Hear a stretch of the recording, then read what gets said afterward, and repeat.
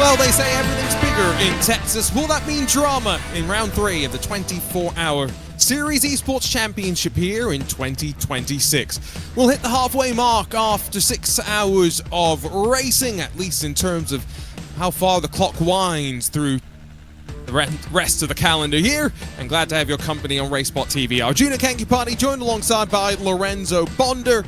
After trips to Motegi and Aragon, Lorenzo, we make our way to the Lone Star State. Yeah, we're making a trip down to America, most specifically in Texas, to kind of like round out this international portion. Then we're going back to Europe and for another trip for the second half of the season. Looking forward for this 6 hours of COTA.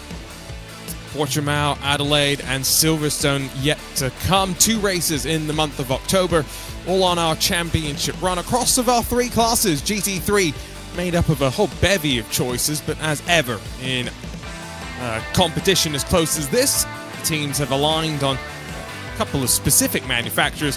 Only one manufacturer in the 992 spec class, and then last but not least GT4, where we've got some Porsche Caymans, some Ford Mustangs in the mix. Let's talk about how the championship standings, though, shape up after we talk quickly about the prizes as well, what they're fighting for. Top 5 in each of GT3 and the 992 class, while just the top 4 in GT4 will earn something for their championship fight. But very close in GT3 with Grid and Go and PS Plus competition trading wins in the opening rounds of the season. Grid and Go finishing second last time out, sees them with a 2-point advantage, but still a long way left to go in this championship hunt.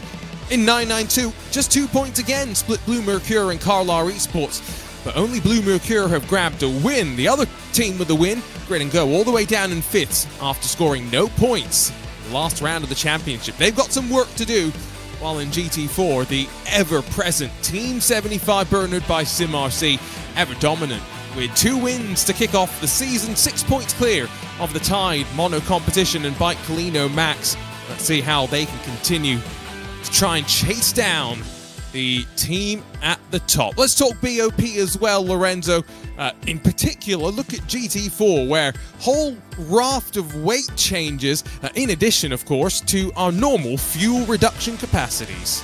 Yeah, besides the 75%, I like to see this shift, because normally we could have been talking like the dominance of the Porsches in the GT4 class. So it's good to see that maybe we're going to see teams like Impulse, those teams that are driving the Fords, maybe having a good performance over here and maybe match in a long-term pace what the Porsches normally are, what I would say, natural in their ability to hold out a good stint. Can they teach me how to lose 17 kilos? I mean, that sounds like magic. Great job from the team at TFR Lab. Let's take a look at the starting grid for the 6 hours of COTA, where it's Reina Talvar and BS Plus competition starting alongside of Luca Vunch and the Falcon Sim Racing BMW, just under 200th of a second splits them. Dino Lombardi, Phil Denez, Grid and Go, and BS Plus Hybrid 3rd and 4th position, while it's Green Maniti Racing alongside of 07 Racing on row number 3. David Toth, Sheza Esports, and Matteo Blotto for 07 Racing over PX split row 4, while to complete the top 10 Mono Competition and Scuderia Volpe by P1 Sim. Negative Delta by SimGear, Impulse Racing by Tam Livery, Ford Mustang and Ferrari 11th and 12th positions, with Team Racing by Edeka Noring, Vulcan Esports 13th and 14th, as we start to see some of the varied manufacturers. Maniti's second car, the 79, down in 15th, with World Sim Racing's BMW, Andrew Carone rolling alongside on the outside of row 8. Solpec Precision Racing and Hyperion Racing, 17th and 18th positions, while Mermika Group M Esports fiercely forward, round out the top 20, just inside of the 1 second bracket. Zenith Esports, Team Checkmate Edens, Matt Performance, and Enosis Esports Simdeck. 24 GT3 cars with qualifying times on the board. Biggest class of our field today. Then in 992, gridandgo.com, looking to bounce back after round 2. Got a bit of gap in terms of qualifying pace. Impulse Racing, Pascal Costa with a 20-second penalty for a qualifying infringement. That will drop them back in the early stages, while World Sim Racing and 07 Racing split row number 2. Blue Mercure, championship leader, slotting to 5th with pole promotions at eSports alongside to complete row 3, Carlisle, XPD Racing, Eclipse Sim Sports, and Row Racing Project 91. The 10.992 cars with times on the board, fiercely forward in altitude frame, start at the back of class. Bicolino Max, Octavio Rondoletto punches his ticket to pole position, but just 38,000 clear of Team Checkmate Wallat Group. Lots of Porsches still at the front with XPD Racing, ERE Race Esport Team, Horsim Racing, and Bicolino Pro, the rest of the top 6. With the Marika Group M Academy, Team Checkmate, Kuzluka Z Logo, fiercely forward, and Impulse Racing, your top 10. Then you get down to Team 75 Bernard by SimRC, all the way back in 11th. Gareth Higgins, some work to do at the start. And alongside of the first of the Mustangs, Team Floral by Impulse, start 12th. Mono Competition, GTUnit.de, Arrow Racing Team, Thomaseng Sim Racing, and Wizards Esports round out our 53 car field that is moments away from getting underway. And we say everything's bigger in Texas. Does that mean the eyes on the sky as well? Because Lorenzo, there's a chance of rain, and as we skip forward into the race session, we've got moisture on the track. And we got rain on the track already, Arjuna. So this is going to be interesting. I'm looking forward to see the how drivers will negotiate through the wet portions of this racetrack. I think this is the first time I've seen COTA as a wet racetrack, so I really wouldn't tell you with property what are the best lines to take, especially through the S's when we actually get the green flag going. I have commentated on COTA in the wet with Mustang Challenge last year. Similar situations. We had dry qualifying and then straight into a wet race.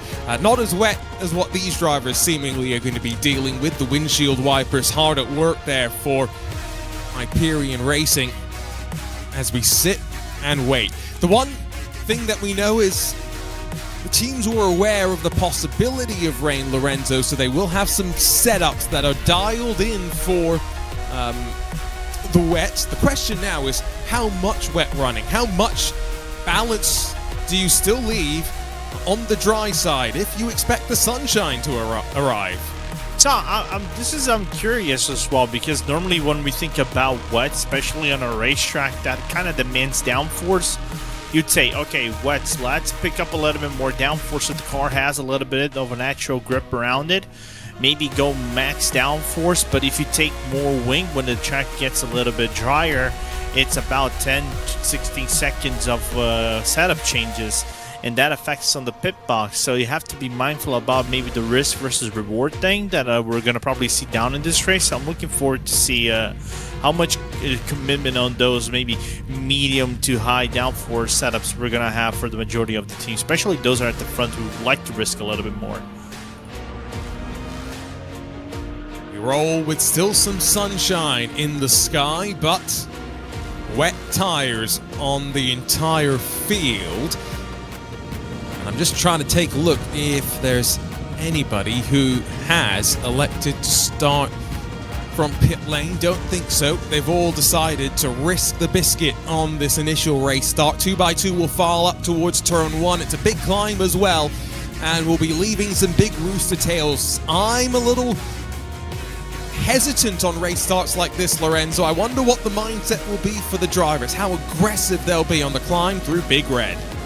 Yeah, I'm looking forward to see that as well, because normally that corner you can take 500 lines, but the way that corner shifts into the hairpin, you don't have too many lines on the outside. So we can see a lot of RG barges, maybe like 3-4 wides coming out of the corner, kind of like F1 style or even NASCAR style we would get on the restarts.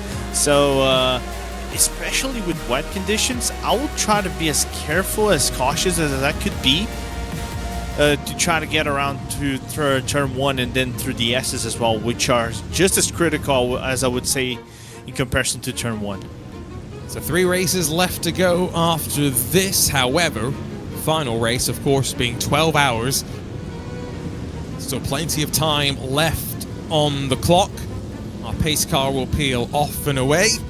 And just looking at the forecast, there's still plenty of rain on the horizon, but it will get lighter in nature, and maybe we'll get a couple of pockets of dry running that will start to see a dry line be rubbed into the racing surface. For the third time in the 2026 24-Hour Series Esports Championship, the field is ready to go, but the windshield wipers' work is in the Lone Star State. Reina Talvar gets things going, and we're 3 wide instantly behind. Climb up 135 feet. Luka Vunch is going to go defensive as we dive into turn 1. He'll go aggressive up the inside of Reina Talvar, but they get through safely. Oh, look how the corner pinches as they work down towards the apex. Now, the 992s and GT4s stacked up for their race start as well. Grid and go. Ganoso Tazdelin converts pole to the lead, but he sent it a little deep. He'll turn it in and just about fend off Aiden Young and Pascal Costa behind, and then slide down into the S's for the very first time. GT4s climb up the hill, and instantly there's some aggression as they shovel through the left-hander. A couple of cars now skip out wide, but leading them down the run into the S's. Rondeletto also converts his pole to the lead of the race. A tiny start, everyone realizing, Lorenzo, that with these conditions there's a lot to be lost, and only a couple of drivers being aggressive on the start. Yeah, like we're seeing right here with Falcon nearly making contact on the hairpin to the long straight, Arjuna. But I'm looking forward to see now how, if the things are going to calm down a little bit, how much of the aggression is going to come up once the tires are properly built up with the heat and all. But look at BS competition already. They are struggling in a straight line, and now argy-bargy, door handle to door handle. Reina Talvar does not give. He pinches Luka Vunch and the Falcon Teal machine on the entry down to turn 12. They might open the door for Dino Lombardi, who sits behind in that yellow and blue grid and go BMW. I say BMW, they're all BMWs up for the front, with the exception of Negative Delta, who have slotted up into 5th. Hunting down this leading pack. Great job from Lombardi to get in front of Luka Vunch as they work through turns 13 and 14, and now sit on top of Fildenez and the BS Plus hybrid cars through the triple right-hander. They work into the final sector. Yeah, as we're about to finish the first lap, pretty much everything clean. What we would like to see the most. Now there's a little bit of a move from Negative Delta. Well done on BS competition. The struggle is real though. By PES, they just cannot get a grab in on that car, but managed to retain the position back with the mistake done by Negative Delta. That Negative Delta car up 6 so far. If he can pass Dinez on the outside into turn 1, that would be 7. Wonder if that car has been turned up for the wet conditions. Peak by Ryan Vandergrip in the Maniti Ferrari to the inside. Contact as trying to get down to the apex. Boychev in that Mustang, then slides back across the track. That was not great. Takes mono competition for the ride as well. And now damage shown on the left front of the car as it drops in towards the yeses, all the way down in 15th position. Yeah, a little bit of the damage in the rear as well. So unfortunate for us to see that kind of move on turn 1. But then again, we're going to look on the replay to see that properly once again. Now we're going to check the action from the 992 class as Grid and Go pretty much starting to make a little bit of a breakaway on WSR Esports. As I think some of the drivers are going to say, thank the lords or thank the makers. Now these cars have ABS and traction. The GT3 struggling even with their assists as still the fight for the lead goes back and forth. Reina Talvar now challenged by Dino Lombardi. He's left though on the inside of the track this time around, so can't play the same games. Lap times in the 220s or so in the wet, considerably faster when the dry running will begin to pick up. Talvar still has enough though to close the door. Lombardi tries to peel him off the inside as they head up towards turn 13. It's physical. This is getting uncomfortable. Remember, this is lap 2. We've got 5 hours, 55 minutes still left on the clock. Yeah, I don't know if they're trying to take advantage of the fact that we are on the pocket of no rain, and then we're going to get some light rain potentially, Arjuna. try to get a little bit more aggressive, try to make a little bit of a breakaway, because from what it looks like, that mild rain that we're gonna get, very light rain, it's not gonna work on the track getting a little bit wetter. So another look at the incident. Phil Dinez, I mean, I'm liable to maybe put more of the responsibility on him for the initial contact. Now the second part, where you reverse straight into the path of the oncoming traffic, that was not ideal. Also not ideal, synchronized drifting. Not quite, looked like Eclipse Import got tagged. And then, Carlisle Esports Championship contenders getting mixed up as well. I do feel the pain for those 992 contenders, because I've done something similar on an LMP2 a few years ago on a championship. That corner can be quite tricky, especially in the wets. So Carlisle drop all the way down to 10th. Remember, second in points, only 2 behind Blue Mercure. Still a big fight in GT4. Team Checkmate Wallach Group got in front of Octavio Rondoletto and Bike Colino. The ERE race team left on the outside. Ooh, Big Sen not quite working there in the Impulse Porsche Cayman. And that's Thomas Burgess, and now he's vulnerable. Watching over the shoulder for the Mamrika Group M Academy car, the Rooster Tails as well.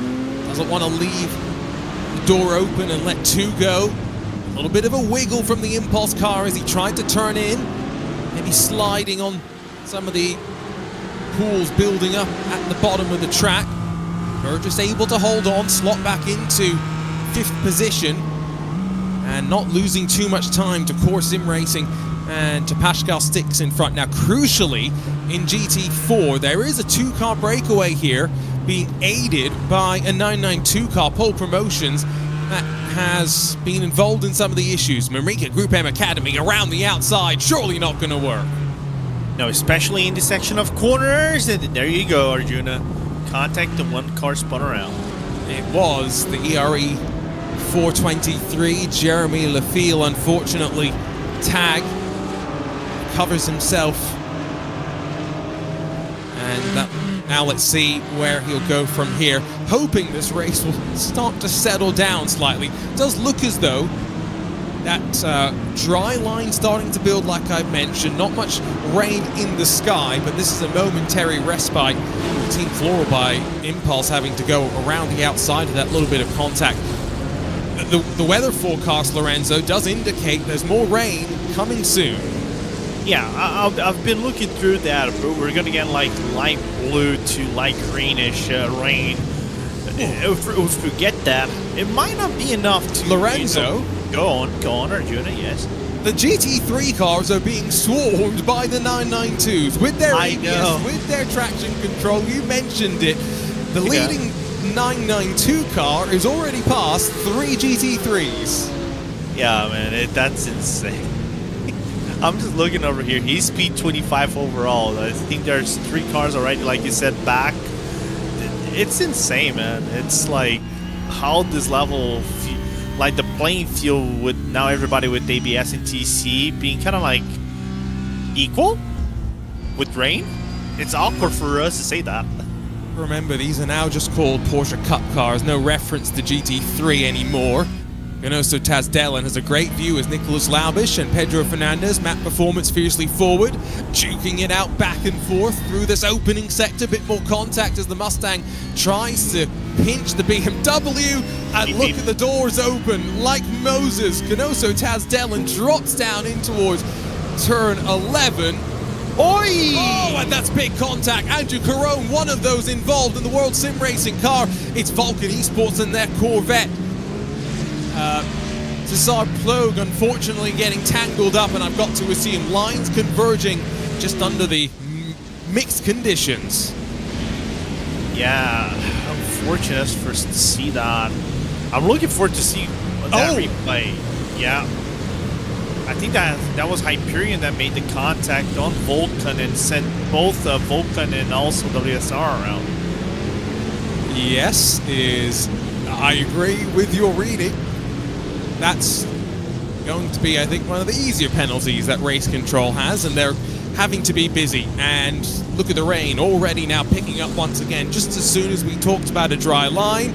Reina Talvar, 1.5 seconds clear at the front of the field, finally has got a bit of separation from Gridingo and Dino Lombardi. Falcon Sim Racing sit third. Maniti, BS Plus Hybrid, top 5 in GT3 with 10 minutes on the clock. Plus 12 for Team Checkmate Edens. They've gone from 22nd to 10th. Here's a look on board with Derek Heiberger. Trying to go for the over and under. Way too late, from my point of view. I don't know if you make the same. There is obviously some movement from the car in front, but I agree, especially for the conditions this early on. I always like to talk about incident responsibility now that I've talked to some real world stewards on the curve for Solpec Precision Racing, and for Flora and Dirkop got sideways, but he clearly feels like he's faster than Lorenzo Castellani. Drives around the outside through the S's. That's a car that's hooked up in the wet. Yeah, just having some struggles right there for Castellani. Normally a team that, if we're talking about through the history of the 24-hour series esports, is a team that performs really well. Used to perform very well in GT4s. Then they went to GT3s and performed quite solidly in a few races. So I think maybe the setup is not as set down to the rain as potentially some other cars are. And looking forward to see that. And by the way, with the rain, I don't expect the track to go to very wet again. It says moderately wet right now, Arjuna. But I think with this light rain for now, we're going to still see this moderately wet being displayed on the racetrack. There's some heavier stuff coming though, so we'll have to keep our eyes on that. Some puddles still left at the end of the long back straight. Working through. The Ferrari tucked in behind. Norbert Leitner at the wheel for Impulse Racing by TAM Livery. 07 Racing G&G liveries really under fire. Look at the different line of play. Florian Dirkop really squaring up the exit so he can get the power down nicely. Your understanding of your traction control and ABS settings in these conditions is crucial as well. Castellani really holding up Leitner, not quite allowing Wojciech in the recovering negative delta by Simgear car to close. Castellani slams the door shut out through the final corner, and even with a bit of damage, Wojciech is quick in that number 81, so don't expect the Mustang to be sat behind for very long. Castellani quick in a straight line though. You mentioned downforce levels earlier, Lorenzo. Bonder in the broadcast booth. I wonder if Castellani's got the low downforce car. Yeah, maybe. That could be a thing. This car is a rocket ship on the straights, but then again, we're seeing him struggle through the corners, especially these corners that demand a little more downforce with the rain, right? Like the second to last corners here in the S's, we can see, for example, the car behind, the Mustang behind, being much faster, much more nimble through the curves. And Castellani, whenever he's on the straights, is that thing. You know, how much you really want to compromise that setup on your car and believe that the dry is going to come in and be fully effective. Good skid. You say good skid, I say big slide. Maybe in these conditions you'll get away with it, but you overheat your tires, you'll pay a bit of a price. Oh, you can just see the difference there. Wojciech has so much confidence, but now is going to be almost a sitting duck as we head down the back straight. This track just under 3.5 miles, just over 5.5 kilometers. And the straight winds a little bit left to right. It's a little bit up and down as well. And it drops down into that braking zone, but Castellani not close enough. Or maybe he thinks better of it. I think trying to play the long game, maybe. I think that's one thing, that's one way we can look at it. He lost 4 seconds last lap to our race leader, so I think maybe not the worst thing in the world. Starting to get a couple more penalties trickle in. We had 2 from qualifying. The 434 Thomas Eng Sim Racing GT4 machine had 20 seconds. Impulse's 915 and 992 also had 20 seconds. Those were for unrelated qualifying things. There's some rather big things for race start that have just been flagged. Oh, it's big slide for Hyperion Racing. They are also struggling now. Derek Heiberger just holding off Matteo Blotto for the time being. But then the 992 class leader on their case. Going back to those start penalties, Negative Delta have a 10-second penalty for jumping the start. But that's not as big as the 97 Team Checkmate car, which has a 40-second penalty. For, and I quote, jumps the start massively. So maybe that's why, Lorenzo, they were both, 12 positions gained and 7 spots gained, respectively, in the first couple of laps? Normally, that would have been the perfect NASCAR type of restart, but not the case over here.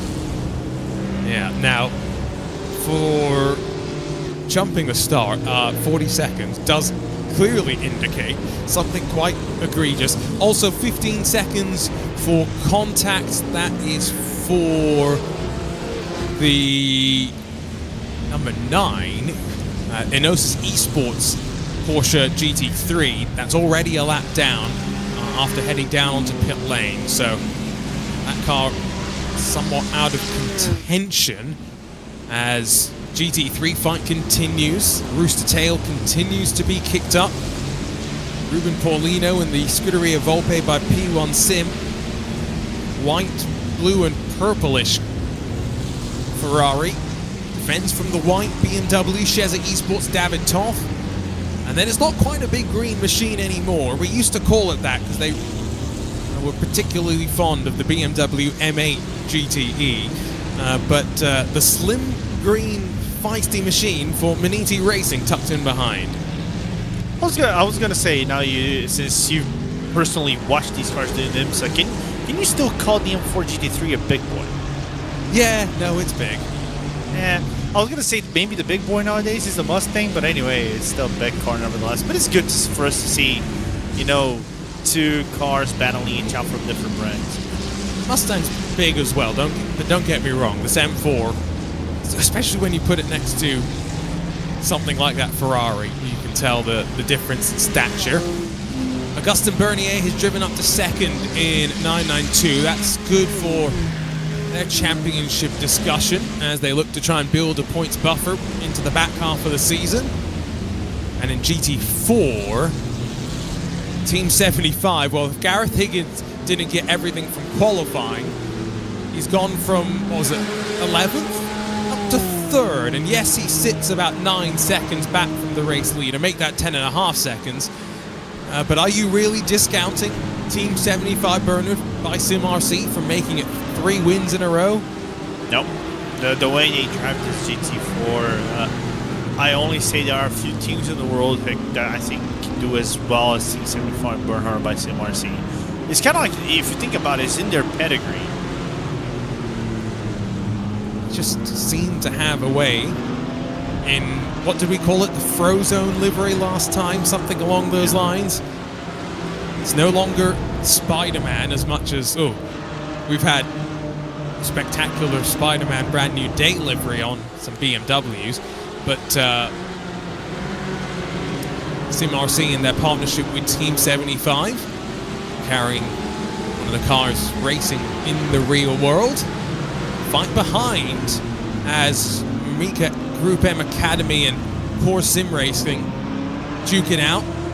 Samuel Fonia gets the better of the battle.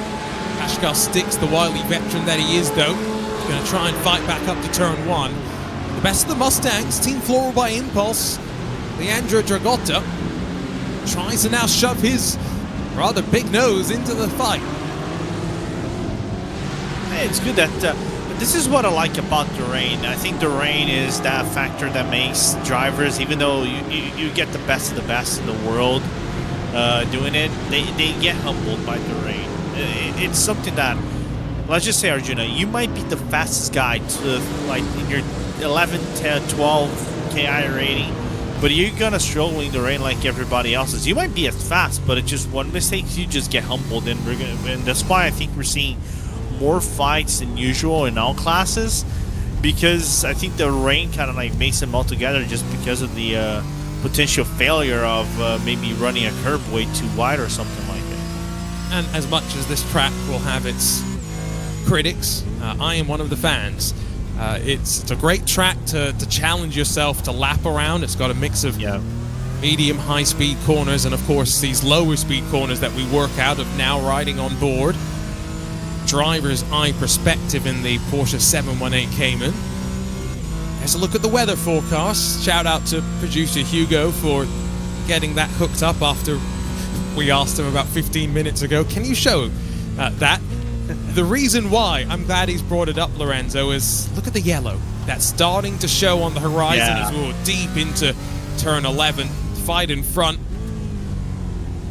Team Floral by Impulse able to get through. Yeah, just managed to get through. Is that the Mermaid car they managed to get through? It might have been. But I want to see that yellow patch of rain coming, because that is going to bring the track to very wet again. And with very wet, it's that thing. In one lap, you might have grip in the car. You might understand where the track grip is going. But because it is so wet, there's so much rain, that on the next lap, that grip suddenly disappears. Lorenzo fight for the lead in 992. Augustin Bernier and Ganoso Tasdelin are right on top of each other as Blue Mercure and Grid and Go give it as good as they've got. Catching now up to 14th place in GT3. These cars are rocket ships. Rain brings the best out of the Porsches. Weight on that rear axle, squats down, gives it traction. And it doesn't matter which line you're on, you've got plenty of power to go as well. Bernier slides through and the Frenchman takes the lead in class. Nice move and nice battle between these two guys. And not far behind there's Aiden Young, so if they keep squabbling around too much, and Aiden is having a really good pace on the P3 WSR Esports Cup car, we can see a three-way battle for the lead in the 992 class. Haven't seen much of the championship fight of World Sim Racing just yet, but Aiden Young, Team Umila Kangas here today. Just look at them as they ready themselves for the climb up the turn 1 entry. Pulls out of the rooster tail, shows himself, and then with that ABS and traction control that these cars now have, be so much more confident. But the car still there as they drop into the S's. Young on the wet line, and finally Lorenzo Castellani has got to concede. This is such a different race as well for the leaders in 992 versus the tail end of GT3. Don't usually see them tripping over each other like this. No, I think the only time we would see them trip over each other might be like if we put a Circuit de la Sarthe or maybe the Dorigahoa and the Nürburgring during, I don't know, the NLS potentially, or the 24 hours of Nürburgring, where their speed matches. But other than that, you would normally be seeing GT3s being the superior car. And Tasdelin, by the way, it looks like he's struggling a little bit with the grip on his 992 Cup car in comparison to Aiden Young and obviously Augustin Bernier, which in, I would say, one sector opened up already a full second gap on Tasdelin. Might have overcooked it in the fight, slightly off the regular racing line. Augustin Bernier right on the tail of Derek Heiberger. At least one more penalty that has now officially been confirmed. Make that two. The number 90, so that should be the BS hybrid car. Phil Denez has been dinged for contact at turn 1. Maybe no surprise there. That was with the negative delta by SimGear 81. But the 81 is also being given a penalty. Not only do they have 10 seconds for the jump start, Lorenzo, but now they have 60 seconds for an unsafe rejoin with contact. Is that thing when it rains, of course. Yeah, and this is where it's the hardest thing in the world, but for drivers, always remind yourself to just sit there on the brakes. As much as it's hard to do, the oncoming traffic is not sure which way you are going to go. And that's why the penalty is given. There's still plenty more, by the way. Poor race control. That's 7 penalties given so far. and they have about, let me do the counting. Thankfully, Google Sheets is going to help me out here. 13 more incidents still left to review. This is another one of the cars with a penalty for a jump start. Team Checkmate Eden won't be running 10th for much longer in the Mercedes, unfortunately. Yeah, one of the lone Mercedes in this championship, so unfortunate for us to see them getting checkmated by Race Control. I think they kind of checkmated themselves. Gonna go on a recovery drive once they come into the pit lane in about, what, 75% fuel, 20 minutes or so? Maybe extended slightly by the rain, you never know. We'll have to wait and see if there's been some fuel saving in these packs as well. With that little bit heavier band of rain slowly closing on the circuit. Let's give a quick update as we close on the first half hour being complete. Reina Tavar leads by 2.5 seconds, and then another 4 seconds back to the Falcon Sim Racing team. So big gaps there. Still in GT3, plenty of fighting. The gap, or rather gaggle, is behind Scuderia Volpe by P1 Sim. 6th all the way through 13th. Find themselves in a train. And Impulse Racing has just gotten in front of Team Checkmate. Slide into the top 10. Then in 992, this class very much intermingled with the tail end of the GT3s. Blue Mercure and Augustin Bernier have driven from 5th up to the race lead, and now pulling away from our championship, or defending champions, I should say, Grid and Go, increasingly under fire from World Sim Racing. GT4 as another big train, and with some GT3 traffic starting to pick its way through it. Leading in class, Team Checkmate Wallach Group by Colino Matt second, and then the championship leaders, Team 75 Bernard by Sim RC, third on the road. Some great camera shots showing weather conditions, some of the undulation here at Circuit of the Americas, and also just the incessant traffic that our drivers are now dealing with. Yeah, I was looking through the laps, by the way, Arjun, and we already went head on doors basically around this. The last lap for Talvar was a 21.9. Surely he picked up the GT4 traffic that is up ahead of him, and now Dino is doing that, Luca is doing that. But I watched a Blue Mercury in Bernier's car. He'd done a 220 in the previous lap, 220.9. Now it did a 21.3. I think he's getting traffic as well. But his best lap is only 5/10 worse than Talvar's time. Just to show how close or how equal these machines are with the rain and all. Within half a second of one another. Trouble, by the way, for Team Checkmate Eden. Their Mercedes is now down to 14th in class. And Casper Benedict is trying to bring that car back to pit lane. This fight just inside of the top, or just outside of the top 10 in GT4. Incessant diving from some GT3 machines. We hop on board with 471 started in 8th position. Let's listen through the long right-hander.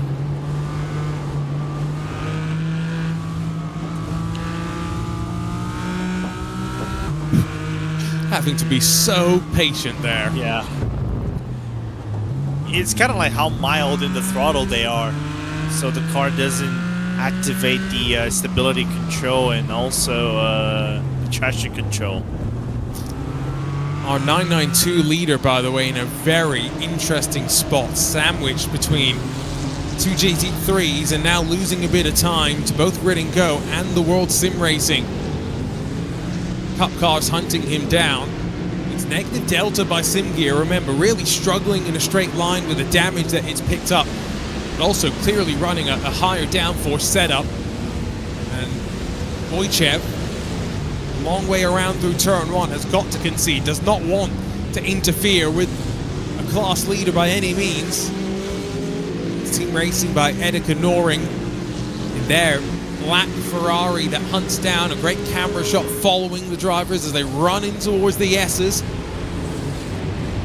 And you'd think the GT3 cars would have a bit more downforce, but not anymore. This is where the newer generation of Cup car is equalizing itself to the hunting crew. It's kind of funny that the fact that they say this is a Cup car, but it performs so closely to a GT3 that you could say this is a GT 3.5. And it's why it's more natural. They're coming in more in these Cup drivers are coming in faster and faster into GT3 world as well. And also Taz Dillon and Aiden Young having to now be a bit more aggressive at the back of the shot on the inside, exiting out of turn 11. Good exit for Taz Dillon, not so good for Young. And now roar down. Part of the reason I think they stopped calling it a GT3 Cup car is because the 911 GT4 is basically a Cup car with less power and a couple of different things. Oh goodness, Aiden Young, how did you stop that in time? Just avoids getting into the side of Daniel Gorachov. And now contact between them through the right-hander at 13. Aiden Young wants the inside through the next sequence of corners, and he's got there. Third place in class, 14th overall. These Cup drivers really starting to pick their way through now the 10th place GT3 cars. Is that our reality, by the way, Arjuna? We might see any of these Line 992 cars in overall top 5 with the pace they're actually putting in the racetrack. Top 5, I think, is very much within the realm of possibilities. There's only one driver who consistently now out of traffic and pulling away from Augustin Bernier, from Ganoso Taz Dillon. Taz Dillon, the next pass, the negative delta machine, dropping that Ford Mustang. Ooh, Aiden Young going to try and sneak up through the apex as well, does so. And now maybe for the first time, GT4 traffic as well. So we've got GT3s, 992s, and the GT4s all overlapping with one another. This is going to get a bit dangerous. Which way do you go? How aggressive are the decisions you want to make? Oh, Taz Dillon tries to split from the outside to the inside. Pascal Stix was wise to it though, saw it coming, did not allow Aiden Young to sneak through, who now loses a whole boatload of time. Yeah, because Aiden got shoved off into the wet portion, got a little bit into the wet painted area, and lost a little bit of traction because of it. It's insane, Arjuna. It's madness, dude. He's having to defend from these GT3 cars as well at this point. That is part of the complication. Team racing by Edeka Noring, I don't think appreciated the contact on the previous lap. Reina Talvar, like I said, 226. He's one of the few drivers who's consistently able to be faster than these leading 992s. Breathe as they make it out of turn 12. This is where Aiden Young should be able to find a bit of time as well. Pascal Stix using it to maybe try and launch an attack if he can get closer to Tom Euler in the GT Unit.de 499, but not quite. Meanwhile, a bit deeper in the train, 07 Racing and Zenith Racing fighting with the Altitude Frame car. Remember, that started at the tail end of the field from 11th, now up to 6th for Jacob Toffs. And about 5 to 6 seconds away from Impulse Racing, and doing a really good pace so far in his car. But the problem is, he's still stuck up with the traffic and all right now, Jacob Toffs. That the car right ahead of him that you can see right there, Pascal Costa, is just being able to break away and have a little bit of a room to breathe for a while that 988 car hasn't caught up. Well, remember, Pascal has a 20-second penalty for qualifying infringement, so effectively net 5th for Toffs, the driver currently competing in the 2026 Porsche Carrera Cup Great Britain. And so, familiar with the car, you'd assume familiar with racing in the wet as well. So put those two together, it's working decently. Sergio Ignacio clearly feels he's quicker than Matteo Blotto as they pass some GT4 traffic. First starting with Thomas Eng Sim Racing Project 91, the 434. Ooh, was there contact there as Ignacio got a little bit loose as well? Right on board, driver's eye perspective. Let's wait to see. Is there steering? Yes, no, it's okay. It looked as though the steering was just a little bit more left-hand down than I thought. It's just these wet conditions, and Jacob Toft is far braver than I am. Yeah, and he's going first gear as well, so normally, so some cars you would still hang out on second gear here. And by the way, they gotta make moves, and right now, take the chance while the track has a little bit of a dry, like a dry line of sorts, because rain is about, I would say, 2 to 3 minutes away, and I'm not talking about like mild rain, it's like heavy rain. See if we can get you that forecast again. How aggressive will Toft be into the triple right-hander? Because that's where... Oh, instead, no, he goes aggressive early, shows himself into turn 16 and gets it done. Like Lorenzo mentioned, little brief period of dry that we're seeing right now, and that yellow on the horizon is another heavier band of rain to be expected within the next 30 minutes or so. Lights flash from Matteo Blotto. Don't worry, I think the GT4 traffic knows that you're there. Just trying to keep himself out of trouble. Off the curb as they head to the final corner. Toft gets a shove to the back, just a reminder the GT3 car is there. And you said minutes away, I say imminent. Yeah. We can see that already in turn 1 though. Thank you, Hugo. We can see some of the raindrops starting to fall, but the heavier pack is about to reach the track in a short bit. I would even say of 3 minutes. I would say like a minute and a half tops. So a lap, as you can see, it's going to slowly shift as well. Now, we haven't got the track dry enough to really heat up these wet tires, so it's not a concern necessarily. We've just seen them offline too much. Whoa, that's a bit of a wide line from the GT4 car. Again, just running its regular racing line was the Mamica Group M Academy 470. I don't think the GT3 car was quite expecting it. Toft still sandwiched, Ignacio behind, in front. Matteo Blotto, 07 Racing's BMW, very glad to have the Cup car as separation.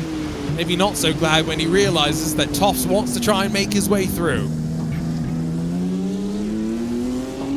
That may be the shot he's going to have on this straight, because Ignacio, he had a little bit of a mild checkup, just didn't want to over-risk his BMW M4, and I think now Toft, as of right now, straight back up in the racetrack.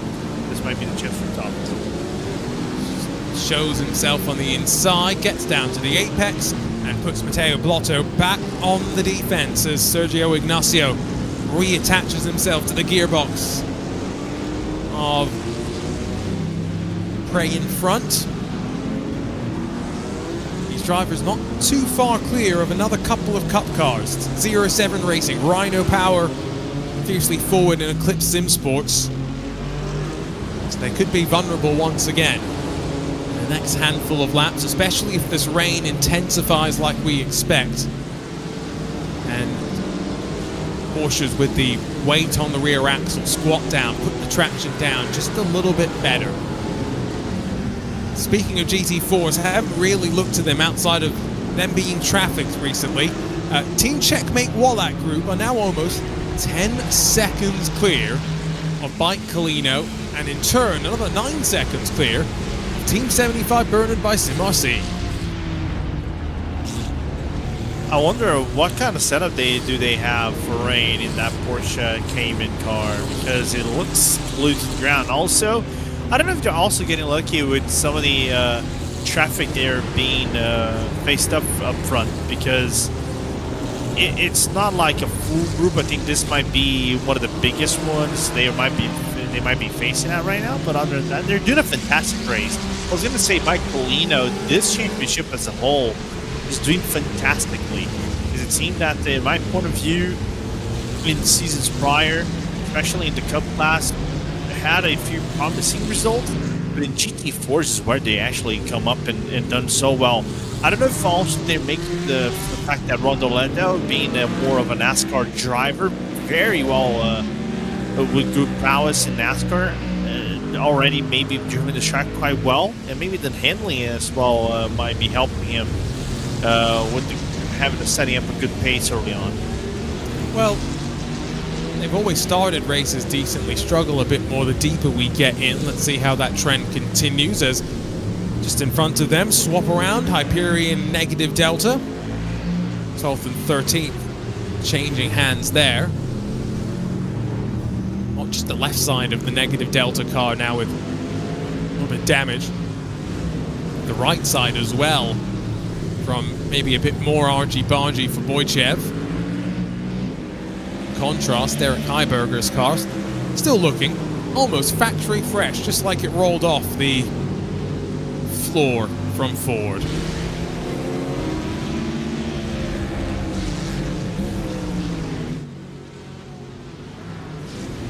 So 20 minutes left to go to the top of the hour, and that should mean that we are very, very close to pit stops. Now, the reason why I say close to pit stops is with this rain arriving, drivers are going to want to try and go as long as possible, waiting to see what's on the other side, Lorenzo, because there could be a chance of, again, a bit more dry running. However, there's a bit of a wider forecast. iRacing gives that map that we've looked at, but then also some time measurements that go out to the next 90 minutes, and there's still a 100% chance of rain in an hour and a half from now.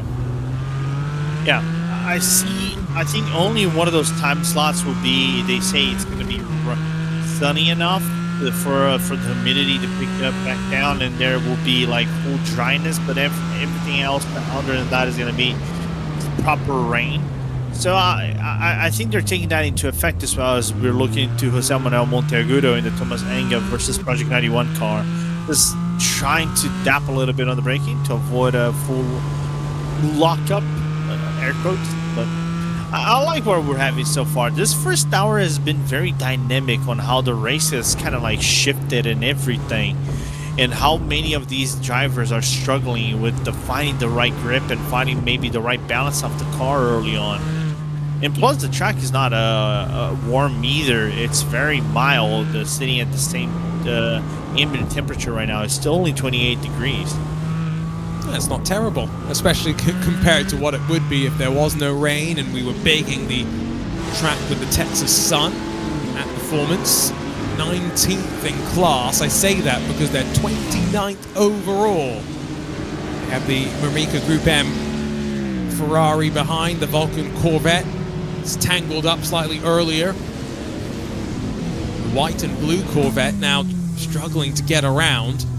The GT4 car. Let's just sit and listen. I know Peter Mackay would love the sound of the Corvette rumble.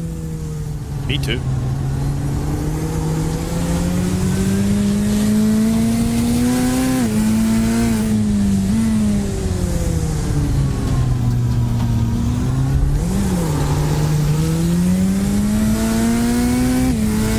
Maybe enjoying the power a bit too much there. Yeah, just too early on the throttle. Also, I think he did that on the puddle, so luckily for him, caught it early. I wonder, Arjuna, this is what we're going to get once Cadillac has their proper General Motors Chevrolet V6 engines in Formula 1. Find out. Well, we are going to get a GT3 Evo next year. That's what we do know. Yeah. Let's see if get that in the iRacing world sooner rather than later. Same with Ford Mustang GT3, by the way. Evo package there. That has been quite significant in changing the balance of the car. Let's see if maybe that gets added at some point. Past the Team Floral by Impulse GT4 car that's worked its way up to 4th. Leandro Dragotta started this race down in 12th. It is in with a podium shout at this rate. Has done a great job there. Eric Muska's going to sweep to the outside here in that Mamica Ferrari. Path blocked by the Stealth Black Matt Performance Ford Mustang, working past our championship leading Team 75 Porsche Cayman. Now, Vulcan being very smart and waiting till they crest over the top of turn 9 before they make their move. That's what you want, traffic patience in a mixed conditions race like this. Yeah, I think some of the issues, big dive from the Porsche, which Porsche did have a massive dive right behind the T75 Bohra by CMRC. It was, I was going to say that Team XPD, I think that did that on the hairpin. But other than that, I think besides a few failures here and there, some of the context we've seen earlier on in the race, traffic has been very good. You know, they've been very respectful, especially with the wetness of the racetrack. And I think right now the track is now moderately wet, prior to what was lightly wet a few minutes ago. Fight for third, Team 75 Bernard by SimRC are vulnerable around the outside for Leandro Dragotta. Can he get the traction? Not quite. And the bigger, more maybe lumbering Mustang struggling in this middle part of the lap, but into the final sector. Close maybe as we put the power down. In through 17 and 18. Gareth Higgins has done a great job in keeping the nose of the car clean. Started way further down the field than the championship leaders would have wanted. How much are they going to want to fight? 3 wide, yes please. Eclipse Sim Sports, 07 Racing Rhino Power, and fiercely forward hold the inside. Alex Johnson can control the pace. Parks it slightly on the apex, power down. Zach Gratteray White left on the outside of Alex Keown, but he slips through as they single file up towards the S's. Some great stuff going on. Yeah, nobody being over aggressive, everybody just being very respectful around the hairpin and then coming up to the S's.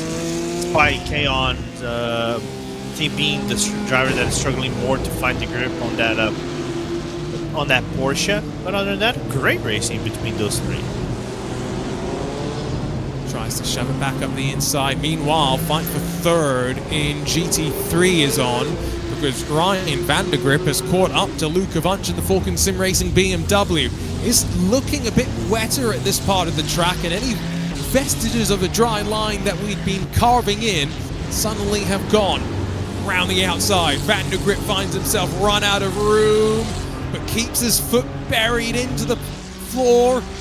Again, squeezed, contact between them, into the penultimate corner. Luca Vunch eventually has to concede, but not quite on the curb on the outside. Power down, holds on momentarily. Still less than an hour done. Roars out of the final corner, podium spot gained. Maniti Racing in the ascendancy. The Green Army's going to appreciate that after a very, very promising beginning of the championship for that Maniti car, picking up second place in Motegi, but then again didn't have the best performances back in Aragon. So looking forward to see what is going to be the remaining of this race for the number 78 car. But I think the Green Army is going to be happy with the promises of top 3 in this championship. Green, not the teal Army at this point. Ooh, 07 Racing, Lorenzo Castellani. That's just a slip on the curb, and then does a good job not to tangle up Jacob Toffs. Yes, a couple of cars had to go scampering wide, including the Team Checkmate Wallach group leading GT4.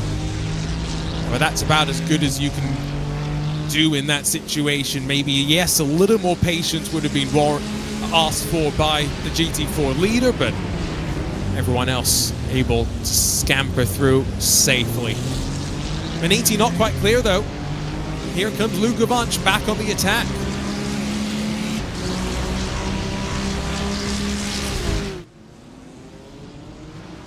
It doesn't look like that Vunch has that punch in straight line speed in comparison to Van der Grape pace in the Ferrari. Heads through. Just wondering now, with that, there is a lull coming of the rain. There is no question. In about 20 minutes' time, we'll get a brief respite of rain before the forecast is for it to pick up once more. someone going to gamble and throw some slick tires on if they've got another 10 minutes of fuel they can eke out of the cars. That would be asking for a lot. But let's see what they've been able to do. Remember, fuel capacity set to about 75%. We ride on board with fourth place Vunch. Because anytime we're due to see maybe coming into the pit lane, because I think really soon. Because if this was normal conditions, all right, we would be already underway with the pit stops. That's be right about the money, 45 minutes to 50 minutes ish. So I think because of the rain and everything, they aren't being able to overextend maybe to a full hour, like they would normally would do in official races, official events, or maybe some other championships where you would get the full field. Bit of time lost for Phil Denez. I think he's had a moment at the penultimate corner. He's now only 2 seconds clear of Scuderia Volpe by P1 Sim. Great to see Phil back in the sim, sharing the car with Jaden Conroy. BS Hybrid, the BS competition program where they link their sim racing with their real racing. And Phil has been off in Italy racing in the Italian GT Championship. Different line taken there from Luca Vunch. Tries to straighten up the entry into turn 9 a bit more. Still plenty of rain dropping for the time being. But I keep looking at the radar. I think we're going to get rain for apparently, I would say, give or take 20 more minutes. And after that, everything seems to be a little bit more clear, Arjuna. Will we see rain after 5 o'clock in Sim? It's still yet to be seen because we don't have that info right now, I think. Well, GT4s are in. They clearly cannot eke any more out, and that makes sense. A little less power, a little more time maybe on throttle compared to others. But Team 75 Bernard by SimRC have extended. Gareth Higgins is out there for a 21st lap, and that could be important when we get to the end of this race. XPD Racing, they've also gone 1 lap longer. Core Sim Racing have gone 1 lap longer as well. It looks like the rest of the GT4 field is all trickling down on towards the pit lane. So, Gareth Higgins, Team 75 Bernard, they'll try and do something slightly different on strategy. First of the GT3s has also come in and out, Lorenzo. So we are closing on those drivers running out of fuel. Yeah, I'm looking at the radar right now for some of these guys that are into the pit lane. I think this is going to be great for T75 Bernhard by SimRC because they are in a clear gap. By the time they come out, they might not have any singular faster car immediately behind, or full packs of cars immediately behind, where the other ones might be catching up with a few cars here and there in the next lap or so. So that time game might be a little bit more than they wanted it to be by the time they come in. I think you also want to avoid too much fighting, like Sergio Ignacio will do here. Peels off to the left, down onto pit entry. And with 7 minutes to go to the top of the hour, 5 hours or so still left to go, finds his pit stall. Some of these drivers are also, remember, hitting the penalty box, where they will sit there and wait for the amount of time that race control has handed down to them. Slightly different format of penalties to maybe other championships, but works quite well to allow race control a wide discretion as to the amount of time, while also allowing teams some flexibility on their side as to when to serve it. Off the back straight, Shezek Esports. David Toth just behind Veneti Racing, still chasing Scuderia Volpe by P1 Sim. But now look how much closer Phil Denez is, and more GT3 pit stops, Lorenzo. Some of these drivers might now be thinking, right, time to pull the pin and try and find that clean air. Yeah, absolutely, as I think we're going to get these cars, apologies, maybe into this lap or the other one. But what I'd like to see also is if there will be any teams risking the fact of maybe overextending the wet tires right now they have in the car, and then try to, you know, match the fuel when the track gets drier and they can do a full dry run in the car. So I'm looking forward to see that. GT3 race leaders are in. Don't think much more room for Reina Talvar for Dino Lombardi, with their gap also about 4.8 seconds at the time of the pit stop.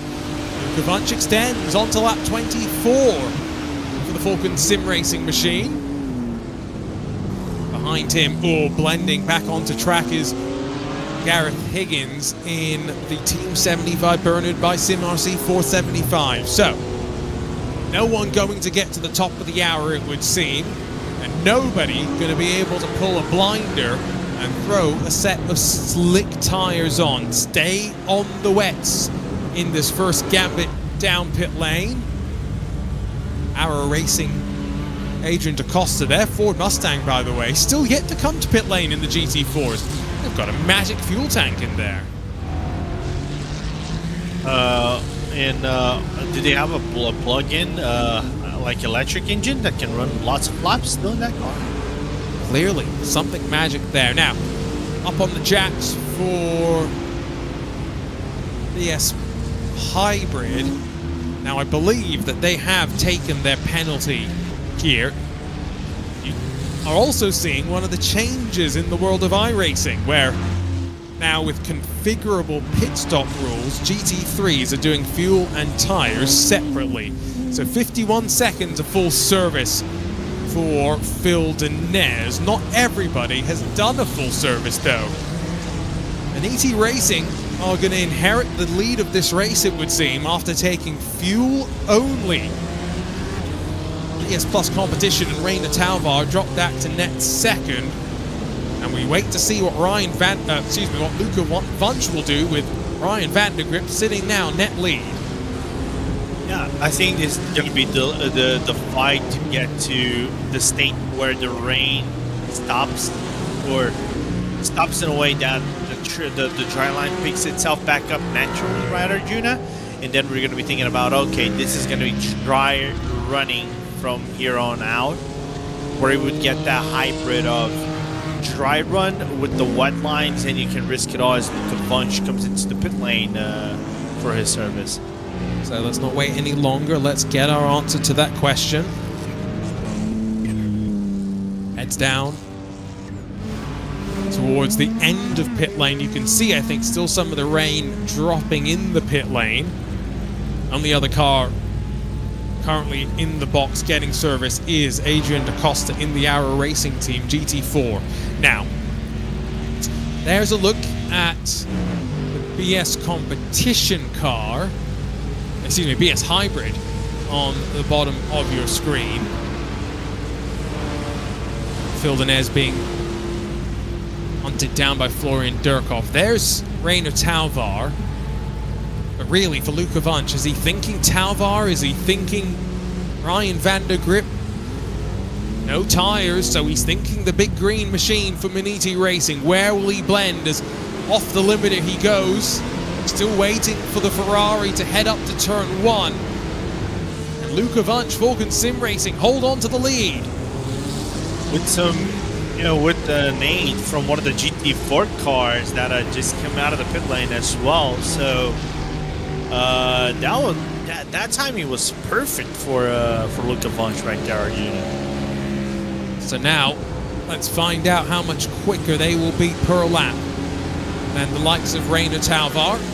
992's yet to pit, and some contact for second. Now almost 5 seconds adrift of Blue Mercure and Augustin Bernier. Vinosa Taz-Dellin on the outside is trying to fend off Aiden Young. Project 91 Rail Racing. Michael Herman's there too. 3 in contention for the 2 podium spots left. Still plenty of spray being kicked up as well. GT4 car holds the right side of the track. And that's going to hold back Vinosa Taz-Dellin very slightly. 3 wide as they get down to the apex. Taz-Dellin still got a chance to hold on to 3rd in class, but it's going to take some physical aggression here in towards the left-hander. He'll be left on the outside. Can he box Michael Herman up slightly, squeeze and pinch him? Aiden Young watches all of this in the rearview mirror. Taz Dillon tries to get the great run off the corner, but Project 91 up into the podium spots. I was gonna say sketchy. I held my breath. I had a little bit of a reaction moment right at the exit of the turn of the back straight, because I thought for a second that the 3 cars, the 2 Cup cars plus the GT4 would gonna get together and goes around Taz Dillon at the second to last corner. He is struggling right now, unfortunately. Will he head straight to pit lane? Yes, maybe thinking time for some fresh wet weather tires, but also follows in Young and Herman. Note, as we hit the top of the hour, 4 hours, 59 minutes and counting left to go. Who stays out? Who leads this race overall? It's Blue Mercure and Augustin Bernier. And you know what's also crazy while he still hasn't pitted? He's the overall race leader.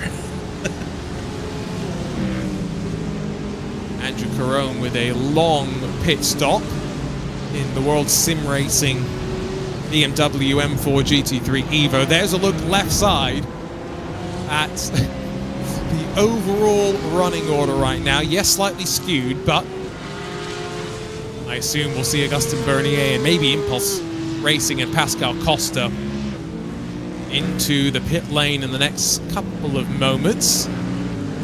Last bits of rain. If we take another look at the forecast, we are going to get an extended period of dry. I don't think the track's quite ready, though, for Bernier to risk it for the biscuit and to throw on some slicks. Nah, I would give it about. Do you see that border of the forecast right there? That blue, light bluish line, Arjuna.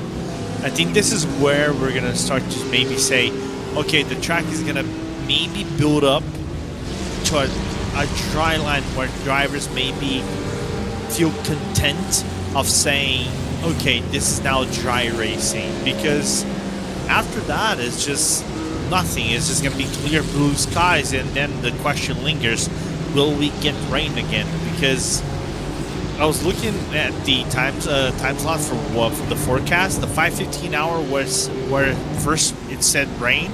Now it's sun with cloudy skies.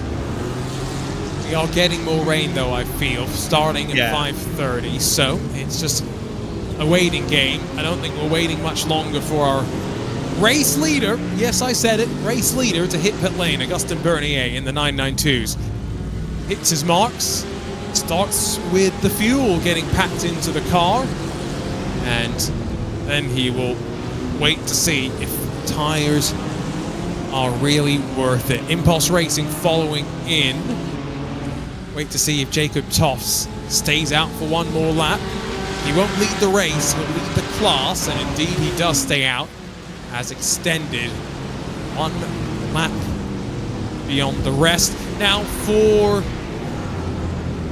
992 contenders, just trying to see how long their pit stops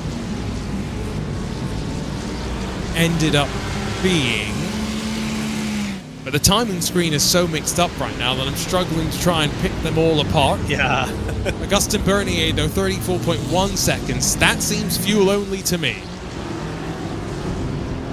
Yeah, I'm looking at some of them might be like the majority seems to be only fuel. I think nobody actually put tires. Well, both World Sim Racing and Project 91's were stationary for 51 seconds, so that sounds like at least 2, if not 4 tires.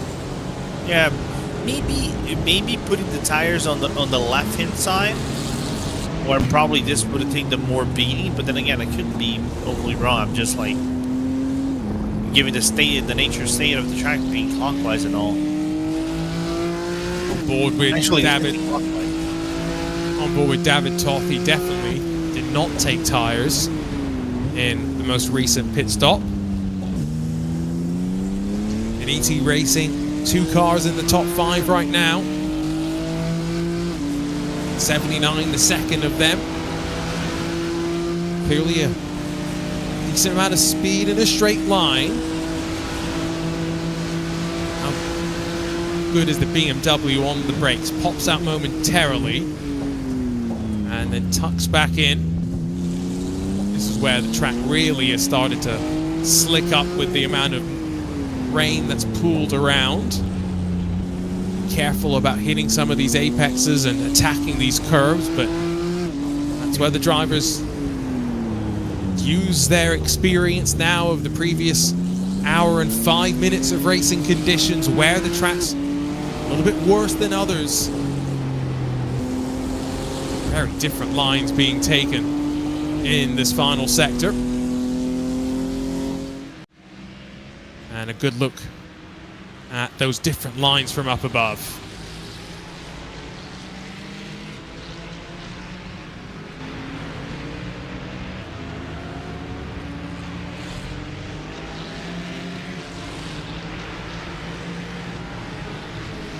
So our gap up front is about 8 seconds as Falcon Sim Racing continue to lead. There was just some trouble though for the likes of Pascal Costa, Zach Ray White. So I'm just wondering if losing a bit of time, being caught out by conditions under the brakes.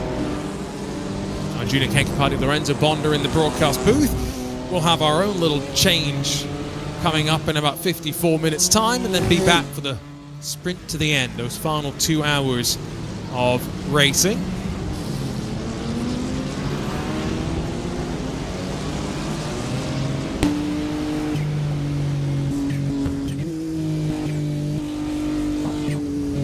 So sit on board with Phil Denez in the BS Plus hybrid car. Big wiggle there as he slides through the S's. Let's ride for a couple of laps here and take in the sights and sounds with this Racespot fan immersion.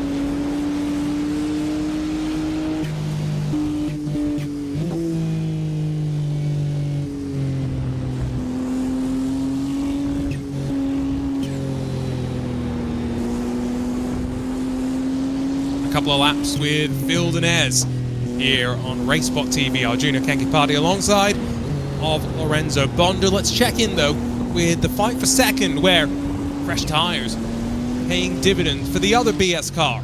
Reina Talvar through on Ryan van der Grip, up into second, Lorenzo.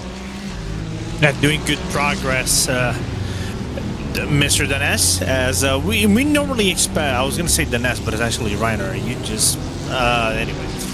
It's good to see BS, having a really good round, especially the fact that I think they have the golden ticket to try to get into the lead of the championship, knowing that Greta Go is not having the best of races so far. So let's see if they're going to be able to, get into the lead of the race. They are being slightly faster than Luka Vonch, but still a long ways to go, as we're barely 50 minutes into the second hour. And already starting to see the beginning of dry running, but some expected rain then on the horizon 30 minutes from now. Slide for Florian Durkhoff in the Solpec 62. That car had taken tyres. Those tyres feeling a little bit worse for wear after that slide, I would wager. He's right behind some competition as he heads down in towards the final complex. The team racing by Edek Noring, Daniel Gorachov. Phil Denez then next up the road in the BS Plus hybrid machine. And then runs back towards turn number 1. See if we can bring up the weather forecast once again, because I said there might be about 30 minutes of dry running, but what comes after that, we can't quite see it yet. But Lorenzo, I can tell you, I can see on my screen yellow and then the angry vestiges of red beginning to pop up on the radar. It is coming, Arjuna. It was too good to be true. I can see some orange as well. This is boisterous weather incoming, might be the most appropriate way to describe it. Jacob Toffs runs through the S's, but now with Aiden Young behind, so a swap around courtesy of the pit stops. Jacob did not take tires. That's part of the reason why he's been able to climb up through the field so quickly. Same strategy employed by class leader Blue Mercury Esports, who have a 25-second lead. Let's see if that's a strategy that will pay dividends come the next cycle of pit stops, right on the precipice of that next rain period. And just before we do our change in the broadcast booth as well, Aiden Young in the slipstream, in the rooster tails. When does he pop out and try and get onto the brakes? Assisted with ABS, of course, in this new Cup car. Going to be very, very kind. Leave space. Toffs tries the cutback, switches back underneath as they head into a tight stadium sector. But World Sim Racing car with the better traction underneath drives clear and already put several car lengths between them.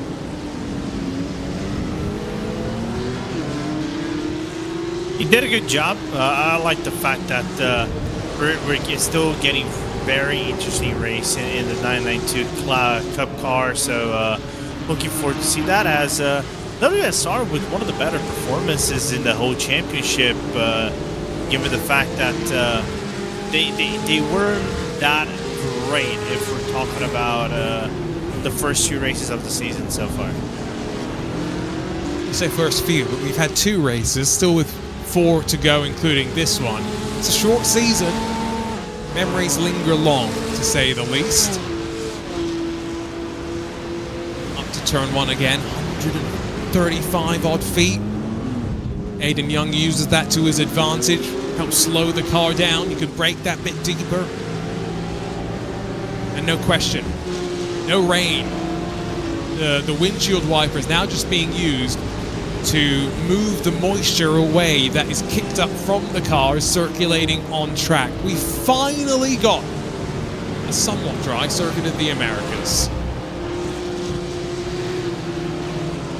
question is for how long? That's the key point, because we know rain is coming. Right now it's 450-ish on sim. So the expectation is 5:30 in sim that we get the rain back, and then we got to get proper rain. So I'm looking forward to see how the mixing settings of, you know, dry lines with the wet lines are going to look like, if anybody's going to be courageous enough to go for a full short stint of sorts in the dry tires, given the fact that there are still some very good portions of the racetrack that are quite moist. Oh, trouble. Project 91 getting involved. And Yannick Pletcher jumping into that car in the pit stop sequence now finds himself in a rather awkward position on the right side of the back straightaway. Now that had all kind of built into after contact at the apex of turn 11 with a GT4 car. Now I think that was Thomas Burgess in the impulse machine. Have to wait and see on the replay, but that looked awkward. Here we go.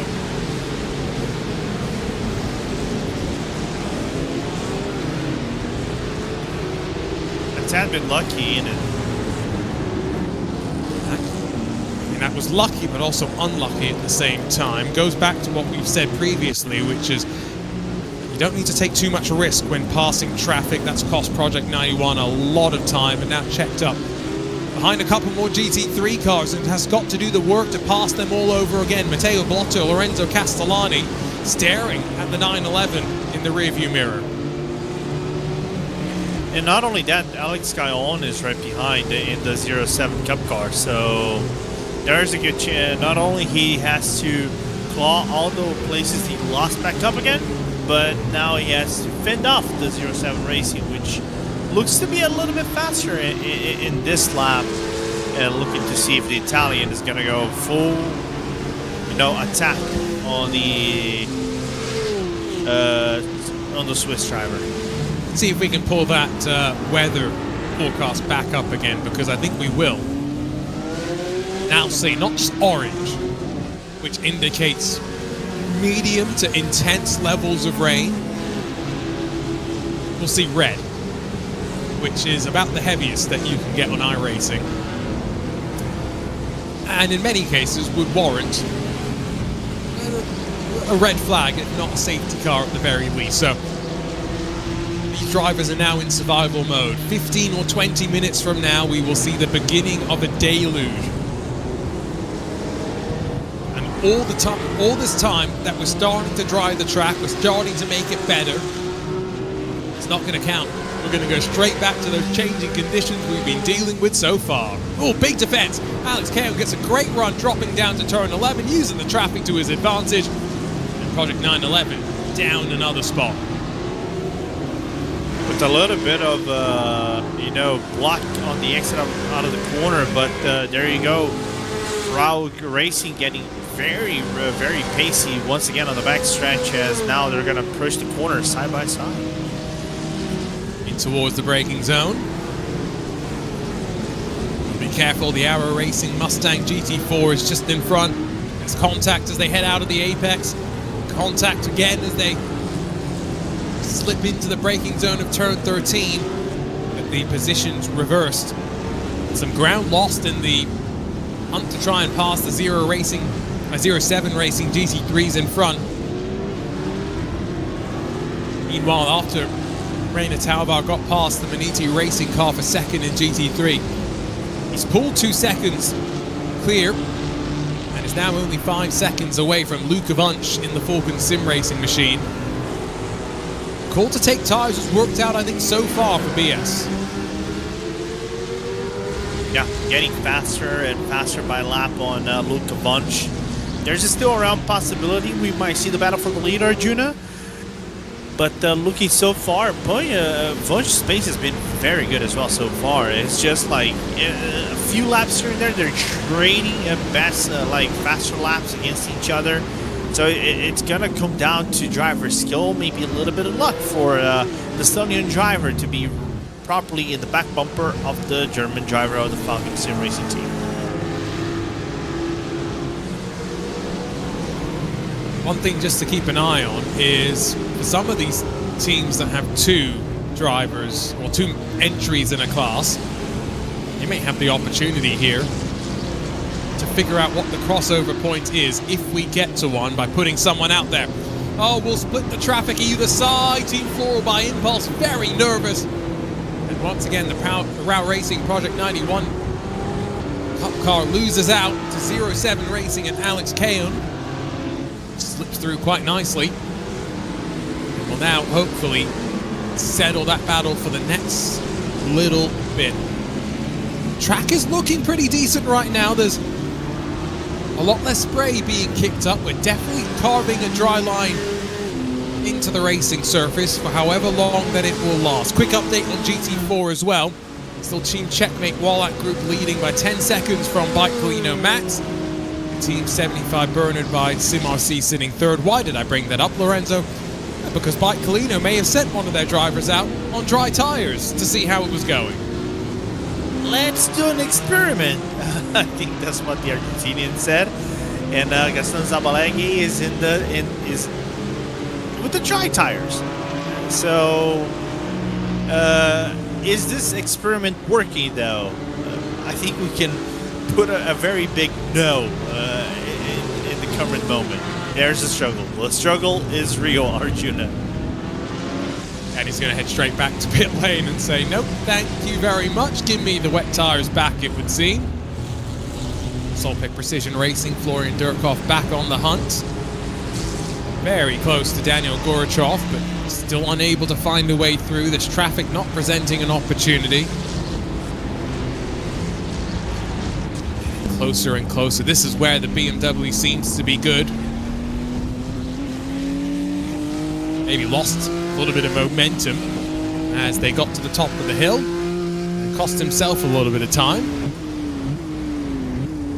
Still sitting 9th position though. Lap times about as good as they've been all day. We are moments away from seeing, I think, drivers consistently in the 2:19s, Lorenzo. We've had a couple of drivers begin to punch in those lap times though. Yeah, we're going to naturally see the GT3s being progressively faster than the Porsche Cup cars right now. So this is going to be now the interesting aspect. Maybe, like, for example, Bernier's top 10 result so far seems less likely it's going to happen in these dry settings because the GT3 cars, of all the downforce and pace, they're going to be faster and they're eventually going to overtake the leading 992 class car. But again, only for 15 minutes are we going to see this. And then the forecast continues with 100% chance of rain for the remaining 90 minutes that our forecast window extends out to. There we go. Red, about as angry as it gets. Might just miss the track. You never know which way the wind will shift in the world of iRacing. The weather gods may not smile on us today. They might smile on us as fans of great racing. 5 minutes to go till the bottom of the hour. And we'll get closer to another sequence through on pit stops. That will probably happen in about 20 minutes time or so.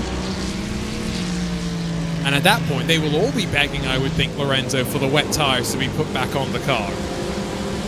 Oh, 100%. I think those who probably seen the Bike Colino Pro experiment of putting dry tires gone wrong, I think everybody's going to say, no, please, we keep the wets. We know the wets are not going to be our best friends forever for the remainder of this race. Maybe, I don't know if it's going to be for the remainder of this race, but nevertheless, it's going to be for a good portion of this race. I'm looking forward to see what's going to happen in the next 30 minutes. This is something that probably Alex Coachman and David Haynes are going to have to break down. But it's providing some very interesting race for us to, cover on as we're approaching, like you said, the bottom of the hour.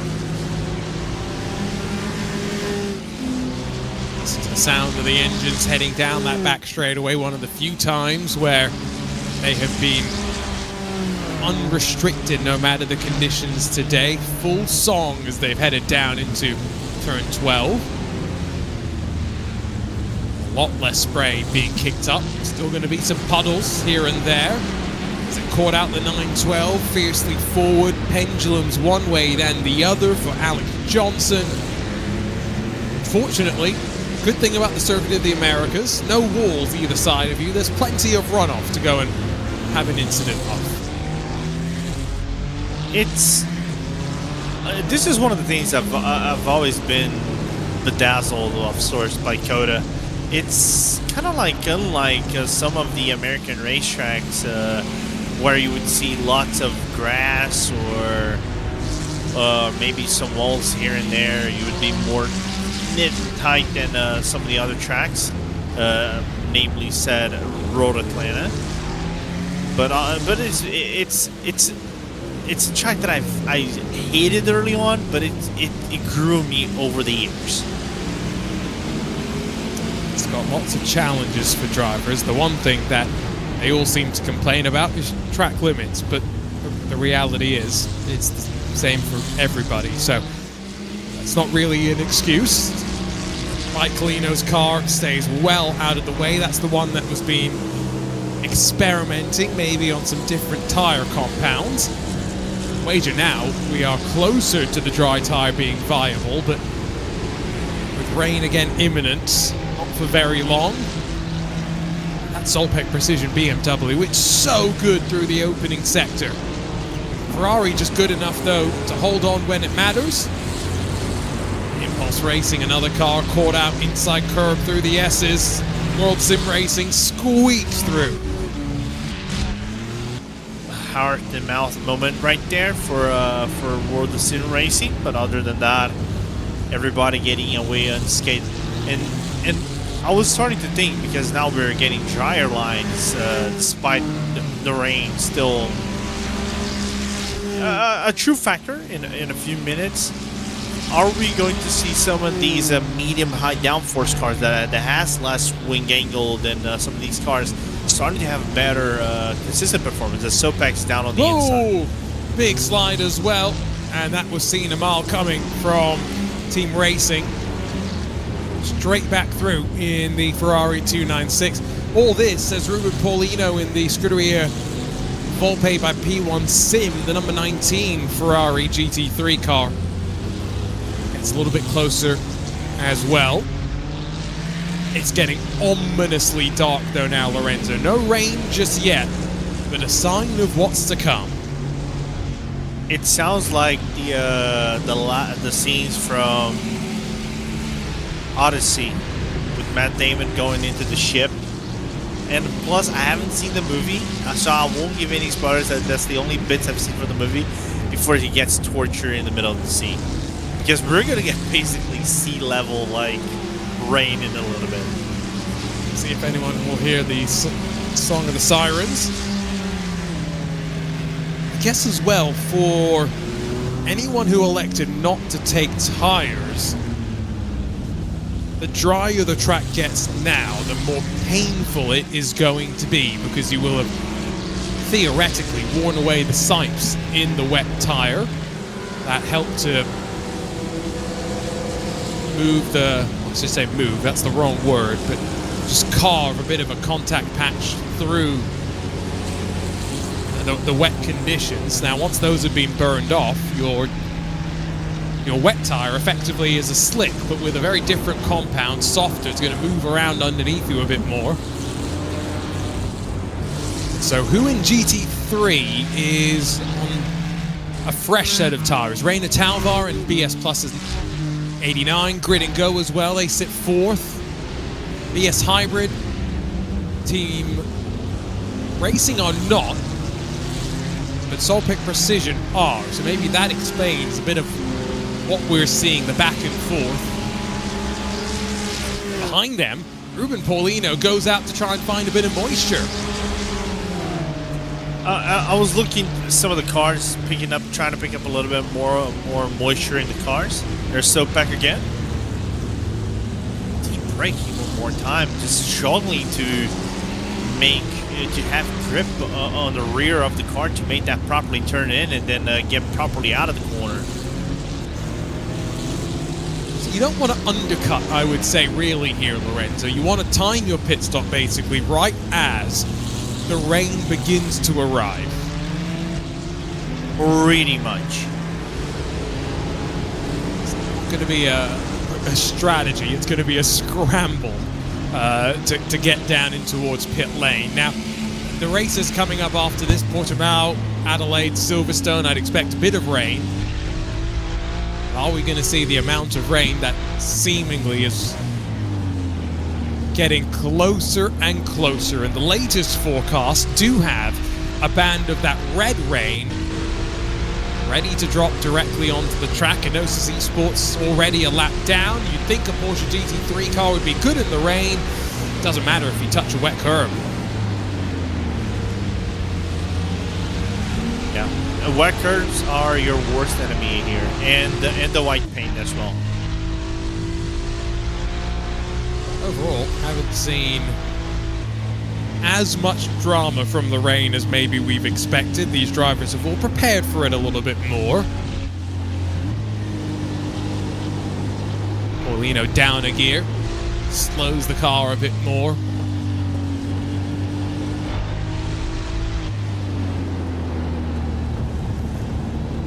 Taking a lot more curb the longer we get into this dry running. Shares at ESPORTS, that was David Toth, just pushing Thomas Eng Sim Racing Project 91 out the way. A little bit of a nasty move from the Hungarian driver right there. Probably going to get in the eyes of the stewards this time around, and we're going to see Florian Durkop's attempt number 3 on the exit of turn 12. I'd assume there's probably a few more attempts thrown into that one too. We might not have seen. Ruben Paulino well in the wet on the inside of that back straightaway, trying to cool down the wet tires. There's no intermediates in iRacing. You go straight from dry to wet. Very much limiting your options, but maybe also simplifying what you can do, what the crossovers become. So much confidence here from Florian. +8 from where he qualified, but he's been off the road a couple of times, some contact. And still feel like there's more to come from this race. Ruben Paulino gets closer at the end of the lap now. BMW sandwich, Ferraris either side. And I would say probably 3 laps at most before we start to see the rain.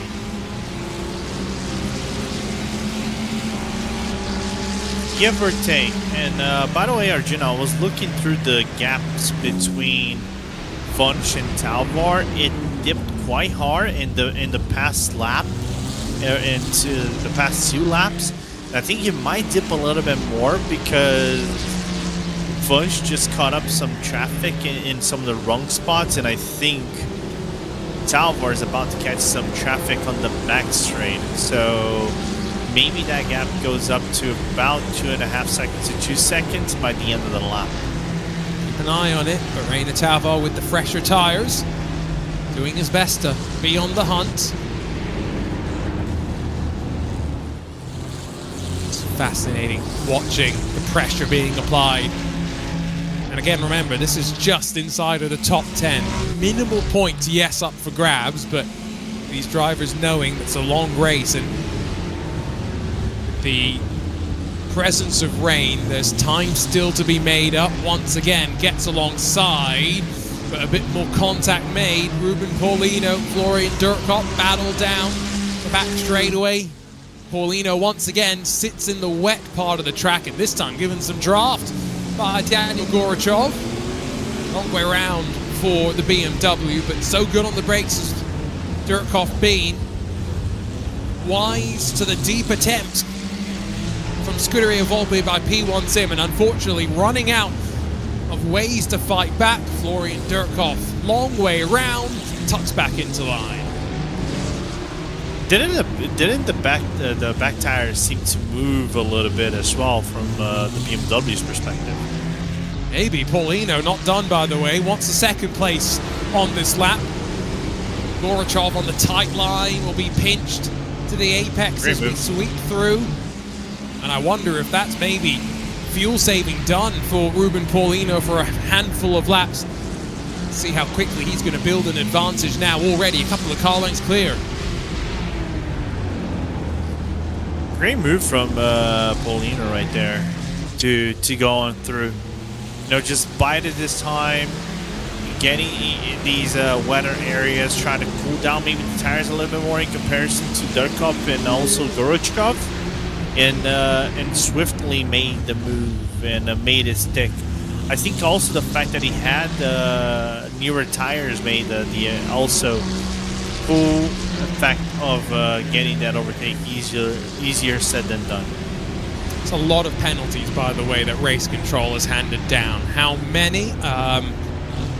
Shudder to count, but let me give you a quick estimate. I'm not going to read these all off because not many of them are really of consequence. 23 penalties. We've talked about the ones that really do matter, but Race Control has been busy given slip and slidey conditions. Speaking of, slip and slide past some traffic, and Daniel Gorachov might have an opportunity to retake 8th position. Close to the back bumper heading out of turn 11. No dice just yet. The rain seemingly stalling a little bit on our forecast. I said 3 laps, maybe 3 more laps from here. Paulino having to go defensive down the back straightaway. Should have enough to hold off Gorachov here. They're not clearing off like we were thinking. No, good run from Paulino to avoid Gorachov overtaking him, and also Durkop didn't have any momentum to attempt an overtake as well. You can see there's a little bit of a struggle off the back tires coming from Durkop BMW M4. Meanwhile, Arjuna lead gap, overall gap between Wunsch and Talvar shrunk to 1.5 seconds the past lap.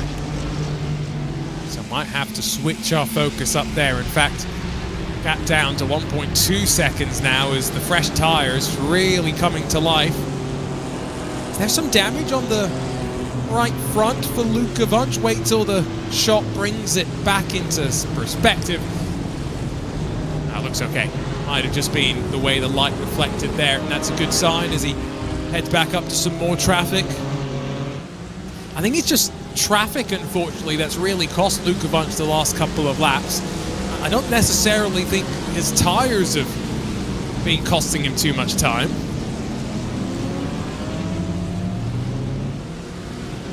No, pace-wise, he seemed to be okay, Arjun. I think on the last laps, he just caught up the short straw of traffic in comparison to Talvar. Look at those green lap times for Talvar etching away. Haven't seen the rain pick up, but have seen a victim of the changing conditions. Looks like Eclipse Sim Sports, Zach Radere White. Big moment for them at turn 1. They're now dealing with the consequences of the damage in pit lane. Out of the 53 starters, we've had 3 retirements in GT3, negative delta by SimGear, Zenith Esports and Fiercely Forward. 1 in GT4, the GT Unit.de 499, waiting to see if that's a second DNF in GT4, if the Baikalino 445 does not head back out onto track. Florian Durkop is back in front of a Ferrari, slips through on Daniel Gorachov, but there's contact. He's turned once again. Oh, you can't buy any luck if your name's Durkop today. Jeez, it just keeps getting worse and worse, the situation for Silbeck right there. Unfortunate for the contact, but that's up to the source to decide if there will be any penalties. And then out the gap between Wunsch and Talvar, there you go. Yeah, can you say a little bit of an aggressiveness, aggressive move from Gorochov right there? Pit stops happening in GT4, by the way. Team Checkmate Kuzluka, so that's not the race-leading Team Checkmate car. Impulse, they've had a bit of contact of their own so far in these first couple of hours. And also the Team Floral by Impulse Mustang, which just before the pit stop sequence was, first pit stop sequence was running up in third, so they'll be a little bit frustrated. Very dry track, and the sun now peeking through the Texas shadows of clouds that linger in the sky. Some heavy rain on the forecast, but Rainer Talvar has got the bit between his teeth, some fresh tires at his advantage, and he's going to make this one look rather easy. The battle of the BMWs drops through turn 12. Long way around becomes the inside. Can Falcon Sim Racing even try a defense? Luka Vunch says it's not worth it. And Rainer Talvar hits the front again. Yeah, Rainer making it rain, basically, in BS competition. Into the lead, but not quite. We have a battle on our hands. Long right-hander coming. A couple of teams electing to put on dry tires from what we are seeing. That is a choice that they will regret in about 5 minutes' time, I wager. Rainer Talvar is going to extend this stint out for another... Oh, if he can get another 3 laps out of it, he'll be happy, but that's starting to push things. That rain is stalled out right now. It's getting closer and closer, but not close enough to start dropping any rain onto the track yet. But look at the radar, Jun. I'm looking at this radar and I'm actually getting a little bit anxious. Bang, yeah. That was hellacious for Zach Gradaway White. I think clipped the grass on the right side, and from there, no real chance to save the car. And to be fair, I don't think he tried very hard. Oh, contact between Impulse Racing and another one of their GT4 competitors. That's why Impulse have headed down to pit lane and thrown on some slicks.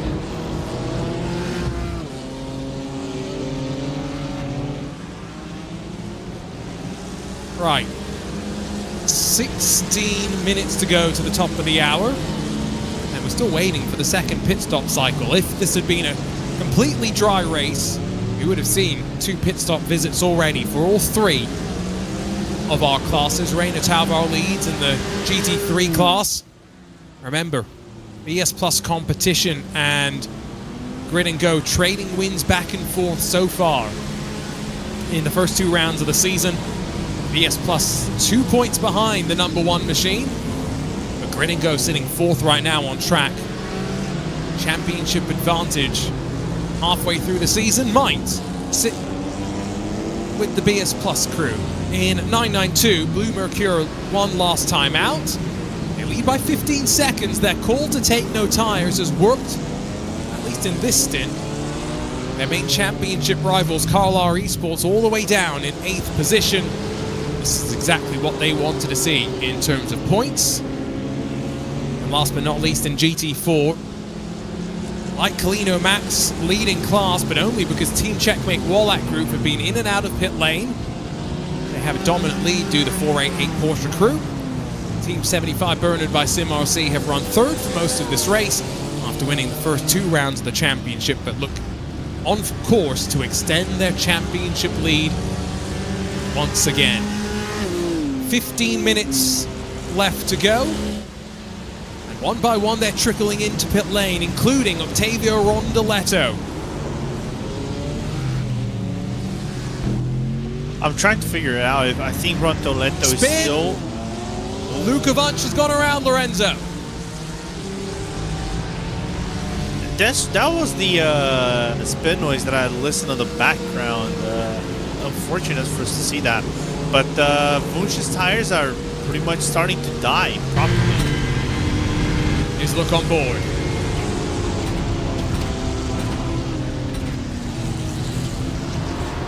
Oh, he gets turned. So the Thomas Eng Project 91 car must be leaving pit lane, yes. And just, I mean, has a right to get to the apex of the corner. Luka Vunch maybe not quite aware. And contact. I wonder if the project that Thomas Eng car had also an idea that because it is kind of a blind spot. Oh, Bonini around. Ryan van der Grip's lost it as well. Touches the curb. Still maybe a bit too wet for the amount of power he asked out of the rear tires. And the rain has arrived. We've been waiting. And all the GT3 cars that had been trying to eke out a couple more laps on fuel, Lorenzo, well, look at the rain ready for the next set of tires. Yeah, right on cue to where we're going to be starting to see some pit stops happen. So for those who wanted to go on the dry, especially in the GT4s, well, good luck. Now you're going to face a whole world of pain. Again, I don't understand the call from Impulse Racing to put not just the Porsche in GT4, but the Mustang GT4 into the lane as well. That is a bizarre call at face value. Rain not quite totally on the track. This final couple of corners seemingly spared, at least momentarily.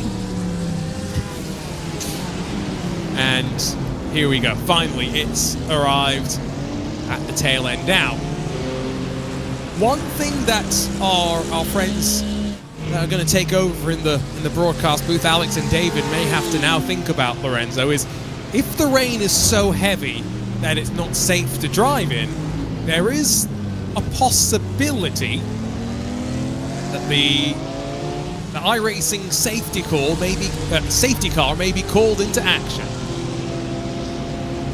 I think this would be the first time in 24 hours history that we've probably seen the safety car. If not, it's going to be the first time, as far as I know, in the past 5-6 years. I've been nearly 7 years. 6 years. I've been commentating this. I've seen the safety car in this series. You know who I think has played this one to perfection strategically? It's Blue Mercury Esports. No tires in the first pit stop window, and now right on the precipice of, well, the heavens opening up. They are down into pit lane for what will be a full service, and I would expect everybody will do a full service. Aiden Young, World Sim Racing, lead in class. 992 has a new leader. Adrian Greiker has taken over in the Grid and Go 901. Haven't talked about that. Ganosa Tazdelen did the first stint. Greiker's done the last 20 laps. And we'll see if they continue to trade single stints between the two of them. Credit to David Haynes, by the way, for mentioning this and then being backed up by the chat, but Zach Radare-White has done a lot of racing at the Circuit of the Americas today, not just this 24-hour series esports race, but the V8 Supercars Championship esports down in Australia as well. Was racing here at the Circuit of the Americas. David said he's done enough laps of this track for a lifetime effectively. And yes, Zach confirms, never wants to drive at this dump again. However, I'm just going to say, Zach, we need to get your taste on racetracks up a little bit, because this is a good one, maybe not a great one. Here comes Carlar trying to recover in their championship fight. Up the inside through the S's and grab fifth. Great move, patient as well to get over the inside of the Fiercely Forward car. They are trying to go through, but good patience from Hendrick to go around and capture fifth, and in what would seem a recovery drive for them in the championship, considering the fact in the standings, in the pickups, they are second place. Yeah, they need to get their way back up through the field. Didn't qualify well, put them on the back foot. Pit stops in GT3. Maniti stay out there. And Ryan van der Grip is dealing with some lap traffic. However, driver change. Lucas Herman takes over in the number 89. Ooh, Jacob Toffs had a contact with the Wizards Esports car that had been running on the edge of the top 10 in class, straight off into the barrier, and that has destroyed the left front. You're not getting that one back to pit lane very quickly, that's for sure. And there is no magic that will repair immediately that front left of the car, unfortunately. There's not enough reparo to fix that front left. Yeah, well, the great thing about real race cars is they have magic race tape. Doesn't work quite as well as the iRacing virtual pit crew, but almost as well. Back onto track, Lucas Herrmann, who has only been part of the BS team for 2 and a bit years, but has flown under the radar compared to some of their other drivers. Don't mistake him, though. Just as quick as Rainer. And let's see how adapted he will be to that deluge of rain that we're still expecting. The heaviest part of that rain has not quite arrived, but a fresh set of wet tires for Lucas Herrmann as he gets himself up to speed with 7 seconds to Dino Lombardi in the grid and go number 1. That's the championship gap that we're really talking about, Lorenzo. Yeah, that's the true gap of the championship that I'm really looking forward to take a look on. By the way, Arjuna, you're talking about the rain, and we know that we haven't got the heavier rain, but I look on the radar, I clench. I'm clenching. Because I know that this is not going to be my problem. This is Alex and David Zahane's problem in a little bit, because it's going to be quite interesting. I'm thinking about Finland WRC 2026 levels of rain. Well, you say that. Forecast still shows another 90 minutes of 100% chance of rain, so it's not going anywhere anytime soon, Lorenzo. You'll get your just desserts if you really want them. More pit stops. Miniti first, Sheza. Will Team Racing be the next in? I think so. They didn't put a full tank in last time, and yes, Daniel Gorachov is probably going to hand the keys to the car over as well. Now, I say probably because for the first time in quite a while, 24-hour series with their fuel capacity, double stint's almost 2 full hours here, so typically when we see driver changes, although not just yet, Tim Matska stays behind the wheel of the 78, David Toth at the 26, Carlo Rettig is going to jump in for Gorachov, though once more we have this unusual situation where the overall lead sits in the hands of a 992 car. World Sim Racing, Aiden Young lead at the line. Are we starting to build up a world Arjuna Tonki Party that at the end of the race, because we know that we're going to get 90 minutes of rain, there's a good chance by the end of the race still be rainy, not as heavily, but it still be rainy as well, that we're going to get an overall winner in 992 instead of a GT3. Because I'm starting to build up the possibilities here, man, and I can see a world where this is happening. It's shade of Petit Le Mans 2015 when Porsche GT car won overall. You know, with the rain that's coming, it is a very, very real possibility. The more rain we have, the more likely I think it is as well. Now, we've seen the last hour or so as it's dried up, it's shifted back a bit more to the GT3s. Remember, Aiden Young still owes a pit stop relative to BS competition, only 5 seconds back on the road, but I'm not discounting it. I'm also wondering when we'll start to see those mistakes begin to build. I know that the Impulse duo in GT4 have already had to come back down to pit lane to take those dry tires off, so again, that strategic call never really made sense. They had a dream, and that dream was thwarted immediately. Well, I don't know what the dream was. The fact was right there in front of you. Again, it was a decision that befuddled me still. Team Racing, Carlos Rettig, struggling to get himself up to speed and dialed into the conditions. Maybe that's one reason why, Lorenzo, drivers have been left in the car. If you haven't done as much rain practice as your other teammates, let them deal with the deluge that's incoming.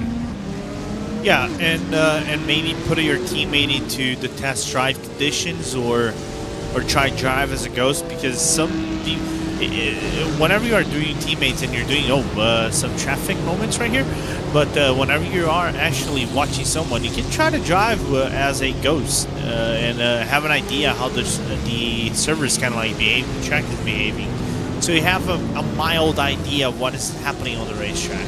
As the Mono crew is gonna go into the pit lane with the Fiercely Forward team. Not ideal trying to blend onto track together, but they make it work. Now, the only drive time rule is all just determined by fair share. So as long as one driver effectively does a full stint here, you're pretty much set no matter what. Don't know if we're going to see anyone do a marathon 5-hour run, but we've seen stranger things bounce on the curb as we head through turn 1. Jaden Conwright's jumped in, replaced Vildanez. Racing Lamborghini Super Trofeo this year is Jaden. Oh, and a spin in front once more. The Solpet cars had a moment, this time self-inflicted, but Durkoff not quite yanking on the handbrake, able to spin it back around. Now, which GT4 car got tangled up as well? It seemed to be the Murmika car, but I could be very wrong. There's lots of red ones. I think it was the ERE car, actually. Maybe. Makes sense. Makes sense. Wait to see on the replay. The first signs of what's to come. Here we go.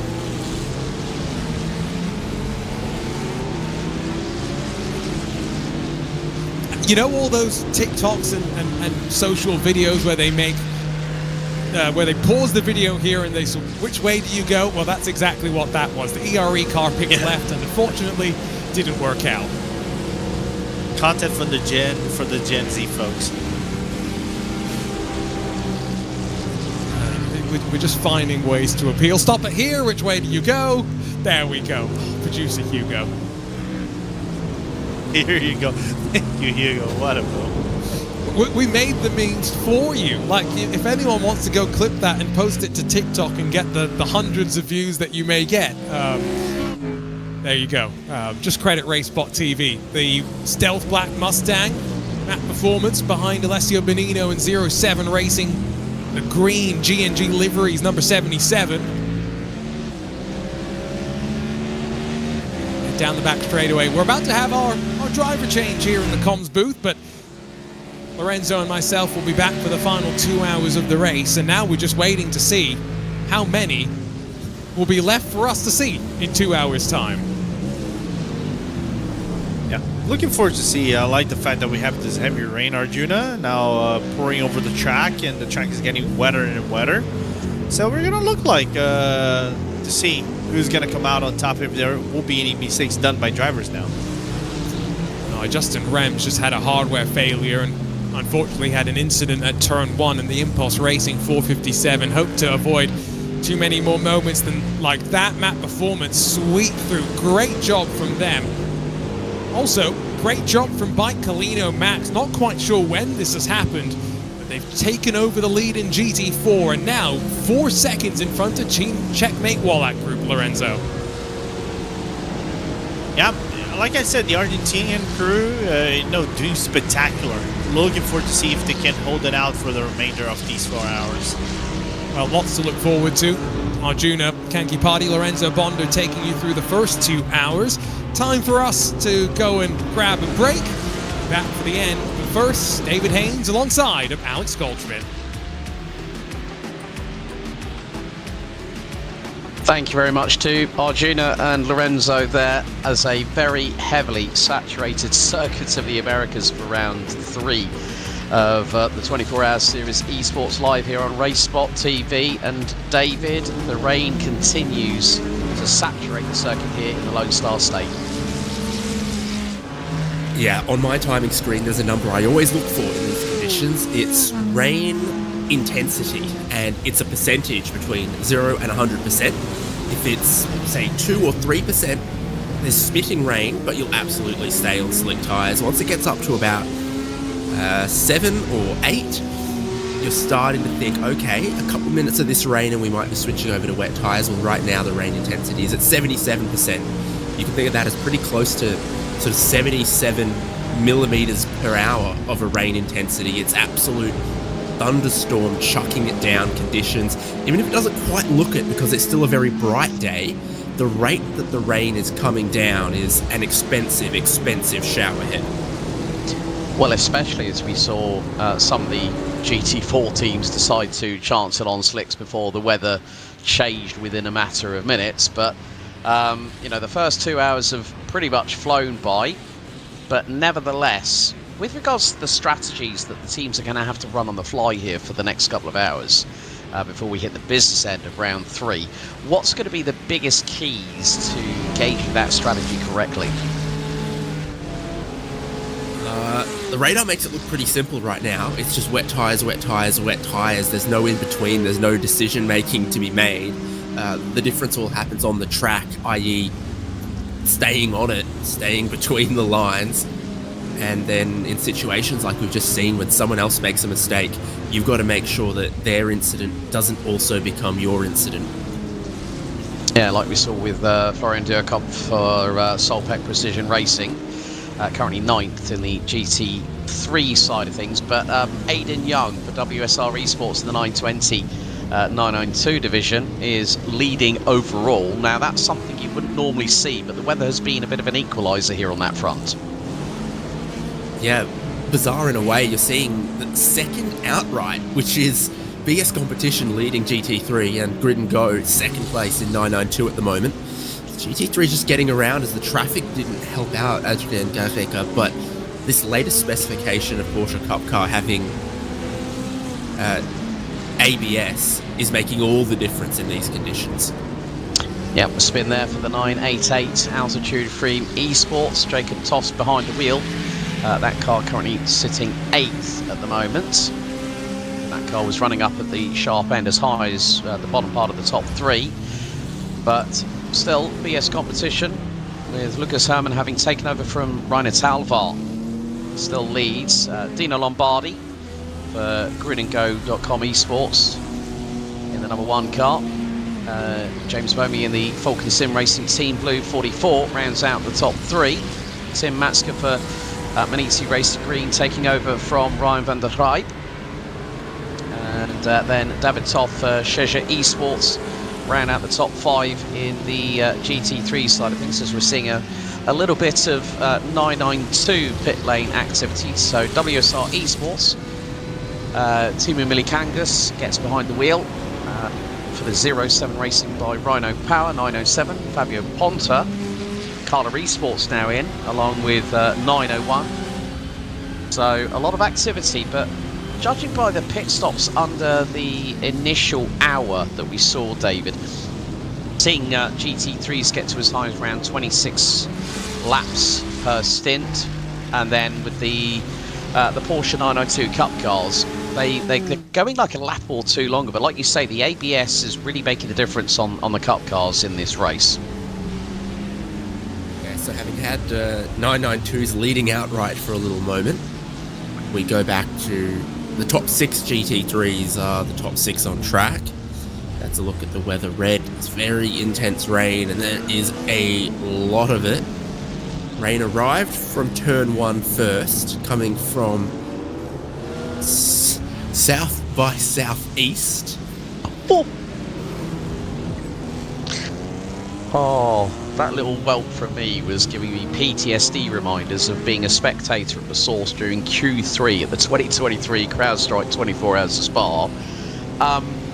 And silly old beggar me did not have a raincoat, so I felt like a drowned rat whilst running up the hill from the Fanatec Arena where SRO Esports was going on that weekend, and then finally, after about 15 minutes of scrambling, made it to my car and put the heaters on. That was seats, windscreen, aircon, the whole lot, and within about half an hour I was finally dry, but that was not one of the best feelings. So this weather here at COTA is definitely giving me not painful reminders, but just saying, yeah, you remember when you did this, Alex?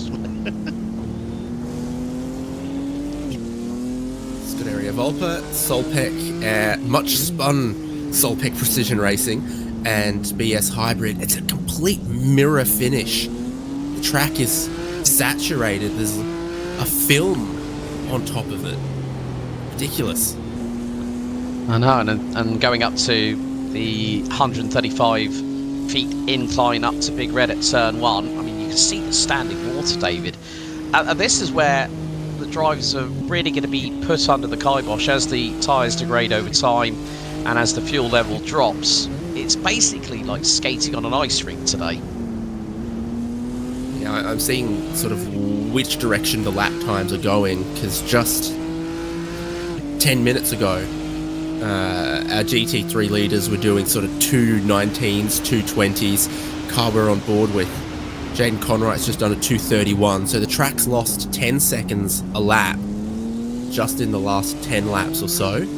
It seems like Scuderia Volpe are struggling because Solpeck had gotten back around them, and Jaden Conright is closing in as well. So the Ferrari, the wetter it gets, struggling a little more compared to these BMWs. Not that this looks easy at all, and it's not.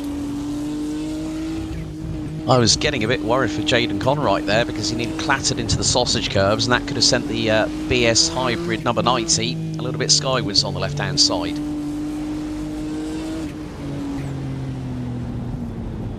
Mirror, mirror on the track, what is the greatest race day snack? I can see so much of the sky, more than I can see the pavement with that reflection. There was a dry line that was forming in many, many places, and it has gone and gone quickly, and Scuderia Volpe have gone wide.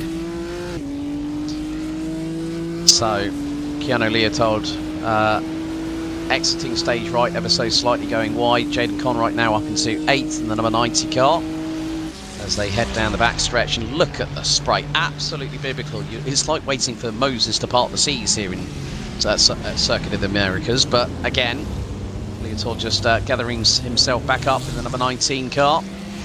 And through this section here, David, it's even more treacherous because you've got rights, lefts, you're constantly rotating the car through the corners, trying to not go too heavy on the curbs in the wet weather conditions. And right now, the difference between a good lap and a bad lap is exaggerated. You know, you have a little mistake and you lose 4 seconds or 5 seconds rather than, you know, having a little mistake and losing 3 or 4 tenths on your lap. So the difference between Dino Lombardi, who's the fastest GT3, doing a 2:30 versus Team Racing Carlo Rettig doing a 2:35, and in GT4, which is where I initially started looking at this, Byte Colino Max are seconds a lap faster than everyone else at the moment. Yeah, bearing in mind that Octavio Rondaletto, ahead of Team Checkmate Wildcat Group's Konrad Zedebeek by the best part of nearly 2 seconds, riding on board with the 470 of the Murmica Group M Academy. Martin Sorotek behind the wheel, getting out of the way of a couple of the GT3 runners, one of which I think might be possibly Ionosis. And Casanova behind the wheel of the number 9, currently P20 at the moment. WSR Esports 23, 81 negative Delta, Zenith Esports 73, and Fiercely Forward Pink number 12 brings us down to 20 GT3s at the moment. And obviously with you mentioning in our chat before we jumped into the booth here, David, that Zach Rattray White and Eclipse Sim Sports, I think, have called time on their venture here at COTA, especially with the amount of laps that Zach has put behind the wheels so far this week. Yeah, they're out of here perhaps. Bunch of GT4 battles forming. Sometimes it happens in these conditions where, oh, well, that one's separating, that you can close up behind someone else and then find it almost impossible to pass them, or the leader has a disadvantage and everyone following them kind of gets a better gauge of the conditions, but then they pass and then they can't pull away. So this is what happened there. Oh, Fiercely Forward just turns in, I think that was off of turn 12, and nearly bumps into the Porsche in front and then rotates on its rear axle. So that was the 412. Luca Gramka behind the wheel. So that drops the car down to 9th position. Camden Craft now behind the wheel of the number 4 Hyperion Racing Ford Mustang. and currently sitting 14th at the moment, and is just behind one of the 992 Cup cars. Make out the number on that one, but it's actually a 992 Cup battle in front, so Camden Craft just having to wait and bide his time just to get through. But that's easier said than done, because the Rooster Tails from the 992 Cup car's in front of him, and look, he's driving blind into the braking zone, pitches it to the right-hand side, and that's the Carlisle eSports machine. Jan Winter behind the wheel of the 960, and that was a battle with Michael Herman Fry in the Project 91 911 entry, and that was the battle over P7 in the class. Camden Craft proudly representing his nation of none selected today. It's a nation with a proud history of having no flag, no territory, no anthem. But a couple of good racing drivers from there. Yeah, so Hyperion need to make some headway in the next just over 3 3/4 hours, but it is just about biding your time, and again, just these varying different lines being taken by the GT3s and the 992 Cup cars. And now it's Blue Mercure eSport with Maxence Galdino behind the wheel of the 932 that leads in that division, currently running P7 overall. But I was quite interested when you put it on this, when you mentioned before we came on air, David, about maybe we could put the 992 tower ahead of the GT3s for a change. Yeah, and it was true at the time, but no longer. So yeah, it's the top 6 cars in overall outright conditions are GT3s, but the 992s are kind of making some comebacks here. So Maniti and Blue Mercure is 6th and 7th outright, but Blue Mercure are back to the lead of the 992 class. I'm looking, so where the strengths are. I think it's sort of confidence that the car will stick when you put a bunch of steering lock in. The Ferraris are very skatey going into the corners, and then they're pretty equal in traction off the corners, pretty equal in the braking zones, but something about the tight figure skating moves, the Porsche's doing quite well for itself, it seems. Yeah, that's Jaakko Mikkola for the number 79 Maniti Racing Red Ferrari. Tim Matska in the sister car, the number 78. A couple of positions up the road, about 20 seconds ahead. With, the Cheja eSports number 26. David Toth rounding out the top 5. I just can't get over how big these Rooster Tails are, because that rain is significant and it is not stopping. But again, it's like you said, Dave, with regards to the strength of the 992 Cup cars, that stability, especially under braking, is really giving the drivers a bit more confidence in the wet, whereas the GT3 drivers, they have to take a little bit more caution.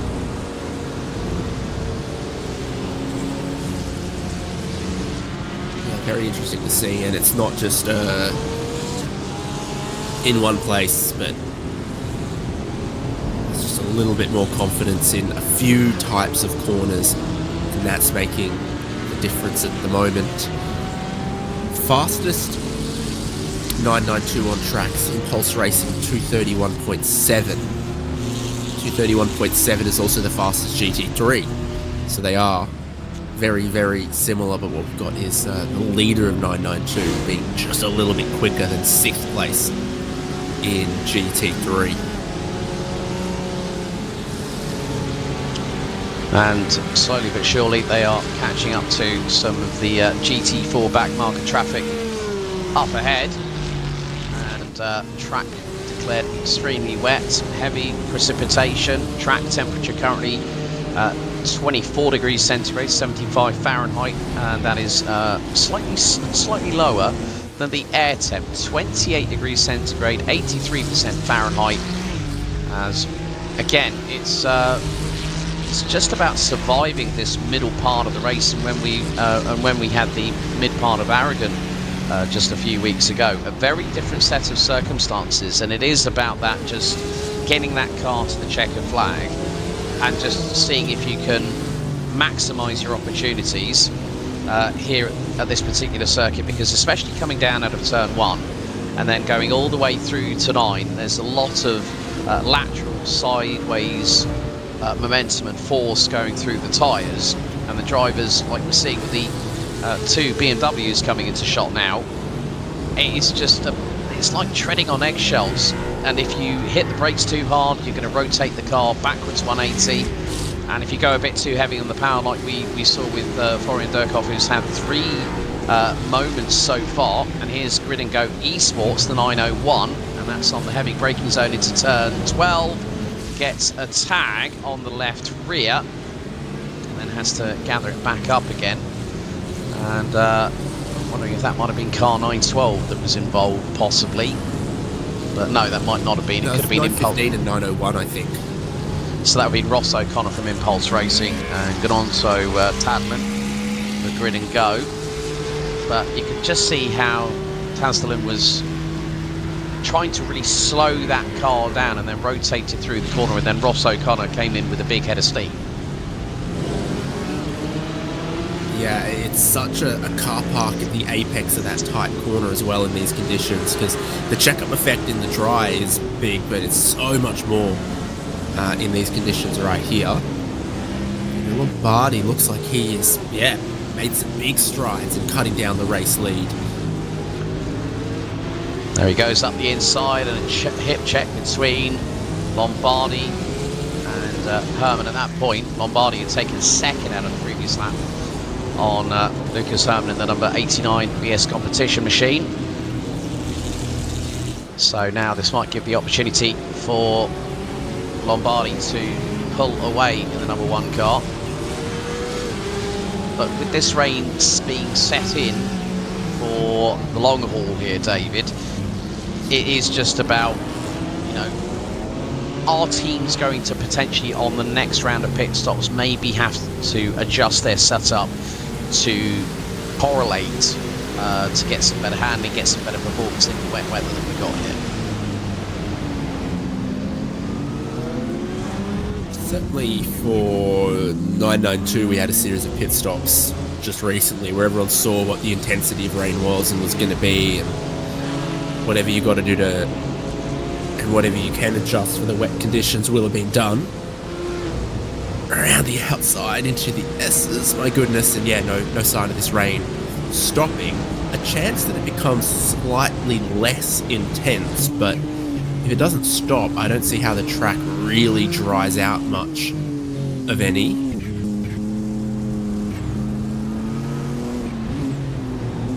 Yeah, now riding on board with Lucas Herman in the number 89 car. And I think that is one of the Bike Colino cars that Lucas has just gotten through on. More than likely, possibly Octavio Rondoletto in the leading Bike Colino car, the Bike Colino Max car, which still leads in GT4. And looking back over the past couple of hours, we've had 2 different leaders in all classes. So car 44, Falcon Sim Racing Team Blue, were leading GT3 after hour 1. Blue Mercure Esport led 992 after hour 1, and it was the 488 of the Team Checkmate Volak group leading GT4. Then it was BS Competition for GT3 after hour 2, then 920 WSR Esports, and then Bike Colino Max for GT4. But with the pit stop frequencies that we've seen, which have been a little bit up and down in the air for some of the teams, especially with those that decided to chance it on the slick tyres before the rain came back and was more significant than earlier on, they're having to look at how much they've got to change their strategy to combat the offset.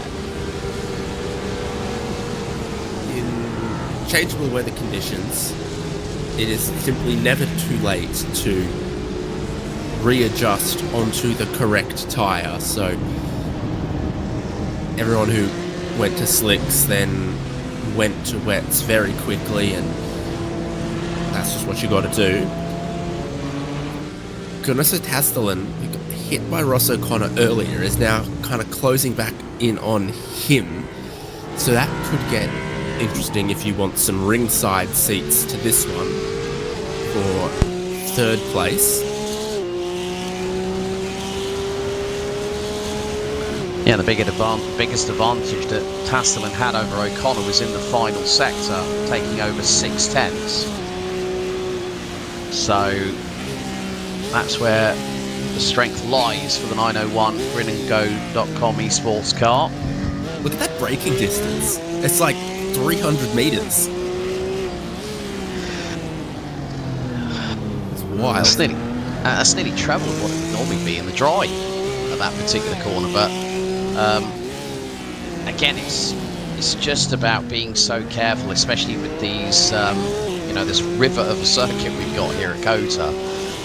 But you've got to extend those braking distances and wait right up until the last second until you get out of the corner to put the power down.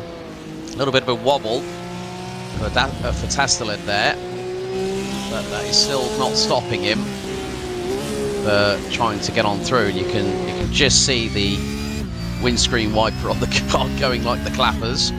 Up to 4th gear, now down into 1st. Out of the final corner, out of turn 20, and it's like an age waiting to get on that power as soon as you straighten up the car down the start-finish straight here.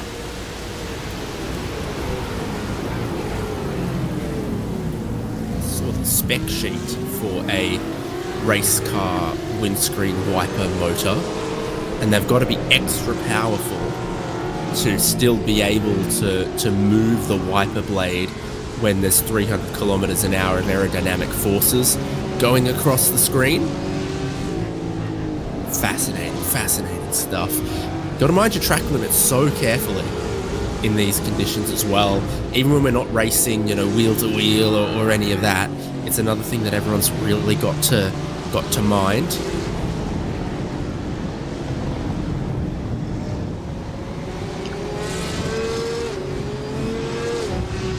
Yeah, I mean that's actually quite an interesting fact as well with race car wiper motors.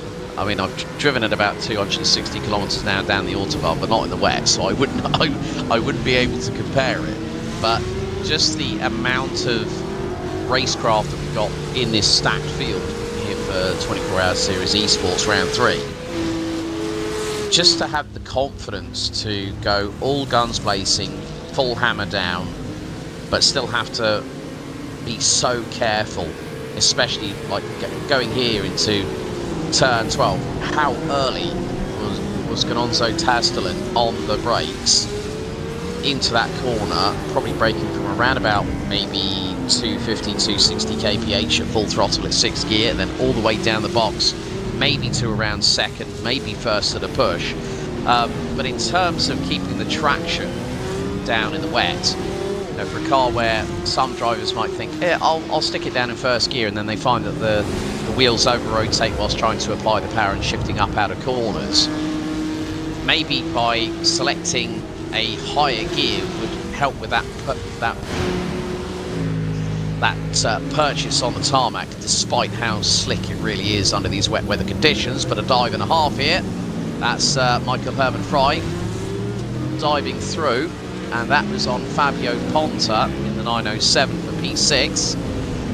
And well, unfortunately for Michael Herman Fry, it didn't quite work out. He gave it a good go, and that's something you don't see that often in these kind of conditions. Someone willing to send it. Yeah, so sometimes in some wet conditions, there's a grippy part of the racetrack, but the whole track looks slick, or pretty equally everywhere in these conditions at the moment.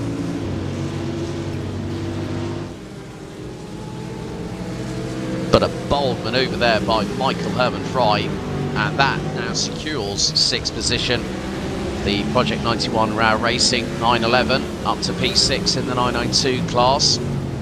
They've got, I think that is Octavio Rondeletto that he's getting past at the moment on the left-hand side of the start-finish stretch. Just behind looks to be the number 4 Hyperion Racing Mustang of Camden Craft, who's now up into P13. Up into turn 1 they go. Neatly done by Herman Fry to put it on the apex there, down the hill. And again, we're just seeing the way that these 992 Cup cars are just handling coming down the hill out of turn 1 and then into the sweeping complexes through here from turns 2 into 9. There's a lot of confidence that ABS can give a driver in the wet. Yeah, and what if I told you that a Bosch Motorsport MSD Wiper Direct Drive 2 could be yours for just £1,200?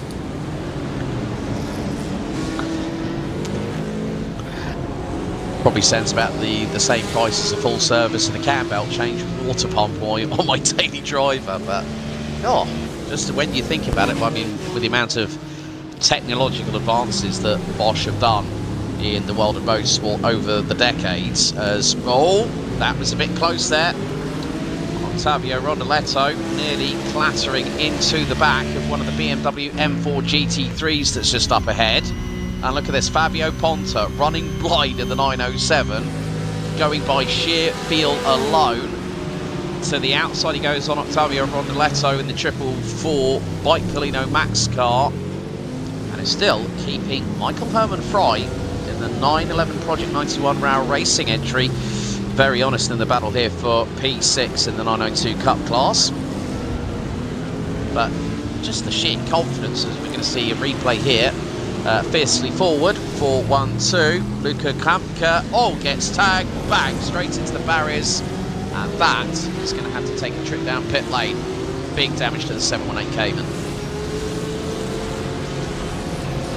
Yes, indeed, it's a meatball flag displaying for them at the moment, so they are going to have to pit. It went nose first into the Armco and heavy, and again, not just the slipperiness, but that visibility challenge for everyone. Yeah, that was contact with Felix Vutta from Pole Promotion Esports in the 933.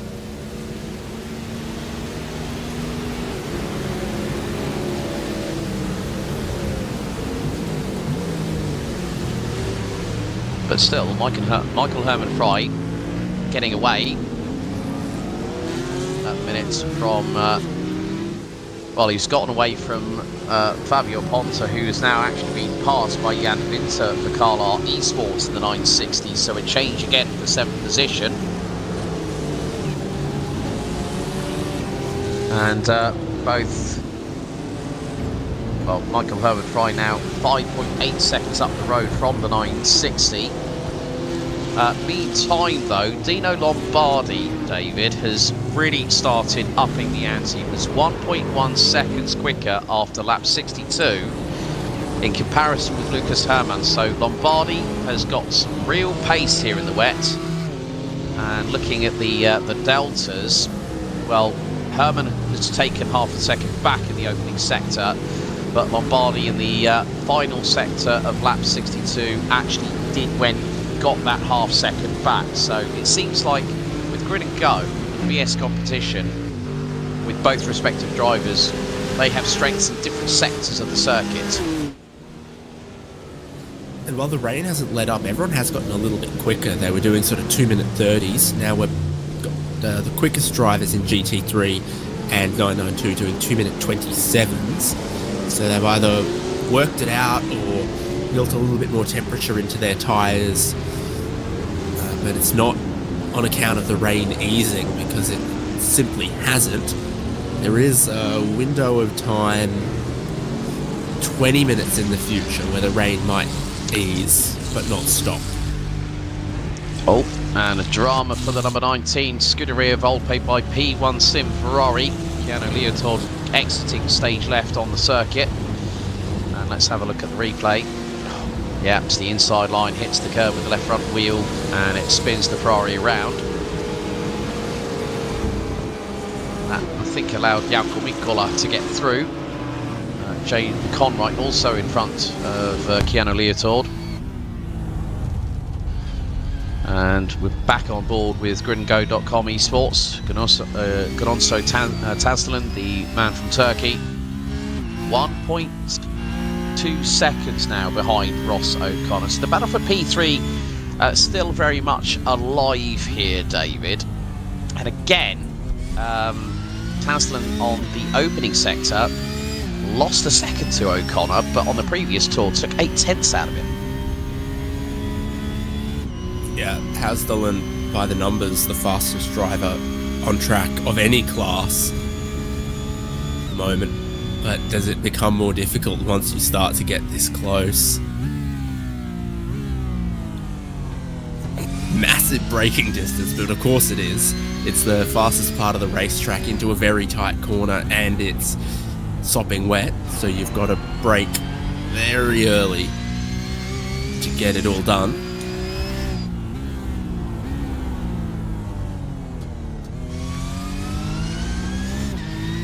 Just hearing that 4-litre flat six boxer engine roar up to about over 8,000 RPM.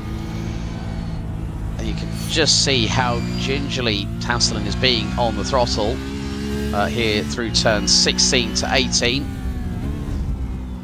And again, big braking distances, all understeers like nobody's business through into turn 19. Manages to grab a hold of it and save that car going any further exit stage right, but that's lost him even more time to Ross O'Connor. That cost him probably the best part of well over a second on that mistake, or that scare going through into turn 19. There's the weather radar again. You can see that we're still in the red and the orange, but a chance that we get towards the green and the teal. There is no gaps in that weather radar in the future, and on the longer range forecast, no respite is written. Porsche powertrains, and I'm in the presence of someone who might, appreciate. When I did my shopping earlier this week, right next to the entrance to Aldi, there was parked a 991.2 Carrera T, and I thought that's a good car. Yeah, I mean, well, being part of the Porsche Motorsport family myself personally, and I'm not going to show any bias on broadcast, folks, don't worry about that. That is a Carrera T. That is a car that is a wonderful example, and especially when it's the previous generation precursor to the 992. There's just so many wonderful examples of Porsches out there as we now clap our eyes on the team floor by Impal's Ford Mustang GT4. Timo Hayden behind the wheel, battling away with Adam Veselek in the second of the team checkmate, the Kozuka Z logo machine. Polish driver, again, just being slightly blinded on the peripheral vision. But yeah, coming back to what you were saying about the that 991.2 Carrera T, it's a car that I don't think in the Porsche 911 family doesn't always get the appreciation it so richly deserves. And there's quite a few models in the Porsche range that I do take a liking to personally. Many of the trims and the levels and the models are cars for people who appreciate how it drives more than just what the horsepower number is on the stat sheet. But the Carrera T is sort of like the pinnacle example of that. It's, trying to be a little more driver focused, a little lighter, but with the base power plant, it's sort of it takes a certain type of person to be like, yeah, that's the one that I want. And I respect that type of person because it was a very nice looking car in white. Oh, I mean, that's the thing with it. If you put it, like some people go like, yeah, I want this color, I want that color. I do like white on a Porsche. Funny enough, I did the Supercar Fest, the hill climb at the legendary Shelsley Walsh location earlier on this year, and we had this wonderful example by one of the backers of the event, Premier GT, who had this wonderful 991.2, and it was the I'm trying to remember what model it was. It was the I'm trying to remember now, but it had a ducktail on it, and I think it was a GT3. It was a 911 ST, and it was the precursor to the GT3 Touring, and it was in crayon white, black leather with matching colour coding stitching to the outside, to the exterior, as Fabio Ponto nearly got a squeeze there, and Ponto has just dropped to the bottom of the top 10, mainly because I think that was Felix Votter that just dive bombed up the inside off a big red at turn 1.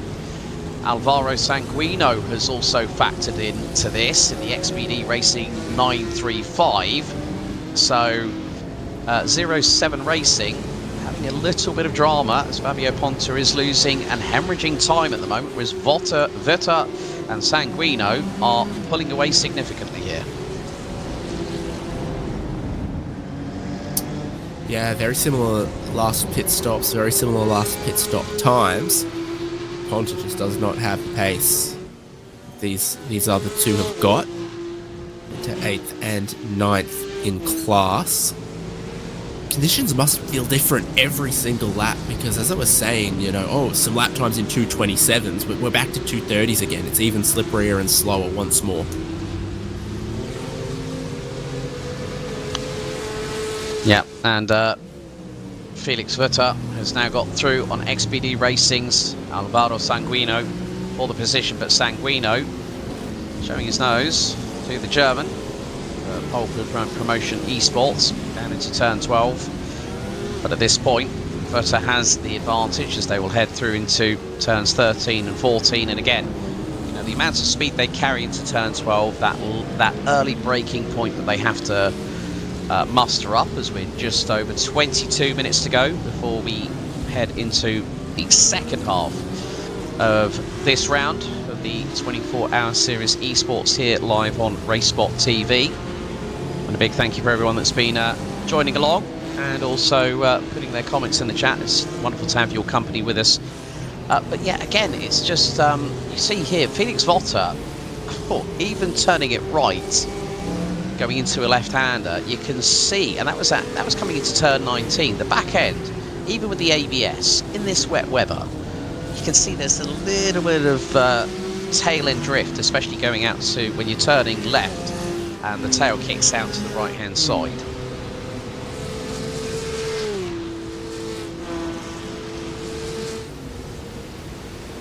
Rest assured, if it was us driving, we'd be everywhere all over the track. It's so slippery, but they're making it look easier than it is, but it still doesn't look all that easy. Fabio Ponta keeping the car on the road, but not able to stay with these guys, losing a couple of seconds per lap. But pulling a little away from Sanguino, having made the move at turn 11. Oh, and again, another little snap in the change of direction in the S's, but holding onto it. Next to position's Carla Esports, 9 seconds up the road. So it's the kind of thing in these conditions where if it goes well for you, that's a margin that you'd normally spend half a stint closing in the dry that you can close in 3 laps. Yeah, it's quite interesting to see how some drivers are really building confidence as these wet weather conditions continue here at COTA. But I think one team that there's a few teams. I mean, you look at this, mapperformance.com number 29, Rubens Lorente is up, that car's up 12 positions moment from where it started earlier on. Currently P11, 23rd in the class, and Lorente seems to be having, and that's the matte black Mustang that we were seeing a little bit earlier on, and that car seems to be doing really, really well in the hands of the Polish driver, who has now decided to dive into pit lane. This will be their 22nd lap on this stint, effectively. So the Mustang trundles down the pit lane. Good stint there by Rubens Lorente. And it's all a case of seeing how things progress onwards. But nevertheless, Dino Lombardi, over in Go.com eSports, comes out of the final corner, is about to go on to lap 22 of what is this third stint for the leading car, defending champions. Lombardi incredibly confident. Last lap by him just now, a 2:31.6. But Lucas Herrmann is starting to close that gap. It's down to about 5.5 seconds now, and it was 30.676 for Lucas Herrmann. James Bomey in the Falcon Sim Racing Team Blue rounds out the top three, a further 10.6 seconds behind. But at the moment, it is a BMW 1-2 in the GT3 side of things, David. So the car that's typically classed as the GT3 all-rounder, very much in its element here at COTA in the wet. Yeah, there's a couple of the other GT3s that are looking a real handful in the wet. So the BMW is at least workable. Cop finds his pit crew pitting from 6th place.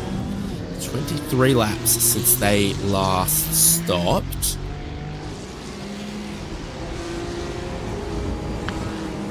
Means that we're going to expect to see pit stops from a lot of the other GT3s in the next 3 to 4 laps as well. And as you say that, Octavio Rondoletto has just pitted from the GT4 race lead. So that promotes Xpd Racing number 403, Danny Calvo, behind the wheel to the class lead, ahead of Adam Isaacson for Team 75, Bernard by Sim RC. And that was a 37.8 second pit stop for Octavio Rondoletto. The car now rejoins in 3rd position. It's been quite interesting with the strategy calls that the teams and the drivers have made between them. But still, Gonzalo Tazdelen closing in on Ross O'Connor.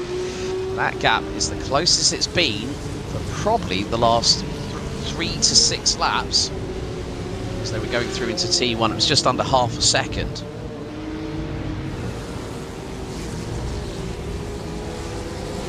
Then you get close enough that you enter the spray zone and it becomes difficult to follow with. Particularly through the places that really are one line, like those S's at the opening part of the lap here. You got a little bit more options, down the back straight that they're just approaching and in some of the other corners. But it's high speed, so it kicks up a lot of spray and raises it high, and there really is apex to apex to apex, only one line through those S's.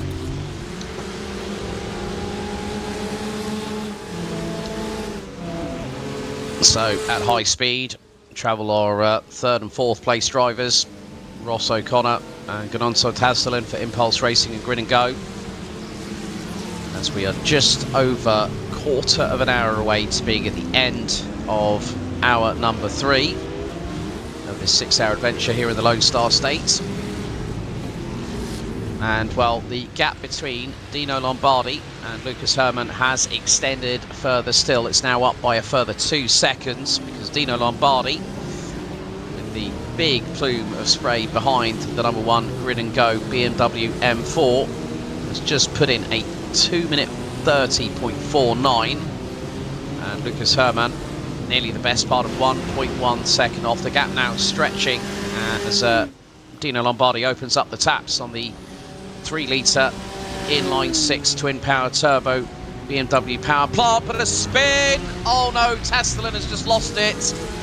Half spin by the Turkish driver in the 901, and that has caused big drama. He's lost a big amount of time to Ross O'Connor, and all that work that the Turkish driver had just done here, David, has just been turned asunder, and it's with the fact that he's having to negotiate. He tagged the back of O'Connor going into turn 19. There was a GT4 to his immediate right, and well, something had to give there.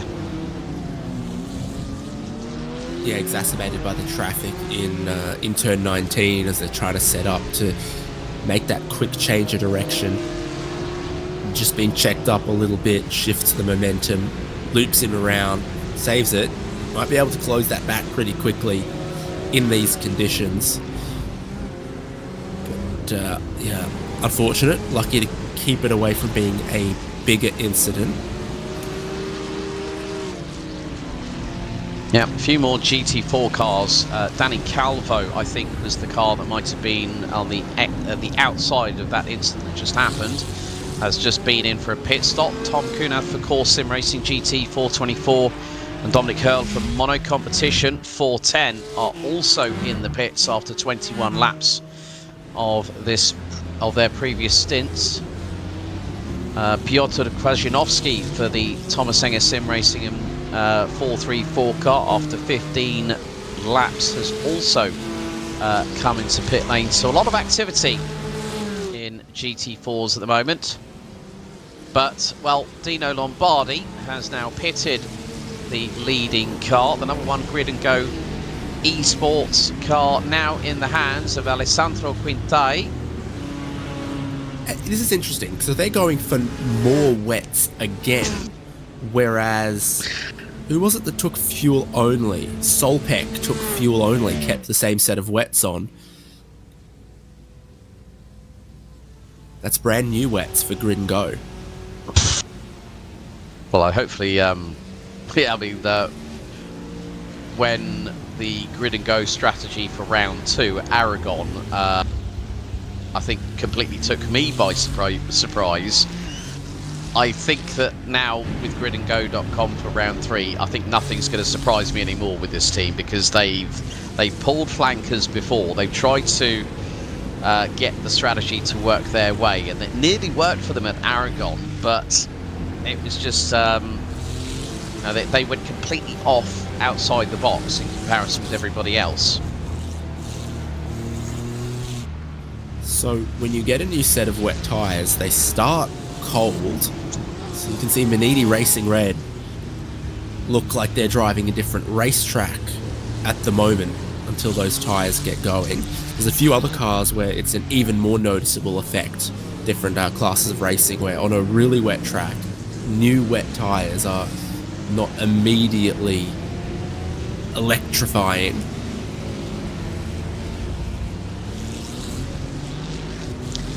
Yeah, it is going to take a couple of laps or so for Alessandro Quintai to get the wet tyres up to temp on the number 1 BMW M4. Just looking down the timing tower at the moment to see who else has pitted. Map Performance, Pedro Fernandez, so has Camden Craft for Hyperion Racing. And, well, in comes Lucas Herrmann for the leading car, BS Competition, looking for back-to-back victories here in the 3rd round at Circuit of the Americas for the 24 Hours Series eSports. And now that promotes James Bomey in the Falcon Sim Racing Team Blue to the sharp end of the field. I don't think it'll be too much longer here, David, before we're seeing anywhere between 21 and 23 laps for the GT3s. For the 992 Cup cars, we're seeing as high as around about 26, 27 laps. So they're going to be, I think, probably 1st and 3rd with Maxence Gondinho for Blue Mercury Esports. And also Ross O'Connor in the Impulse Racing number 915. They're on their 24th, well, Gordino now on lap 25. Ross O'Connor's about to start lap 25 of his stint. The rest of them, they're pottering anywhere between currently on 16 to 20 laps of a stint at the moment. It's a main character entrance right there from James Bomey. We cut to the Falcon Sim Racing Team BMW, and it's sideways over the hill for the car that's currently the race leader and probably on an in-lap. BS Competition just stopped and went fuel only. We saw that Solpec went fuel only, but that Grid and Go went for new wet tyres. And it's the end of this lap. There's a couple of cars at the top of GT3 that are going to pit. You're just pointing out that 992 in the most part are going to go a little bit further yet. Yeah, the 992 Cup leader, 932 of Maxence Godinho, Vulcan Esports. Oh, it's another one that's gone around the Corvette, not having the great day in the office. As Vincent has pulled the Corvette into pit lane. That is tumbling towards the bottom part. Carlo Rettig for Team Racing by Edeka Nöring in the number 42 car has pitted. Alessio Bonino for 07 Racing has also come in, so a flood of activity now starting with GT3 pit stops. think very shortly we might have the first of our 992 cars coming in for their third pit stop of the race, but Maxon Scordino having a big lead over Timo Milikangas for WSR Esports, David. 37.7 seconds is that advantage as James Bomey for Falcon Sim Racing Team Blue comes into pit lane. Yes, so to refill the car, it takes about 30 seconds, and thereafter, what do you look to do? It seems most are going fuel only, having put new wet tyres on when the rain came back at the beginning of last stint. Not all are doing that same. Bomey stays in the car, and the tyres stay with the car too. Right, so James Bomey comes out behind Blue Mercure Esports in the 932. So could we cycle around again? As James Bomey trying to make his way through a couple of the other GT3 machines, I think one of which is the possibly the Map Performance car. But Maniti Racing Red, BS Hybrid, they're also in the pit lane. This is on board with James Bomey in the 44 Falcon Sim Racing Team BMW. And the pit stops continue here at Circuit of the Americas with Tim Matska for Maniti Racing Green leading on lap 72 of this third round, the halfway point of the 2026 24 Hours Series Esports Championship. We'll be back in just a couple of moments' time as we leave you with a little bit of RaceSpot TV immersion.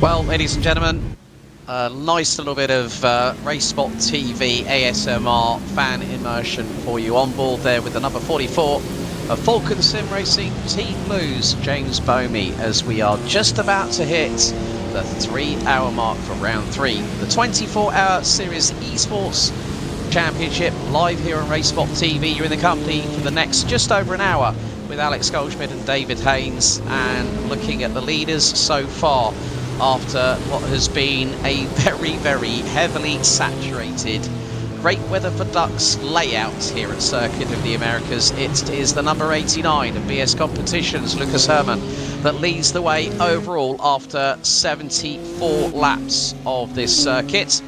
And now it's the 920 WSR Esports with Timo Milikangas behind the wheel, leading the 992 division. And it is the 488 Team Checkmate Warlack Group with Konrad Zedebic behind the wheel, leading that class. But we have 3 hours down, 3 hours to go, and David, still the visibility is at a premium.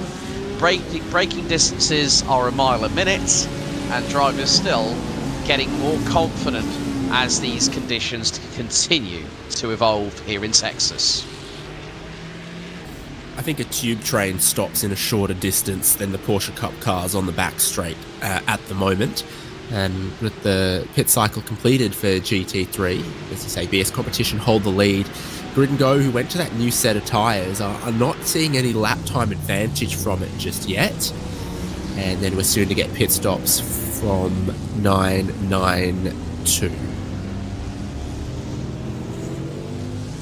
Yeah, and well, we have to give a shout out to the race control team for the 24-hour Series Esports. They've had 74 different incidents or infringements to navigate their way through.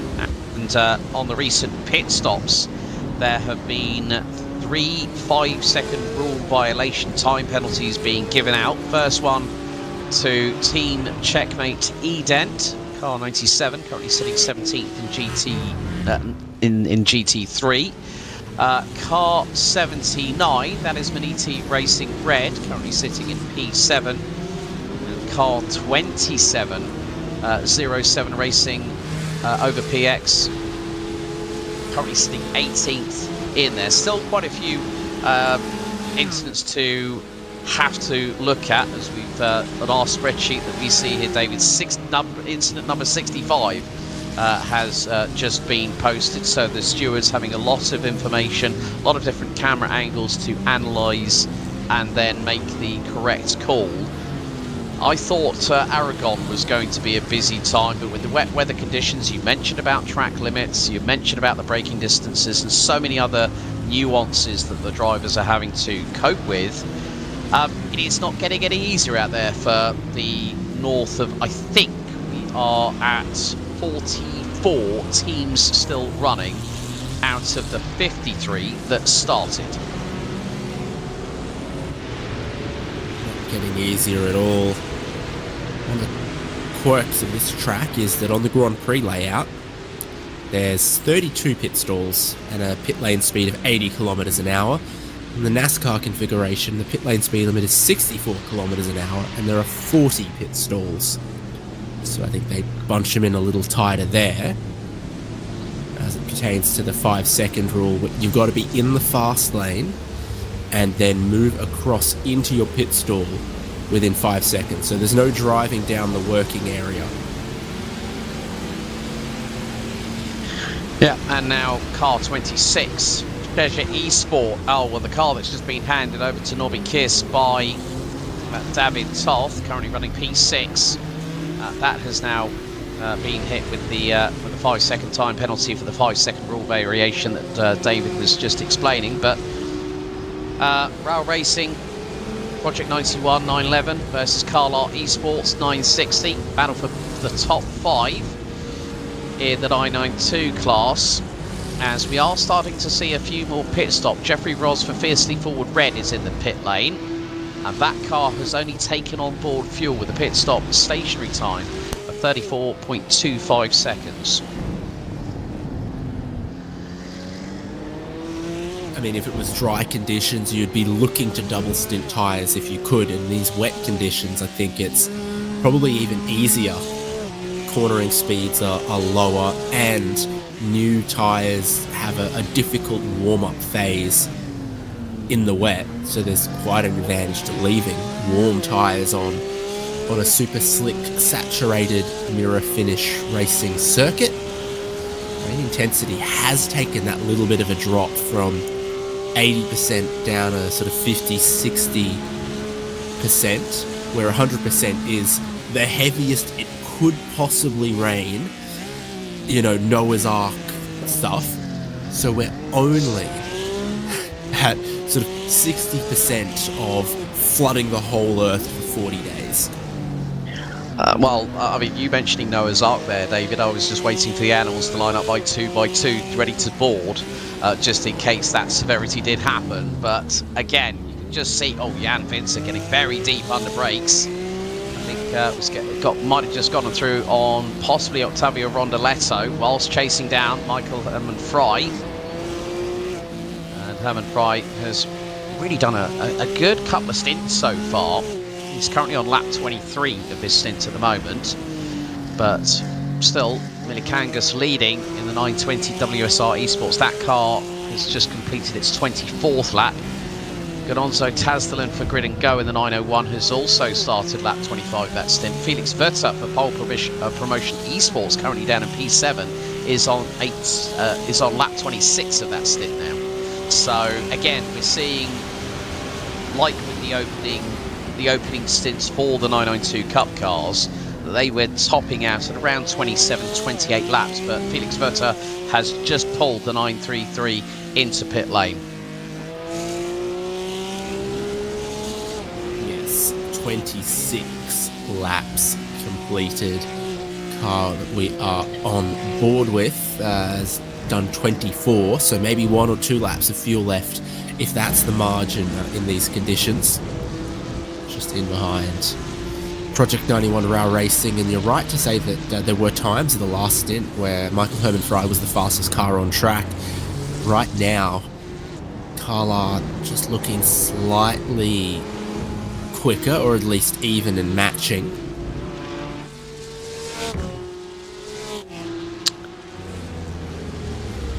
Yeah, and I think this is with the way that the pit stops have gone for the 992 Cup cars. Gordino for Blue Mercury Esport and O'Connor for Impulse Racing. They're currently on their 4th and 6th laps respectively, so both teams have done 3 pit stops so far over the initial just over 3 hours. So this will put them right up to the sharp end of the table. I mean, Ross O'Connor at the moment is nigh on 40 seconds off of Gononzo Tazdalan, but that car last time out took fuel only, so I would imagine that Impulse Racing might be in there for just shy of 60 seconds to put fuel in the car and also put a new set of tyres on that wagon to get it going again, and maybe have an opportunity to gather up the pace over the first 3 to 5 laps during the warm-up cycle, and when the tyre hits its optimum window, then Ross O'Connor or whoever, if there's a driver change, then whoever's behind the wheel of the 915 Impulse Racing car might be able to increase that pace a little bit more.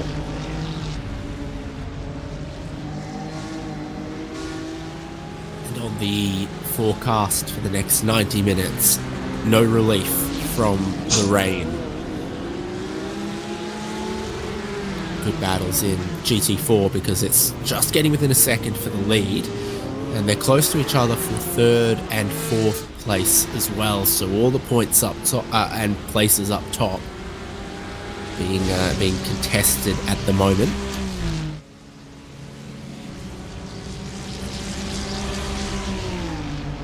And there we see the Solpec Precision Racing car, Florian Durkopf getting through into the braking zone at turn 12 on Maniti Racing Green's Tim Matska. Matska nearly having a bit of a slide there. The Ferrari 296, the tail end, edging out to the right side through the left-hander. But Florian Durkopf doing a pretty good job, despite that car has been involved in a multitude of incidents. And a little wobble from the back end of the Solpec 62. And that is giving Tim Matska the opportunity to go wheel to wheel with Florian Durkop for Solpec Precision Racing. And this is going to be more to the advantage of the Ferrari. Matska gets through. So Durkop with a slight unforced error, but bearing in mind with the severity of these weather conditions that the drivers are having to cope with, that was coming out of turn 15. And Durkop has got to do that work all over again. Spray sufficient to make the BMW disappear, so that's a great magic trick from Tim Matska, and he did pull a rabbit out of the hat with that move. Leader of 992 is on the pit lane now, and we're going to see a fair bit more of that in the next 10 minutes as well. Yeah, Ganonso Tasdalen also pits at the same time. So Max Scordino for the Blue Mercure Esports team now once again go to the top of the table, running P7 overall back, and obviously seeing 920 WSR Esports earlier on. It was in hour 2 where they were leading the race overall, but the GT3s have returned the favour, so to speak. So Blue Mercure Esports runs 7th overall, leading the class. So grid and go. Adrian Garrica now takes back over the steering wheel. Ross O'Connor now promoted up to P2 in the Impulse Racing 915.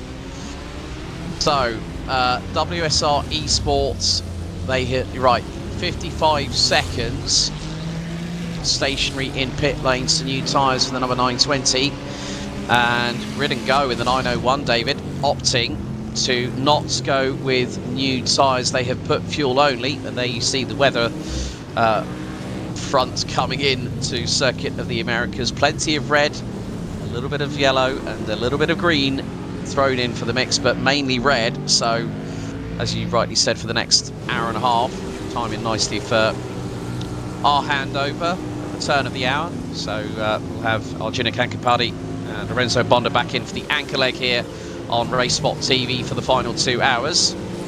It's not a weather radar, it's a Rorschach's test, and I'm looking at the weather, and I see my relationship with my mother.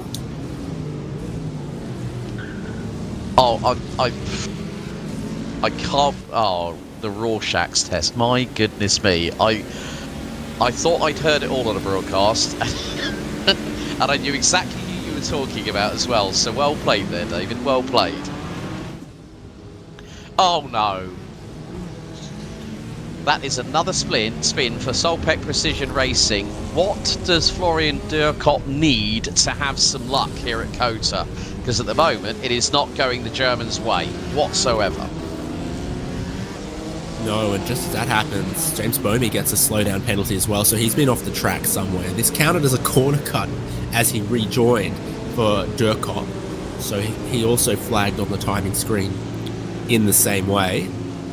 He's gone a full 360, but kept it off the walls, which seems pretty critical today, because you can leave the track at high speed, and some of the outfield is very slippery, and so you still arrive at the wall at big speed, even more so in the wet than in the dry.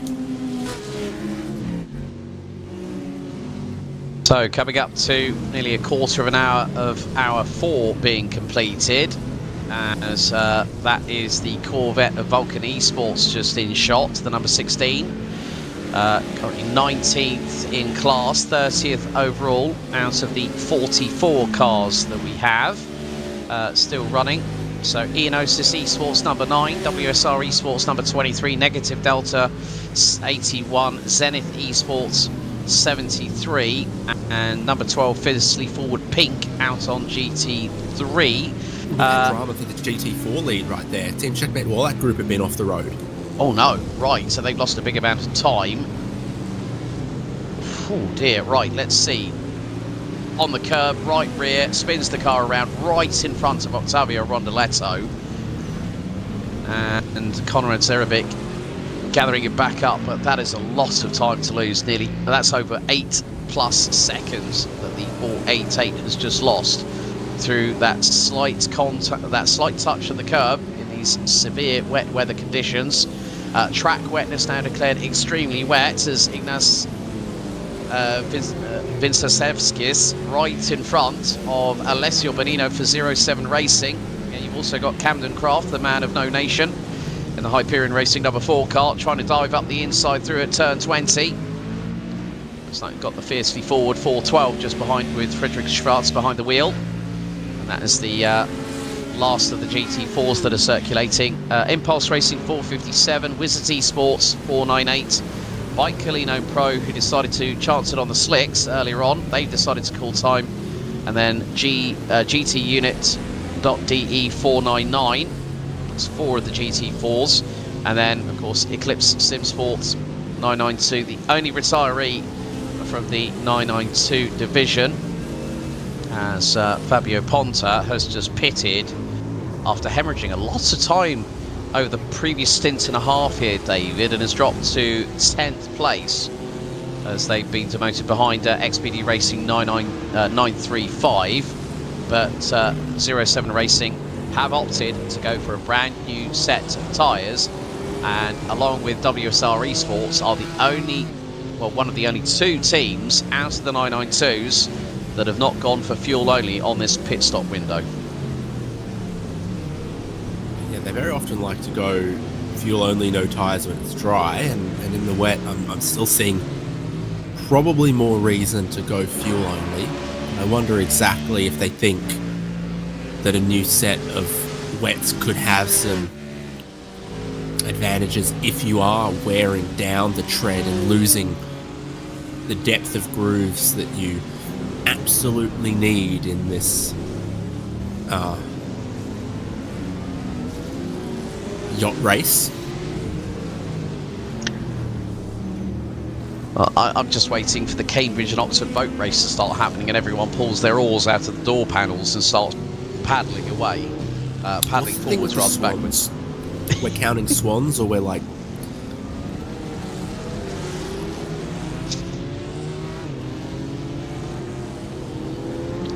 No, you don't know anything about swans, okay. Well, we do. Where I live, literally down by the riverside, we always have, especially when it's in the, I think it's normally between the end of spring and the middle of autumn, we normally have swans by the riverbank, and they always cross the road, so everyone has to stop and wait their turn for the swans to waddle their way past.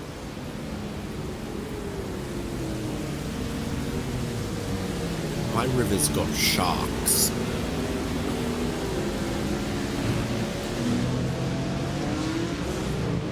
My goodness me, I definitely would not be diving in that one then. That's for sure. But nevertheless, GT. Okay, right. A moment for Maxence Gordino onto the curbing out of turn 19. Oh, glances the barriers, and that is on pit lane entry.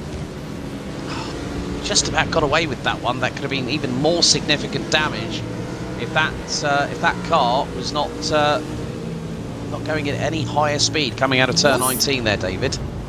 The car in front of him going for pit entry saw him spin and then had to avoid it, or had to wait. The car in front reacted to it and either had a similar problem or saw an out of control car in the mirror and went, I can't turn into this corner because I might get wiped out. I'm wondering if that was the Cheshire Esports number 26 with Norby Kiss behind the wheel, running P5 in GT3. I was trying to make out the livery, but oh dear, XPD Racing Sim Lab in the 935 has also had a drama. And okay, right. So it's 935.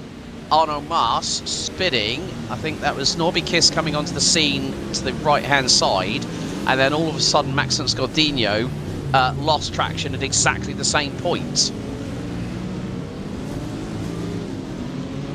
I have enough data points now to tell you I think that curb is a bit slippery. I wholeheartedly concur with that statement, David, 100%. But I think it's like we've seen it so much where you said about track limits, but I think it's also the fact that with the alternative driving lines that the competitors are using here today, there's somewhere you can probably just about get away with it, but turn 19 on the exit, you're definitely going to be on thin ice. And I think also through turns 4 to 5, where we've seen it a couple of times. I think also Florian Durkop having that drama as well, as Adrian Garica for gridandgo.com esports now is on the rear of Ross O'Connor. Nearly a touch between the pair from front to rear bumper, but this is the battle for P2. Whereas Maxence Gordino, despite that spin, is nearly 45 seconds up the road. This could be very close here. Absolutely, it could. It couldn't get closer.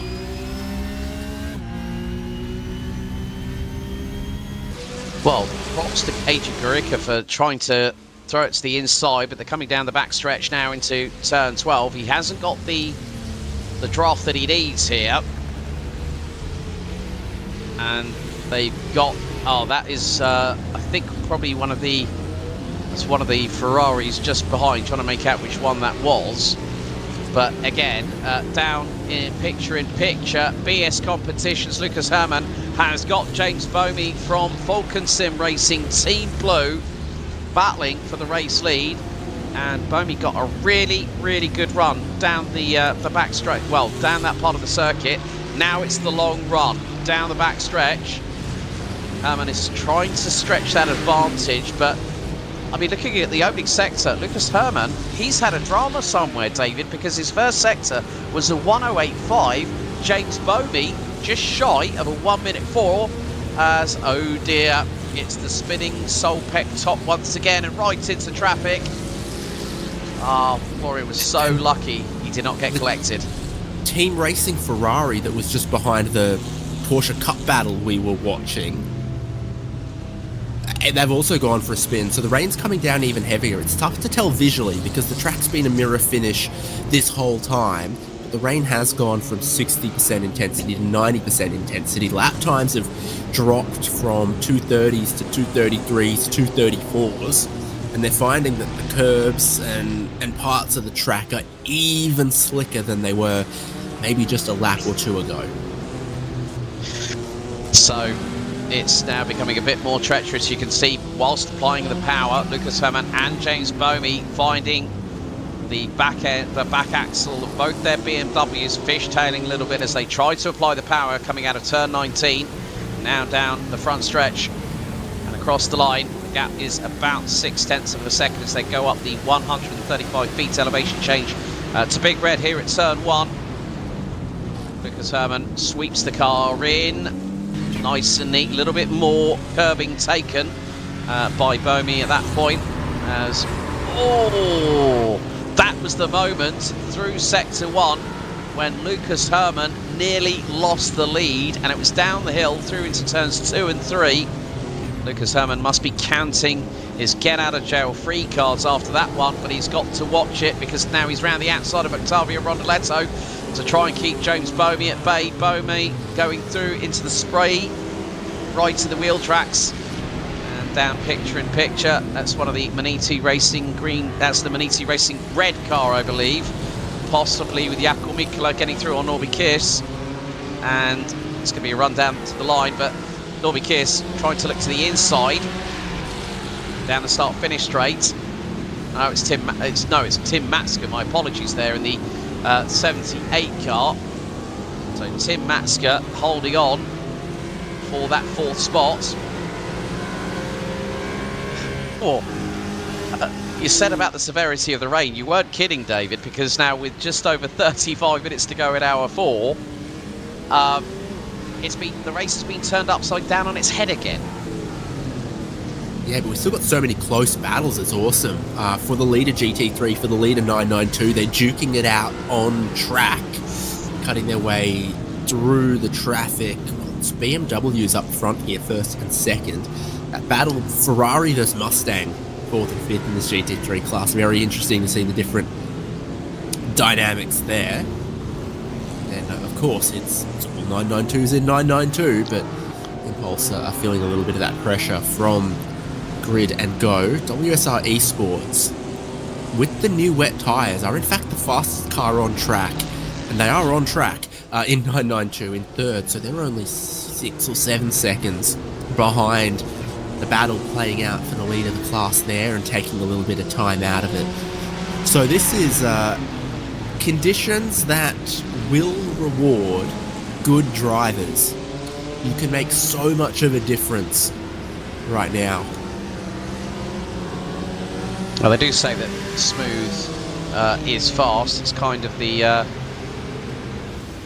tortoise versus the hare kind of situation. If you're out front, you're going to try and put the car on the racing line that you feel you're going to be competent and confident with.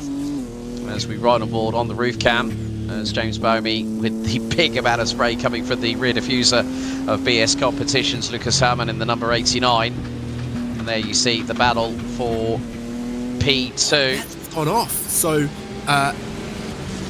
yeah, he went deep at turn 12.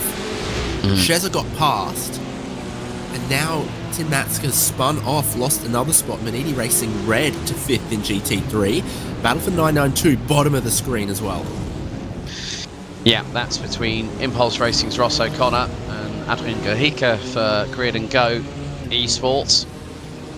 So they're covered by about 7/10 of a second, but the confidence that James Bomey has in the Falcon Sim Racing number 44, and he took the best part of a 10th and a half out of Lucas Herrmann. Once again, you're going to see the spin here for Tim Matska, and it's just going to be a little bit too much early application on the power.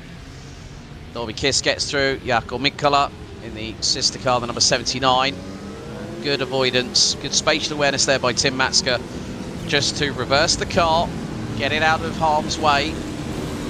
As our overall race leaders come through turn 12. Meantime, O'Connor and Guerrica having to battle with some of the GT4 traffic. They've got a GT3 right behind them coming out of turn 20. Ross O'Connor finding the opportunity to try and scarper away. Manages to put the car between. WSR Esports White just took 3 seconds out of these battling race leaders on that lap. So O'Connor and Guerrica just being hunted by WSR Esports White. Maybe those new wet tyres is the way to go. Yeah, definitely, because Timu Milikangas did a 2 minute 30.5, Adrian Guerrica 2:33.9. That is a big chunk of change, and there is a spin for BS Hybrid in the number 90.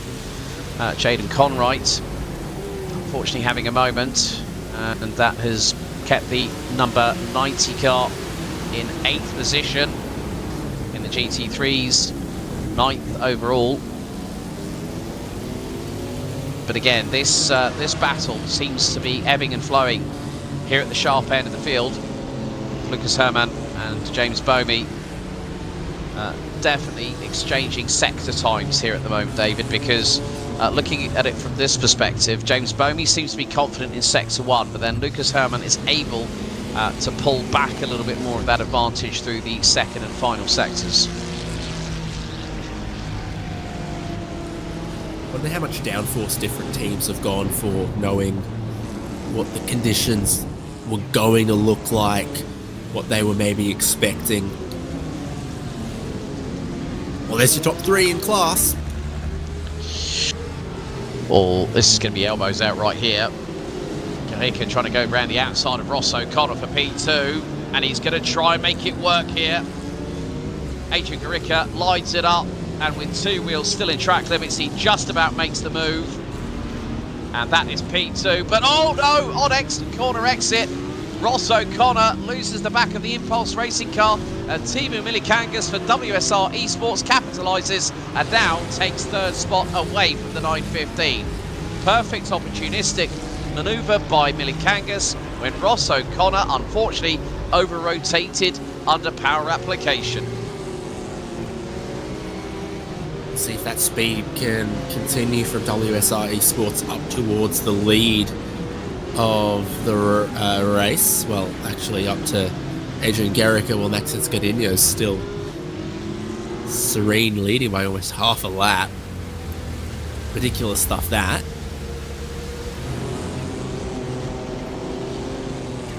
Well, I think with the battle still continuing, and bearing in mind that both Lucas Herrmann and James Bowmey have been out for at least 14 to 15 laps each respectively. This battle is far from subsiding at all. The gap has not even been more, well, it hasn't been even as high as a second, I would say, David, over the last 5 to 8 laps. And at the minute, they are pretty much matching each other. A mid 232.0 for Herrmann, a low 232.1 for James Bowmey in P2 as they go up Big Red into turn 1 once again. Just over half an hour to go until the final third of the race here at Circuit of the Americas. I think this is going to be one that is going to be dynamic and intriguing right up until they make their next pit stop.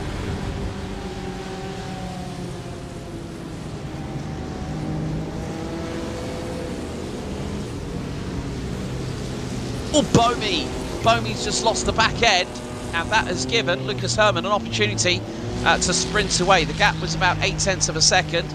Bowmey loses control behind the back market in front. That might have been the ERE car. Bowmey's still trying to get round the outside of it. So that has given Lucas Herrmann a big advantage, and we're going to see the replay here. So he gets past the car, big moment, and needing some opposite lock to correct the car and keep it pointing in the right direction. I'm reading my BMW M4 GT3 technical customer manual. On the steering wheel, there's a rotary dial that sets the wiper speed, and one button that you can press that gives you just one wipe of the screen, different speeds possible.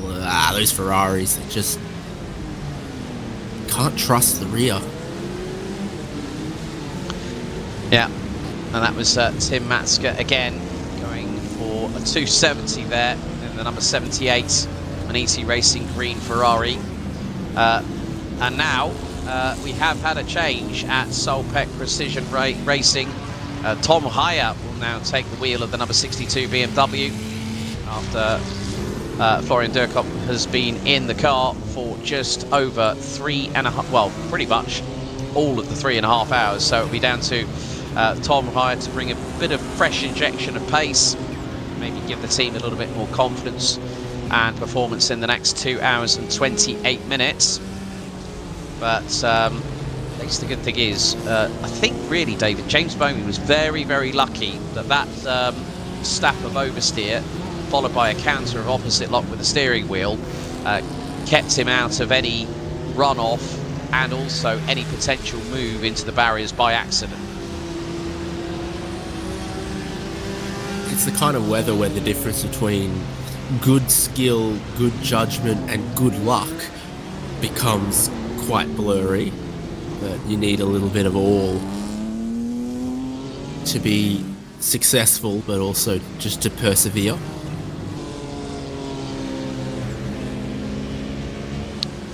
And I'm sure that all the teams will be breathing a collective sigh of relief, along with our race control team at 24 Hour Series Esports.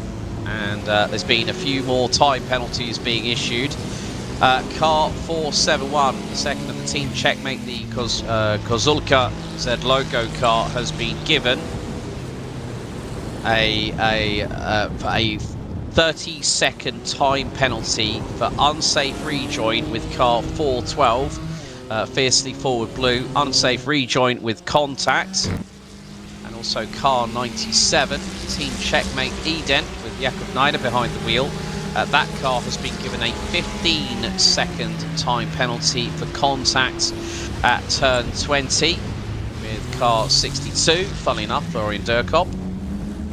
A little bit earlier on, heavy contact between cars 403 and 960 has given Carlar Esports car a 15-second time penalty for heavy contact coming out onto the back straights at turn 11. Car 434, which is the Thomas Enger sim racing car, Jose Manuel Monteguido behind the wheel. That car has been given a 5-second penalty for contact at turn 5. So our stewards are now investigating case number 72 of the meeting, with just under 26 minutes to go until the final 2 hours. as you said, David, the rain is not letting up. And I mean, I thought trying to look for cars in nighttime racing was difficult enough. Sometimes it's even just as difficult with the amount of surface water and rooster tails that we've got here at COTA for this round of the series. Yeah, I mean, cars can completely disappear in the spray in some places. Like here down the back straight at peak speeds.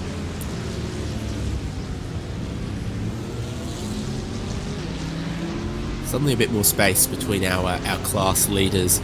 Lucas Herman being able to get a little bit further away from James Bomey. Liverpool Esport still keeping a big margin at the front of 992, and we had that spin from Team Checkmate. Spin from Colino Max. Oh.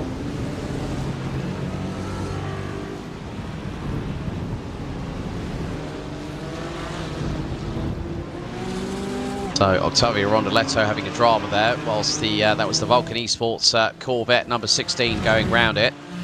Map Performance have now come in for their 4th pit stop of the race, just under 24.5 minutes to go until the end of hour number 4 after 21 laps. I'm also keeping an eye on the times between Lucas Herman, we're going to see a moment here for Adrian Gahica. That curving, that's exactly the same as what we have seen with Blue Mercure Esports and also XPD Racing earlier on. So too much exit curve coming out of turn number 19, and Adrian Gahica now finds himself over 6.3 seconds behind WSR Esports Team Milikangas, who is now 49.5 seconds behind the leading 992 Cup car, Blue Mercure Esport. Maximus Gordillo still behind the wheel. Oh, and another spin here for the number 19 Scuderia Volpe by P1 Sim.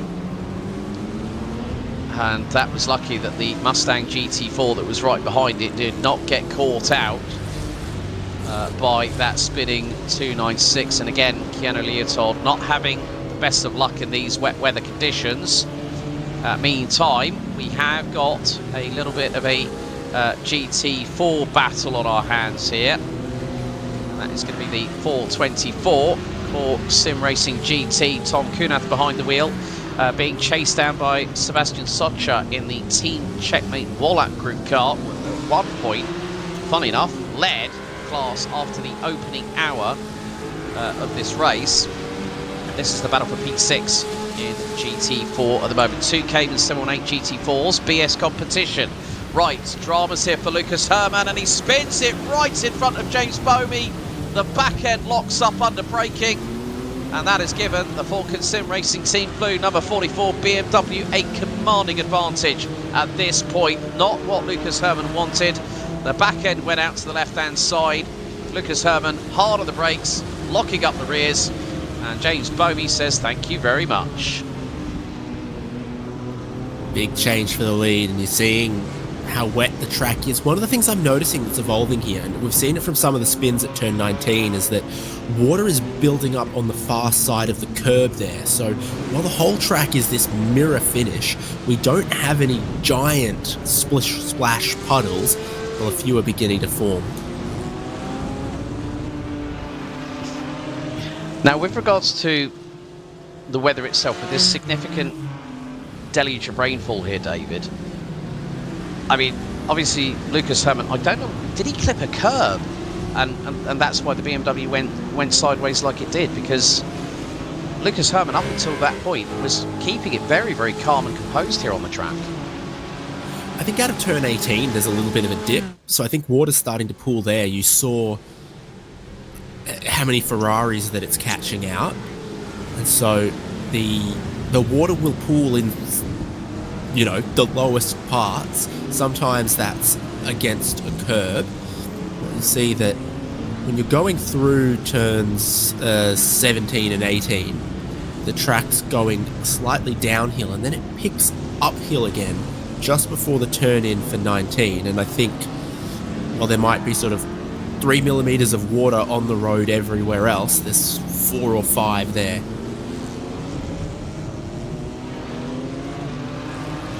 Yeah, and that really can sort of hurt, especially if you catch a rear wheel in those standing water puddles like we saw with Lucas Herrmann. And obviously with curbing coming out of 19, where we've seen 3 of some of the main contenders in the 992 Cup division being on the wrong end of the stick with regards to that one. And it's not getting any easier. You can see even there we see Lucas Herrmann coming through into turn number 19, this time a little bit further away from the curbing, but still on every exit and entry point, you've got to find that perfect line, haven't you?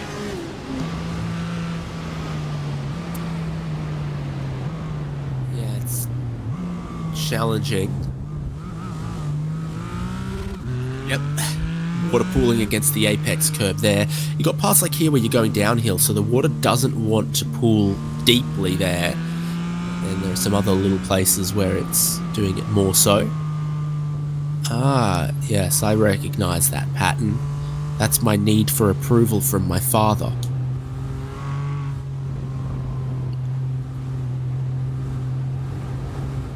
I am just worried with that big amount of red that is still making its way around the circuit, because again we're seeing the onboard here with Sebastian Sochi here from the Team Checkmate Warlock group here, David, and just the amount of presence of mind that you've got to have upstairs as a GT4 driver, that you've got so much faster traffic coming at you at a big rate of knots that you're having to not kind of second guess the decisions that you're making, but you're having to be split second reactive. So if you see a 992 Cup car and then all of a sudden there's a GT3 coming along at the same rate of knots to your inside, you're having to be you're very much on a precipice of, do I turn in or do I not, or do I leave the door completely open so I keep myself out of harm's way? And it's so interesting, not just what we can see, but what we can hear. So tentative through turn 2 that is flat out for most race cars in dry conditions. Really just needed to be careful through there, and then turn 10 as you're going down the hill after the S's is usually pretty flat out, but no, not when the track's this wet. So suddenly all these places that were a little bit of a break, a little bit of a rest, and they were easy, are challenging. So mentally fatiguing. You've got to be switched on every meter of the track, not just braking zone, turn in, corner, traction. Okay, now I get to think about the next corner, further down the road. It's like, no, every little bit of this track requires precision, reaction time. You need those cat-like reflexes and to be on that edge the whole way round. I mean, like, just listening from the onboard with Sebastian Socha here, David, I mean, there was one particular point where there was the long braking zone and Socha actually lifted, quite clearly lifted, and it wasn't up here into turn 1. I think it might have been down into turn 12, and you could hear, like, the engine revs drop because there was a big lift off the throttle, and then a little bit of hesitation, but that is going to be... Is that Carlisle Esports that have just... No, it's 07 Racing that have just spun and tagged the barrier with the front end of the 907, and that's a precarious place, but he's holding the brakes. Hyperion Racing gets through, but that was a big scare there for the 907 Racing car. And there's Carlisle Esports, turn 19 again, bites. Yeah, it's not just slippery, but it is a swimming pool on the far side of the curb there, and that happens to you so often. You go into turn 19 high speed, you push a tiny bit wide. It's one of the places that's known for the track limits here. In the wet, it's so limiting. There's that exit of 18 again. Yeah, and I think these Ferrari 296s, we've seen quite a few moments where I think mainly the Ferrari that, I think if memory serves me correctly, that spun the most is the car that's currently running P8 in the class, and that is Scuderia Volpe by P1 Sim, as the Maniti Racing pairing of red and green are now in pit lane. Early stops for them a little bit as well, so I wonder if this is being driven by tyre strategy for Maniti as they're looking at the conditions, and they might have had a little bit of fuel still on board. Decided it's time to pit. I mean, how much time could they actually, if they still got, let's say, an amount of fuel, irrespective of how much there is, how much time could that possibly save them if they're changing tyres? Because it looks like, right, Maniti Racing Red are looking to change tyres, and they're nearly at the 52nd mark. So, yeah, so it looks like Racing Red, Maniti Racing Red have gone on to brand new tyres, and I think, yeah, Maniti Racing Green, so both teams have done a driver swap here, David. So Dennis Menzer behind the wheel of the 79, Ryan van der Hype now back behind the wheel of 78. Both teams went for those wet weather tyres, and because of the significance of the rain, is there still a modicum of possibility that some teams will still want to double stint those tyres, or do they feel that sometimes it might be the case that they will single stint tyres? And I know that might be, you know, where you're losing 20 seconds of pit stop, but in a stint of where it's 21 to 22 laps, is it perceivable to get that lap time, that differential that you've lost yourself in the pits by going to single stinting tyres rather than double stinting?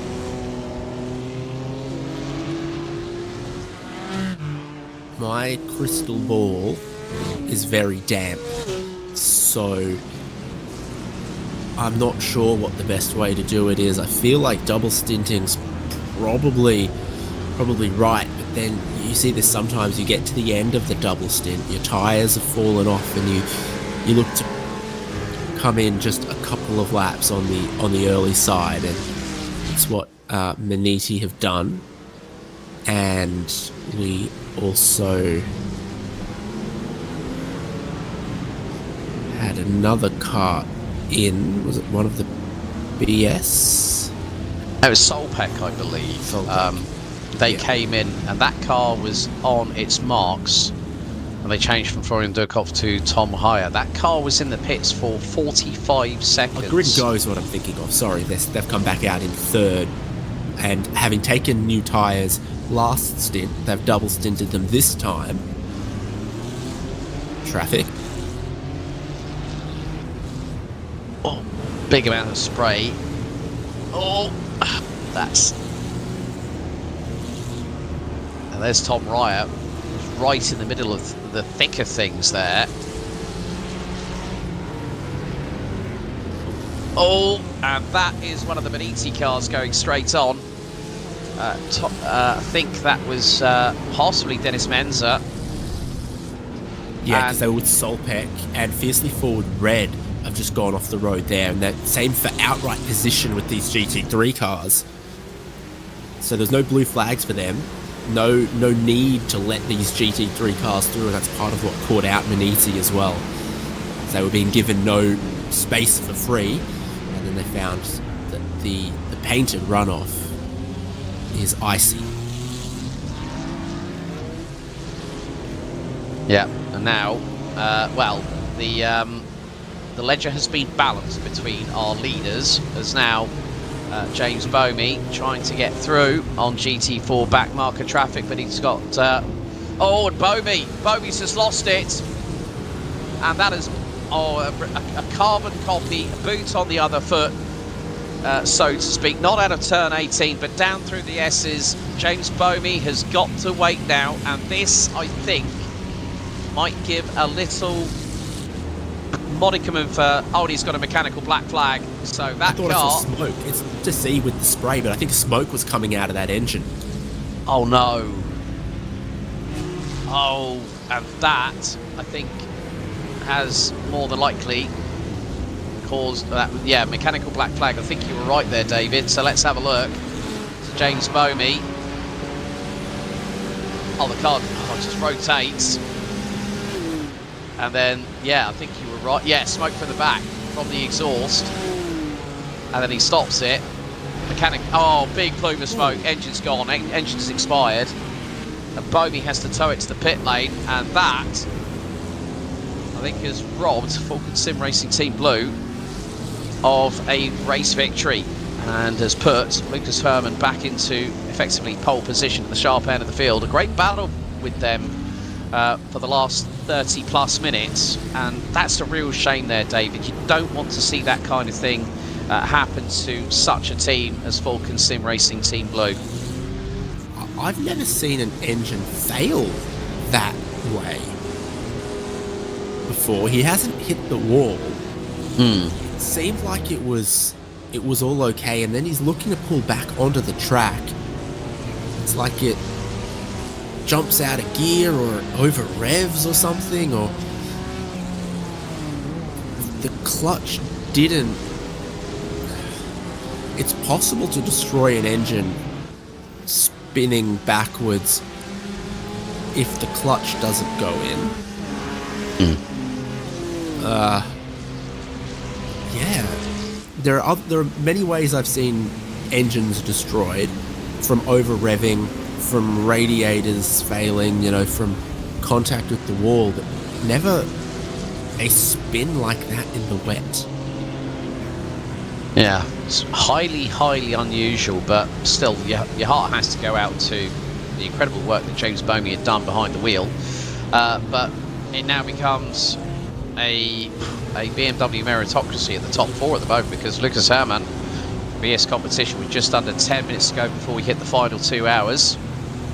Not that long before myself, Alex Goldschmidt and David Haynes, we hand back over to Arjuna Kankapati and Lorenzo Bonda to take the anchor leg to the checkered flag here on RaceSpotTV.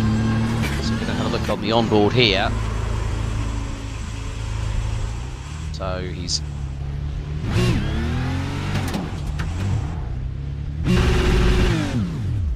Oh, so he's engaged reverse and it's chimed off the rev limiter there, David. That makes more questions than answers for me. So was he going forward when he engaged reverse gear? It's gone into gear and run the engine backwards? Don't know.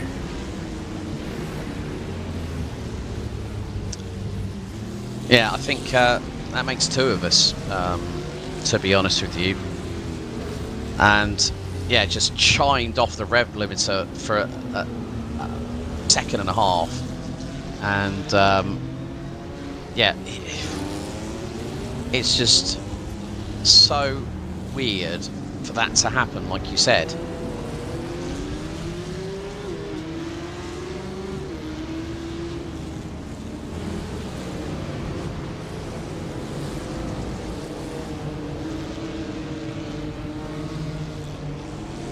BS rejoining back there. Oh, how's the drift in the battle for 992? Fiercely forward, tail out, keep it facing the right way. Yeah, Now, well, the race leader now coming in, and they've just been off. But their competition in even worse state, as we'd seen on the replays. So PS competition can handle a little spin so long as theirs doesn't launch their motor. yeah, so well, this is now becoming the fiercely forward versus Project 91. And they've got a GT4 Cayman in front of them. Well, this is actually yeah, fiercely forward. Yeah, it's changing all the time, because Ross O'Connor for Impulse Racing has pitted for the 4th time after 23 laps. So yeah, it's getting really close now in terms of what's occurring in 992. So BS competition have pitted after 25 laps. So Lucas Herrmann now hands back over to the Estonian, Heine Talvar. Alessandro Quintai now leads for gridandgo.com esports in the number 1. Norby Kist for Shesha Esports in the number 26. And looks like BS competition here, David, are putting on a brand new set of wet tyres.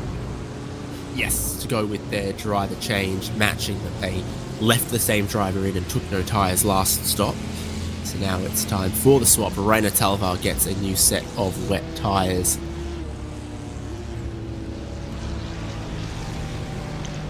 So just under 6 minutes to go, and here's the moment for big 180 for VS competition in the 89, and I think that was going through in towards the final few corners, I think through turns 16 to 18.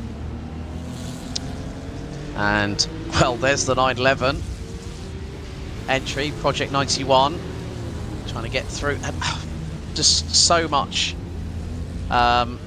understeer from the car of Michael Herman Fry.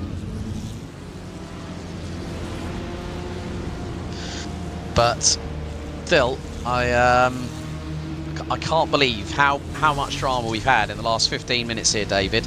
Falcon Sim Racing Team Blue,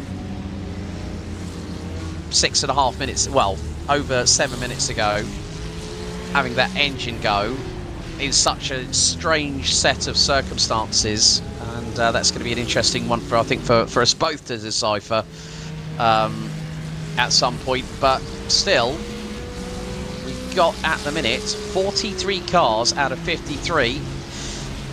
So I would imagine that Falcon Sim Racing Blue, depending on how much time, whether they decide to call it time after that drama, that will bring us to 6 retirements GT3, 4 retirements GT4, and 1 retirement on the 992. So that will bring us to 11 total cars retiring from the race. Well, if you showed me just a picture of the weather radar as it sits right now and asked me what type of race do you think is going on, I'd imagine probably about like this. You know, that amount of rain, multi-class racing,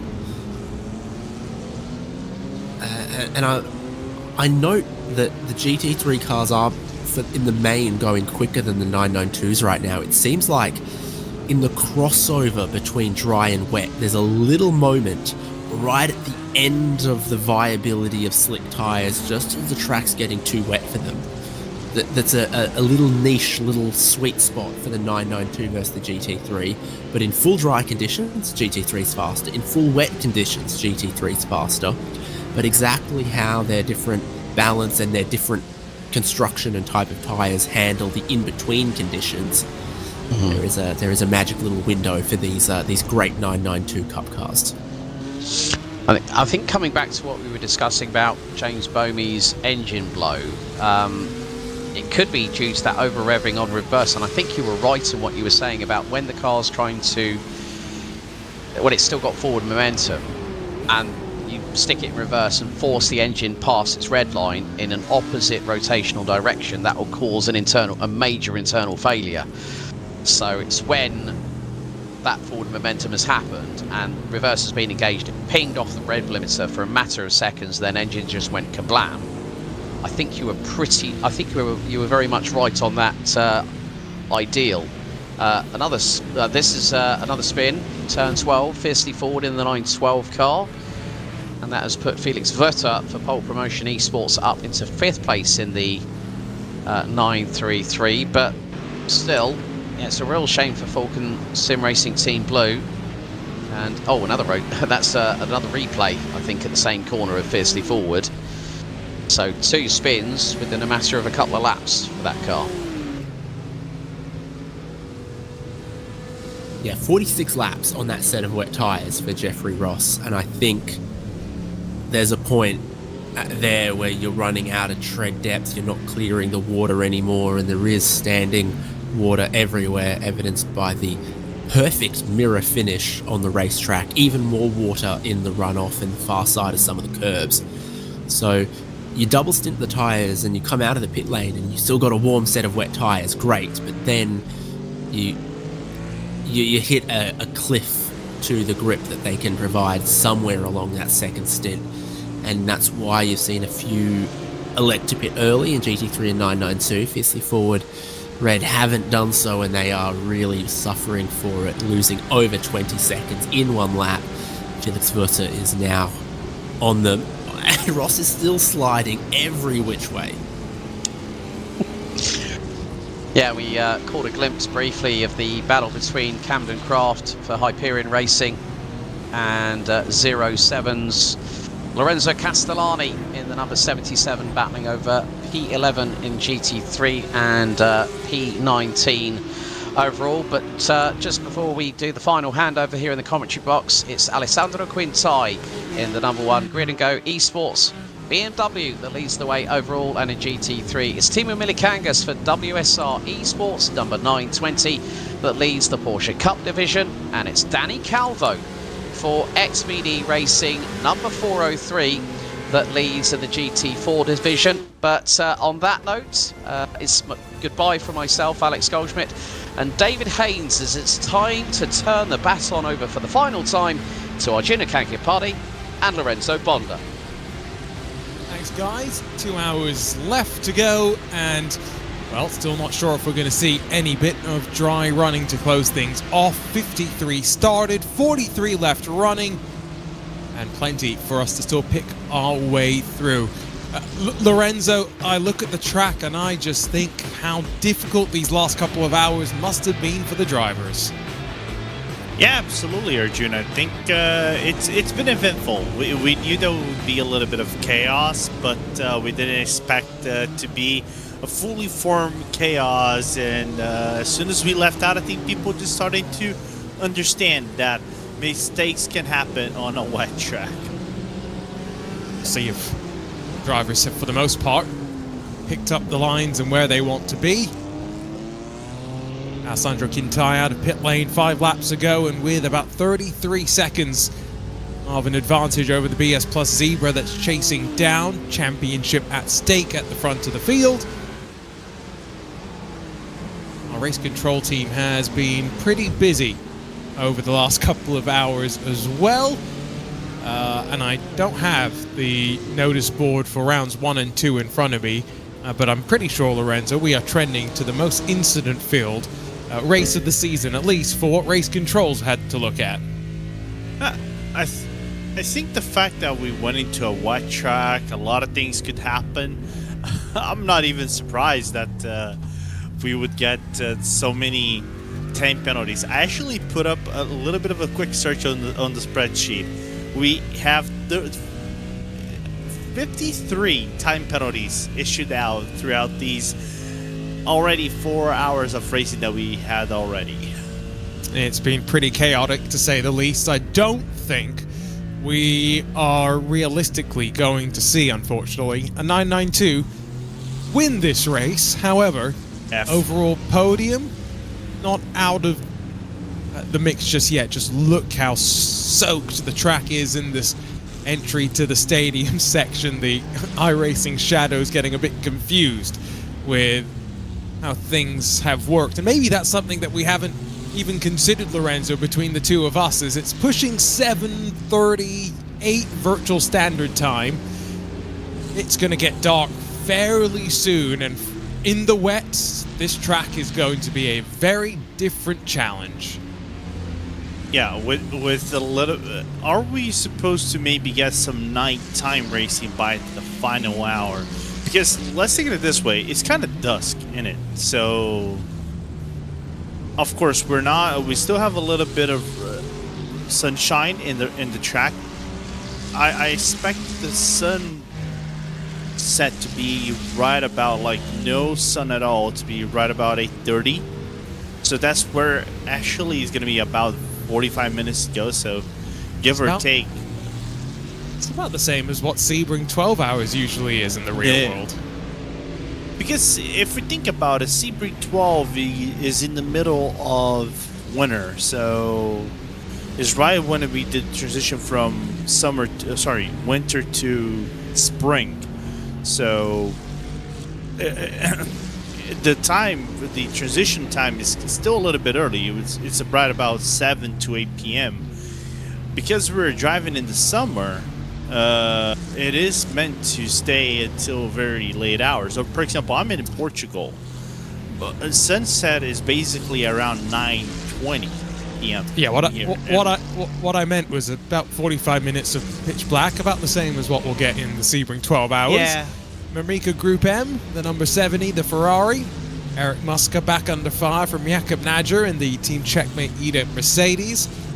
That's the car, of course, that had the, what was it, 40-second penalty for, as race control deemed it, jumps the start massively. Never want that describer to be used in that situation. Pulls to the left, pulls out of the rooster tails, and that big spray being kicked out by these drivers at speed. Much more manageable into the stadium through turn 12.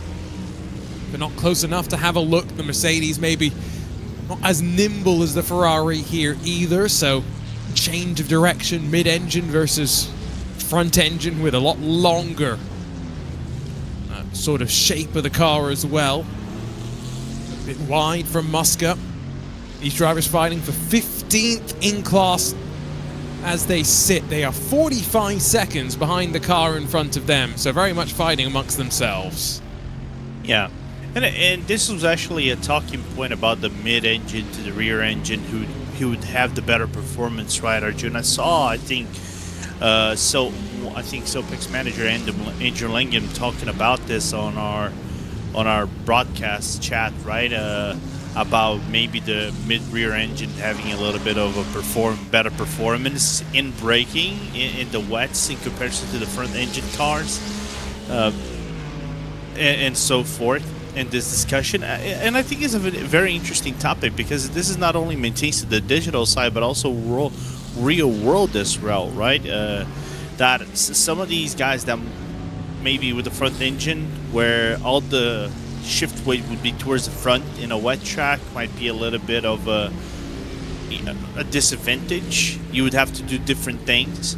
Comes back into the racetrack, and it's you have to do things on the setup to try to get the best advantage possible in your race. I like that rain brings a different factor on not how just the driver drives, but how to set up the car in a very balanced way for all sorts of environments. As we watch this fight with one Team Checkmate car, the GT4 Team Checkmate Wallach Group, former race leading Porsche Cayman, is on the hunt. Only now 7 tenths behind Ivan Lenderoso for second in class. Keep our eyes on that as well. Now, both of those drivers about midway through the pit stint. Lenderoso's made a mistake recently as well, so that's not ideal. Clearly having to push quite hard to keep Socha behind, and on the last lap lost 7 tenths alone.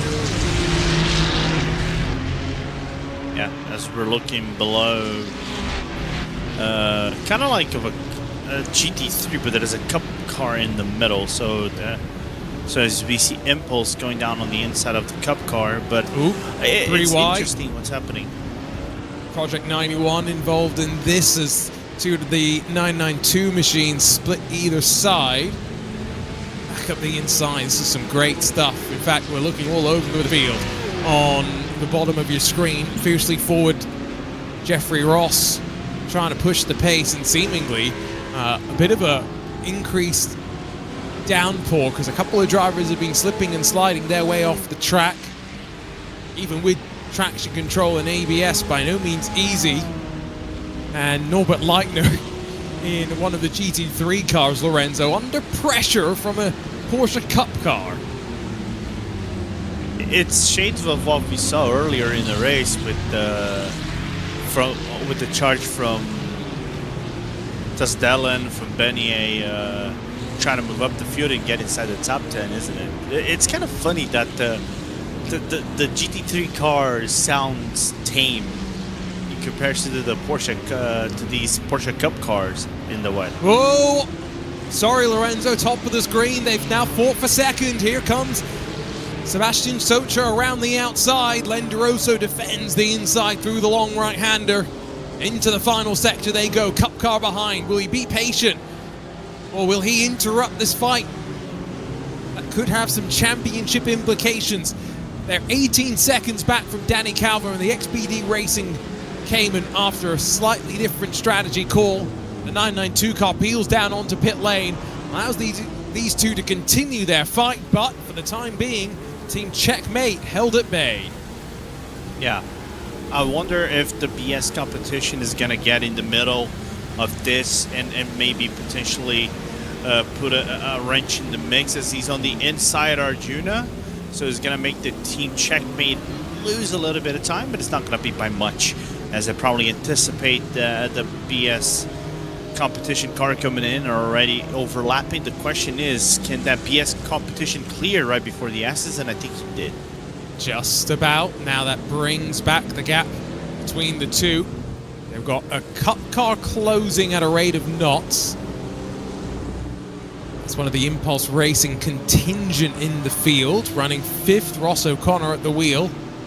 Another one of the cars that had a penalty at the start of this race and has been on the fight back ever since.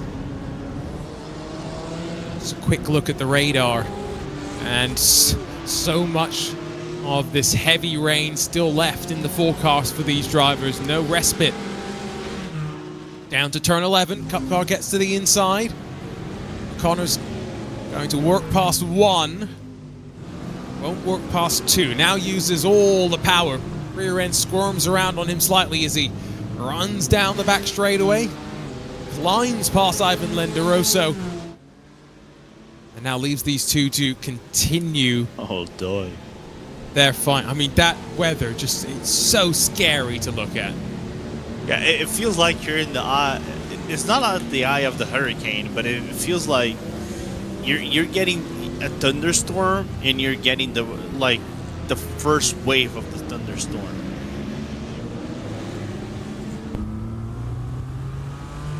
On board.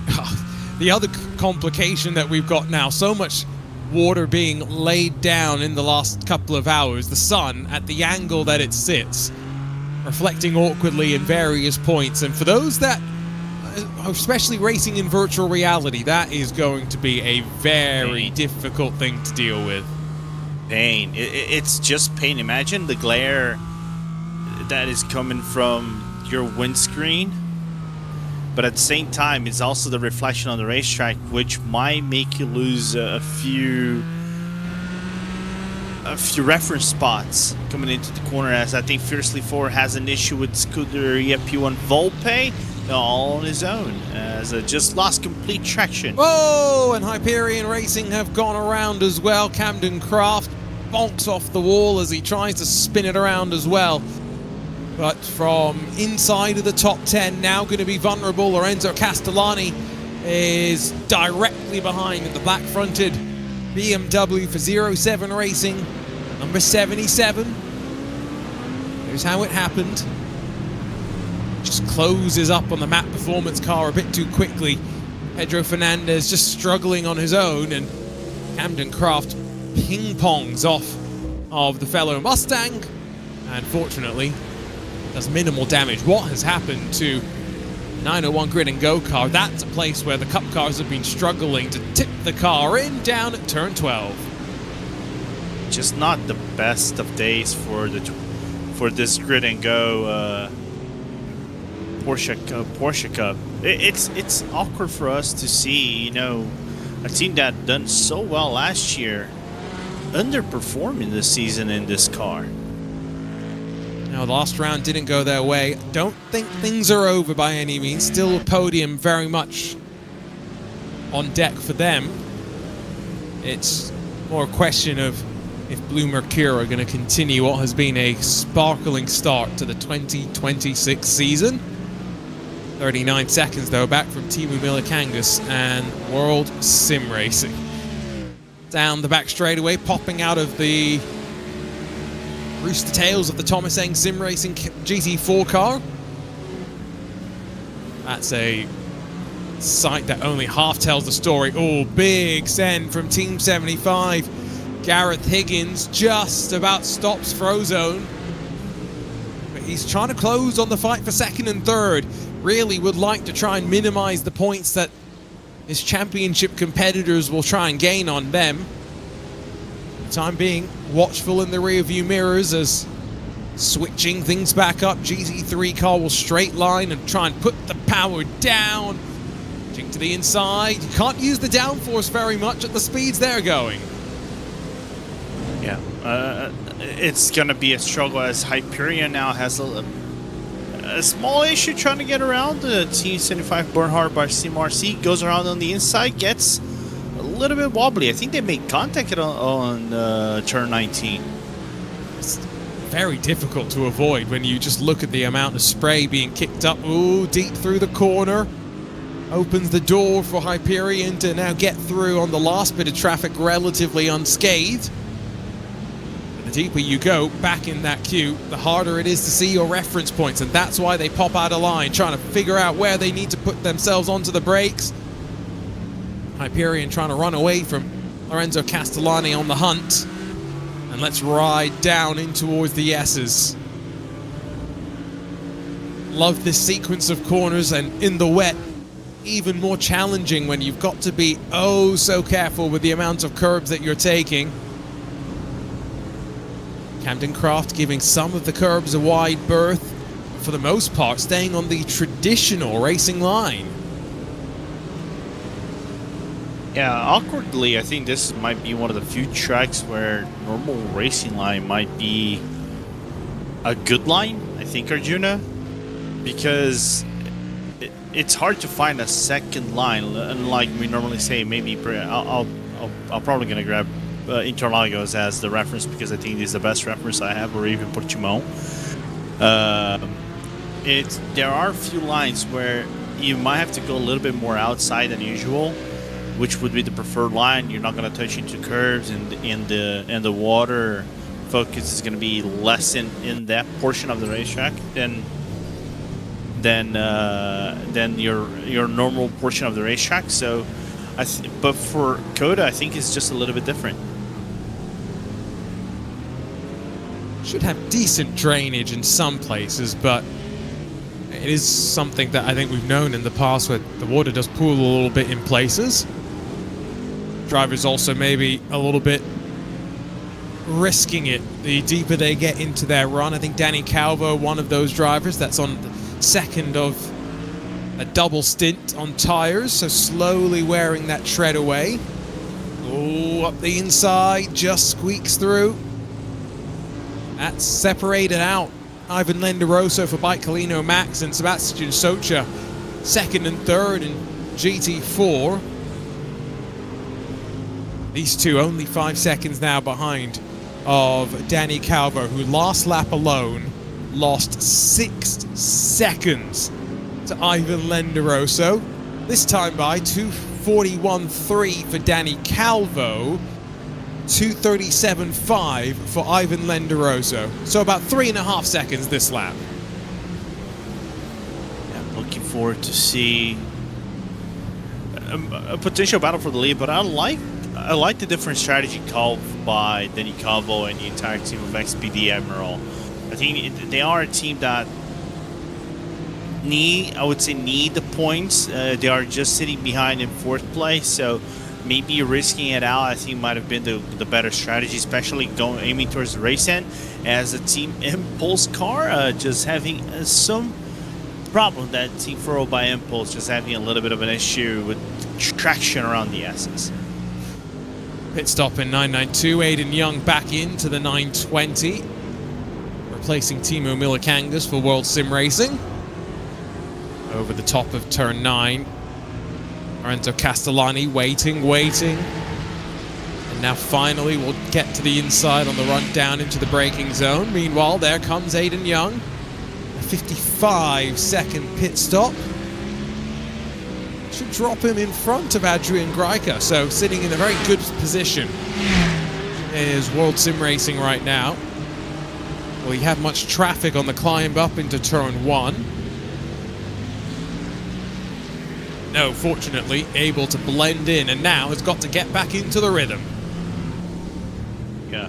Another thing that I've been pondering around this race with these wets, I wonder how much of a tire degradation the wets get around here, because if we're talking about dry stints, normally this is a racetrack that suffers with tire degradation, right? It's a high tire degradation because of how hot it gets and everything. But because it is a cooler track, mild, despite the moisture and everything, and how easy the mistakes can come, I wonder what would be the percentage spread when they come into the pit lane to say, oh, maybe we have to switch up the tires, or oh, we can proceed with one more stint in the car. Hour and 40 minutes to go. And for the first time, we have a forecast 90 minutes from now in which the percentage chance of rain begins to decrease. If you're a team that elected to go with a wet weather setup, gambled that there'd be more wet running than dry, well, fortune has favored you. If you thought dry would be more of the battleground, unfortunately has not played out like that. You find yourself on the back foot. Aiden Young straight back into the thick of things. Has got Team Checkmate's GT3 car, that Mercedes running behind. Sun continues to set, expecting at least about 30 minutes of running in the night. Maybe these drivers are about to be given a little bit of help with the rain easing up to the inside, sweeps through to Jakob Nadger. Although, remember, at some point Aiden Young's going to get up to speed, tires in the right temperature range, and will be capable of some pretty blistering lap times. Yeah.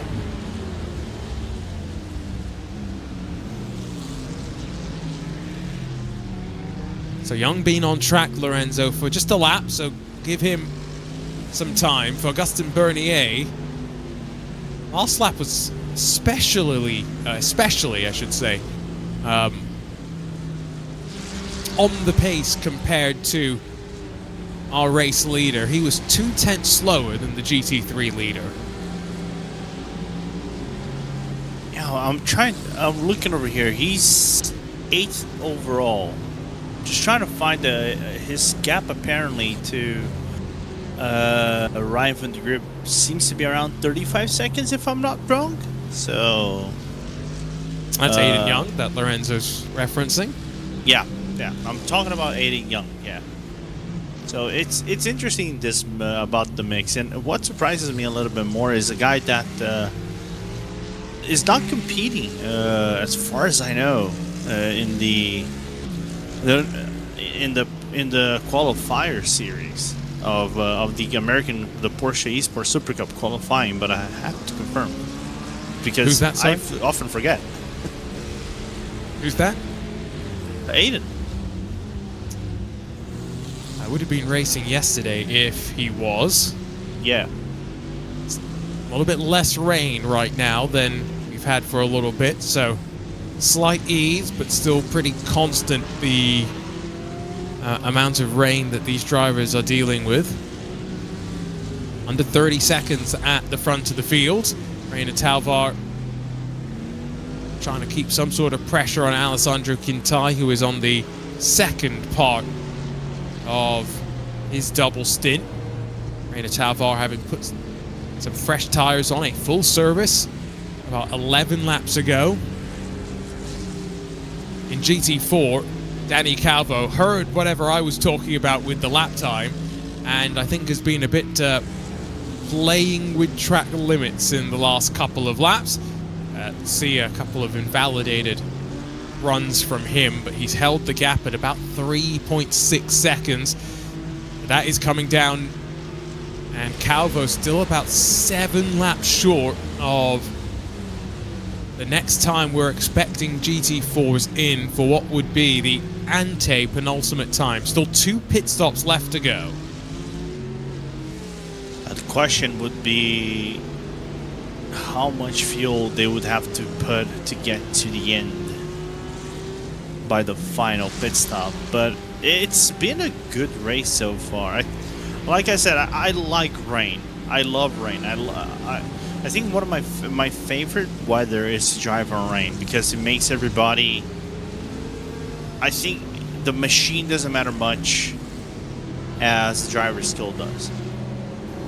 Because you could have the best car in the world if you don't know how to drive in the rain, is not going to go your way. You're not going to get the performance. I think this showcases who are the best that can adapt to these sort of conditions. You can have very fast dry drivers, but when it comes to the rain, they are going to struggle. Whether it's going to be something more technical or something technical, as I mean your machine, or maybe I'm not going to say driver skill because these guys are the best of the best in the world, but they might struggle more than probably some other people would, and makes Lorenzo makes drivers humble. Go on. The race lead is now under 0.3 of a second. Danny Calvo in GT4 has been absolutely swarmed. Another 5 seconds lost on that lap alone, and so side by side they will climb up to turn 1, and the XPD Racing stint at the end, is it done? Around the outside, Danny Calvo will try and fight back, but a bit more grip for Ivan Lenderoso, who straight away takes back the lead and will pull a couple of car lengths as they get past the apex. Struggling for grip is Danny Calvo, and he's again looking to try and edge out as much time as possible on track, but those tires have given up the ghost. Around it goes. Team Checkmate Wallout Group will slip through as well. Danny Calvo gave everything he could. Yeah, and even T75 Barhart by SimRC just went through. So from first to third in about 3 to 5 corners. So just a little bit unfortunate for Danny Calvo. But then again, sometimes the fortune favors the boat, and he had a little bit of fortune. I don't know if his next set of pit stops are going to work his way, but a strategy had to be called. Slides around lazily, spins the rear end, and that was just frustrating, I am sure, for him. Meanwhile, as 07 Racing and Pole Promotion fight for 8th in 992s, there's a fight for 4th in GT3 as well. Solpec Precision Racing have been through the struggles in today's race. We saw and chronicled Florian Dirkhoff's issues. Well, Tom Reicher, a couple of laps away from what should be the penultimate pit stop of the race. Excuse me, I think I said anti-penultimate pit stop earlier. Yeah. Well, Maniti Racing Red right behind them. Don't know if Dennis Menzi wants to wait too long in the fight between the BMW and the Ferrari. Catching a bit of traffic as well. So, as a big send coming from Felix Vota there. Had to serve a penalty in the last pit stop sequence. That's dragged them back maybe slightly out of position. And the drag race down the back straightaway was going to see the block all the way to the painted red surface. Not necessarily the wisest thing to do to place yourself there, but back to the outside goes Alex Kahn. 907 deep on the brakes as it puts itself to the inside entering the stadium. There is some aggression being displayed with the blocks and the placement of the vehicles. Drivers trying to get the message sent to one another. Not quite settled through. Sebastian Socha, by the way, hits pit lane in GT4, so that's pretty perfect timing for penultimate pit stop. Tries the undercut, does the 07 racing car. Finally squeezes the nose alongside, but only just. And all this is really doing is costing themselves a whole bunch of ground as they fight for 8th and 9th position. Like I said, some aggression with the defense being displayed. Hey, it's nearly playing with fire, this kind of defense that Vota is actually doing. You can see the car actually it seemed to aquaplane a little bit as the Italian, now looking on the inside, tried to look for the move, but I think Vota also just decided to have a little bit of a let off the gas, try to brake late and avoid any potential movement from the 907 07 Racing Cup car. Telly Danny Calvo's had another moment, so sitting third, now running about 24 seconds back from the Baicolino car, which passed it just a lap or two ago. Wide line for the 907 Cup car. Still waiting for Solpec Precision Racing to likely be the first of the pit stop takers in GT3. They're on lap 22, expecting maybe another 2 laps at most for them before they trigger the pit stop sequence for our top class of competition. Whoa, wild, out of control. And that's why sometimes it's not worth trying to make a move, because if that had gone a different way, Alex Kane would have gone straight into the side of the Pole Promotions 933. Yeah, probably would have sent the Pole Promotions car all the way back to Dallas or something like that. Just something like this from Team Racing. On a competition, hold on to the spot. Gabo Jonas and Daniel Gorachev. 2 cars only about halfway through their fuel run, so we've got plenty of time left in this particular stint. Oh, Danny Calvo's had another spin, by the way, so whatever has happened to those tires, it is time to head back to pit lane, if only to avoid losing any more time. Big shadows laid across the track as the sun continues to set. Over the top of turn 9, just about holding on. The Ferrari looking very, very good in this part of the lap. Gets to the inside. GT4 car sat in front, the Core Sim Racing machine. Going to be careful on exit here to try and leave some space. As the power gets put down, drag race down to turn 12. And the Ferrari, with the better exit off the corner, is going to be able to control the line. Yeah, unfortunately, I think Gabo Jonas had a little bit of a moment with the water puddles coming out of the corner and just couldn't get the proper grip straight out of the car, especially on the right-hand side. After being, I don't know if it was a driver mistake or if you got fended off with the pressure from Gorachev.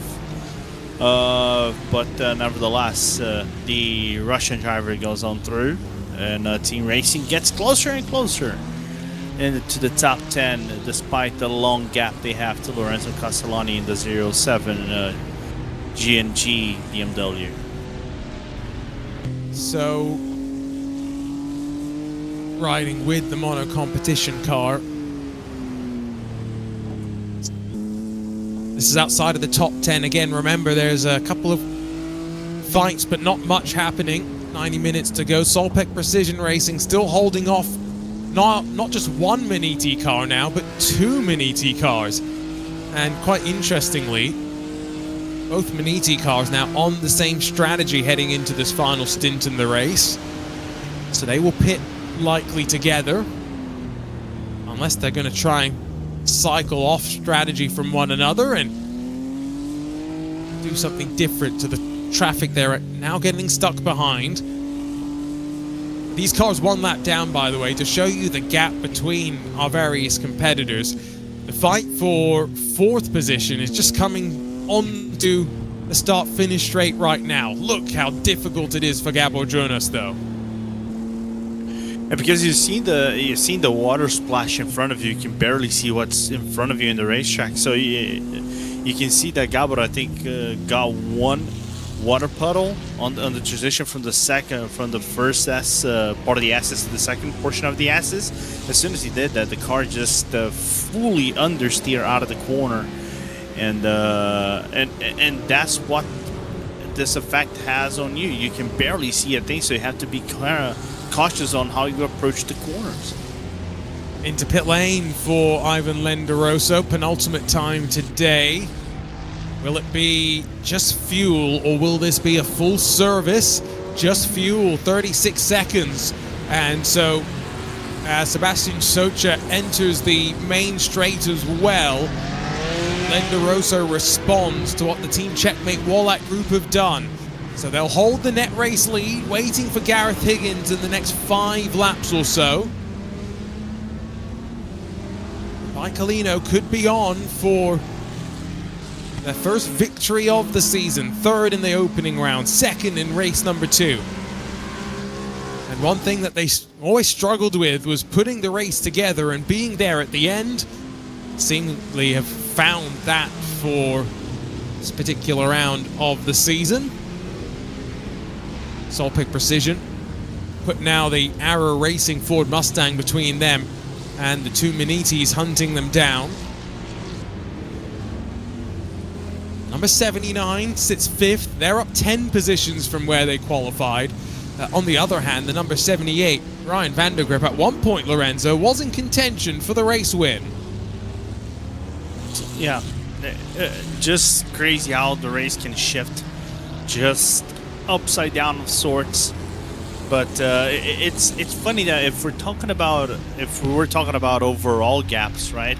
They are battling for 5th, 6th, and 7th overall, right? But then again, the points are awarded by class; they're not awarded by overall places, right? As Sopak is going to come for their second to last pit stop. So looking forward to see if they're going to do only tires for this final second to last pit stop, Arjuna, as both Maniti cars are going to remain on the track. Both Dennis Menza and Ryan Vandergrip. Okay, no surprise there. They've, as I just mentioned, Lorenzo, on the same strategy.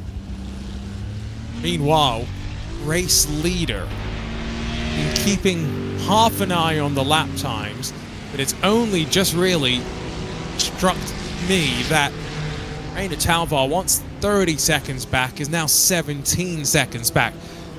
If you double stint these wet tires, Lorenzo, it seems like it's okay until you kind of get to the cliff, and from there you're several seconds a lap off, and that's what Quintai is struggling with now.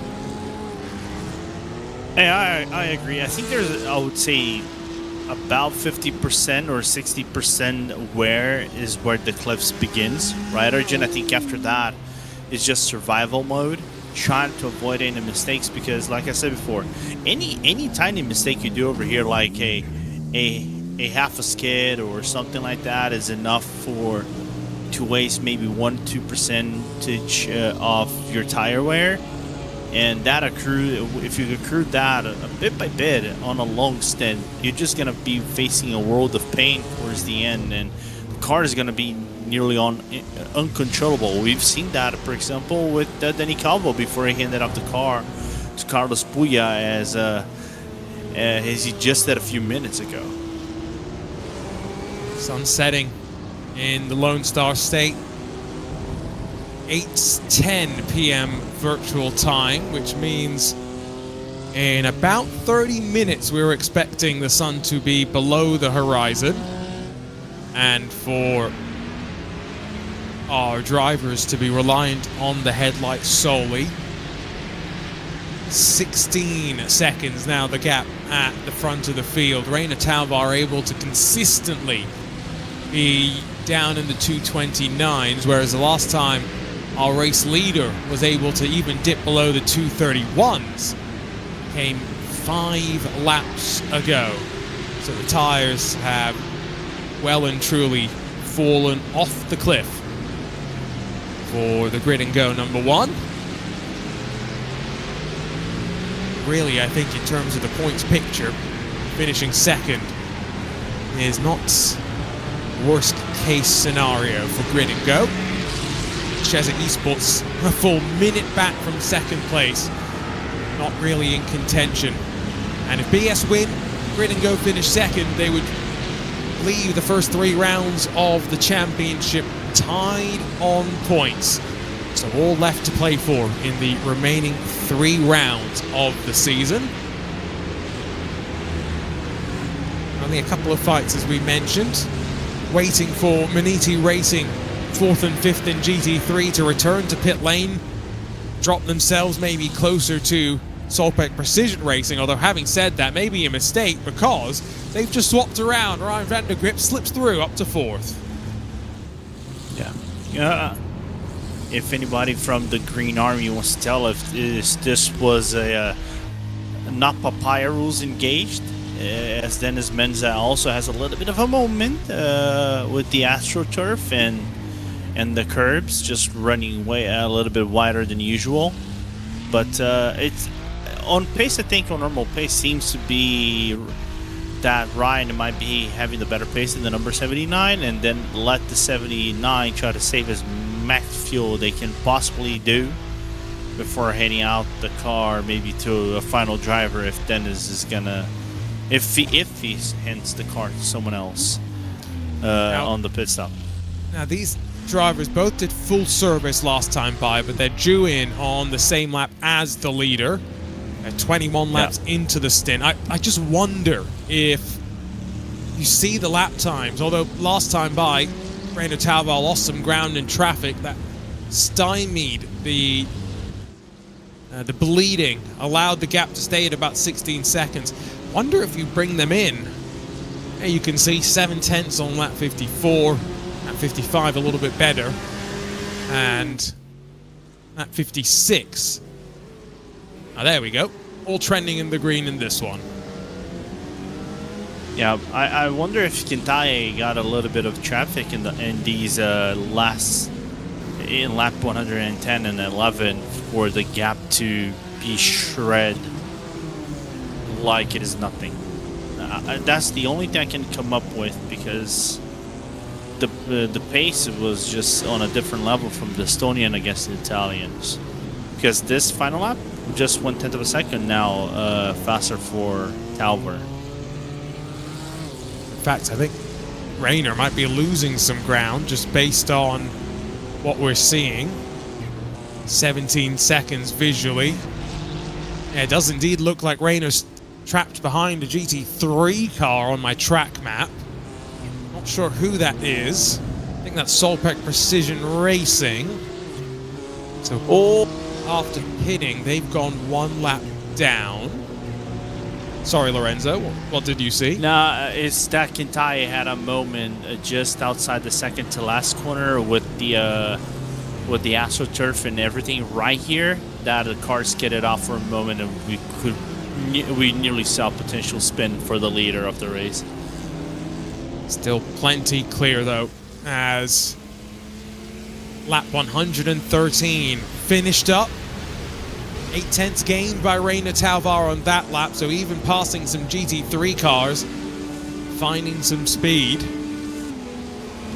Wait for it to update once again. There it goes.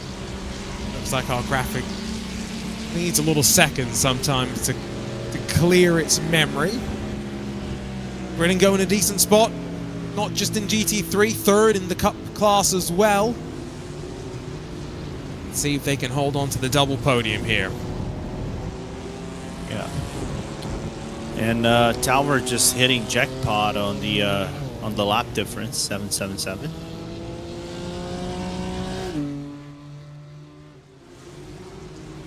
So let's give you a quick update then, just before the GT3s get into their pit stop sequence.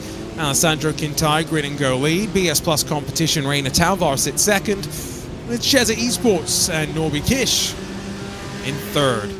Maniti, fourth and fifth, the 78 in front of the 79, both due in on the very same lap. And then BS Plus Hybrid, final car on the lead lap, in sixth position. 30 seconds then clear of Ruben Paulino of Scuderia Volpe by P1 Sim. They owe us a pit stop relative to Solpec Precision and Tom Reicher, while Lorenzo Castellani and Daniel Gorochov for 07 Racing for Team Racing by Edica complete the top 10 in GT3. Then in 992, running up in the running order as well, given these mixed conditions, Blue Mercury Esports lead. Augustin Bernier started in fifth and then charged up to the race lead in the opening couple of hours. Runs fourth on the road overall, and separated from Aiden Young and World Sim Racing by 33 seconds. A little bit further back for grinandgo.com, the 901, Adrian Greik at the wheel right now, while Ross O'Connor for Impulse Racing sits in fourth. Project 91 Rao Racing, the 911 is fifth. Last car on the lead lap, but fiercely forward, Carlar Esports, Pole Promotion and 07 Racing, alongside of the XBD Racing 935, completing the top 10.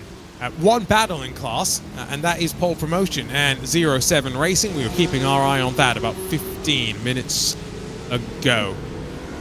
And last but not least, in GT4, slightly offset because we're still waiting for Gareth Higgins and Sim RC to make their pit stop. However, should sequence them behind Bike Colino Max and Team Checkmate Wallach Group. They'll be placed third.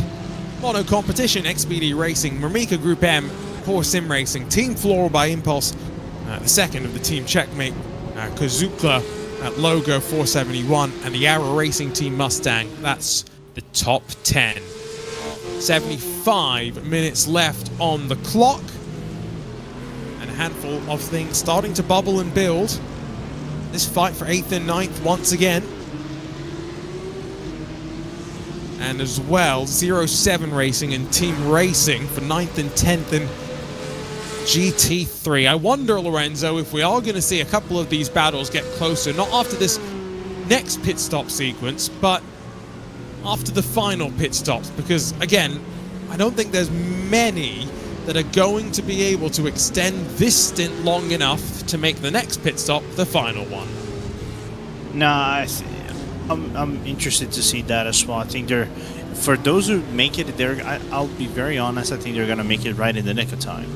And I think they're not gonna have a lot of leverage, lap leverage towards the end. I think it's gonna be cutting very short from the end of the championship. Sorry, not from the championship, from this race rather. But what I'd like to see is what the performance is going to be for some of the other cars. Like if they're going to take tires, is anybody risking taking tires on the final pit stop for you to get a little bit of an extra grip in comparison to your opposition, despite being what would be a shorter pit stop for everyone? As I see the Maniti Red in the pit lane doing his service. Yep, that's again the number 79. Dennis Menzie on towards pit lane. Leaves Ryan van der Grip out there by himself. And Ty in the pits. So the race leader definitely can't make it to the end.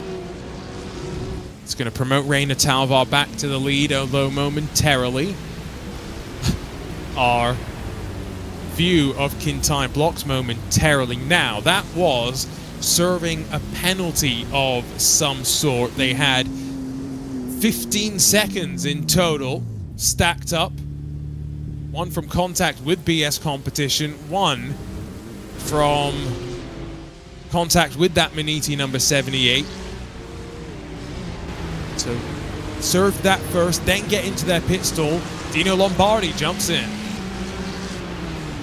Yeah, so we're probably going to see full service over here and the final pit stop, a full mad dash towards the end. Now I really want to see if the Fallo Italian, what is he going to do in this racetrack. We know he's going to have better rubber in comparison to Reiner once he comes out of the pit lane. The question is, can he undo the damage that has been accrued to the team overall? Just trying to take a quick look to see if there's any other penalties of consequence that are still left on the board. Not of consequence that I can see. But 87 incidents reported through the course of the day. It's been that sort of race for our stewards. Dino Lombardi dropped into clean air. That's the important thing. So it has some breathing room with which to work right now. We're watching Lorenzo Castellani carving his way through the S's by himself. Short pit stop from Daniel Gorachev in the Team Racing by Edica Ferrari. Just 30 seconds, clearly indicating they're going to try and do something similar in the final pit stop as well. Yeah, gonna try to hyperextend his stint towards the final pit stop. Then once he comes out, probably gonna get tires, like a quick pit with tires in. It's like, I'm thinking he wouldn't be risking a triple stint in the car. I don't think he would be crazy to triple stint these tires for him to gain time. I don't think it makes sense. So I think he's just gonna do a final pit stop, with potentially just doing a full service and then a really good strong run to finish out this race. Remember, you're not doing fuel and tires at the same time anymore, so you can't really squeeze in tires by any means. Now, as Goroshev tries to close, trying to see if there's anyone really in a fight of consequence right now. It's 70 minutes left to go. Not really. Impulse Racing, they're closing on mono competition for 10th. That that cup fight between Pole Promotions and 07 Racing as well, holding each other close. But with more heavy rain on the horizon, I wonder if there are still plenty of drivers just still in survival mode. It's still funny to think that I think they've been in survival mode for the past 3 hours. And even then, as soon as they get out, it's not going to be by much. The track is it's not going to clean up by much, isn't it, Arjuna? It's just probably going to be very mild, because I think we're only going to get like 30 to potentially 25 minutes of dry racing. Well, you say that. The forecast now saying that in about an hour's time, we're at a 75% chance of rain. So I don't think we're going to get that dry period anymore that maybe we once had talked about. Again, we've got two types of forecasts. We've got the 30-minute sort of radar, gives us a bit more of a visual look as to what's happening. And then we've got the more basic 90-minute window. Up the inside, has Norbert Leitner been able to make this work on Gabor Jonas? No, mono competition having to be forced off the track for that to work for Leitner. Does the BMW have enough oomph in a straight line to slip back on the inside? Closing on a GT4 car in front. Won't be a factor until they head into the middle sector. But Jonas thinks not worth the fight right now, and allows the Ferrari to slip through up to 10th position.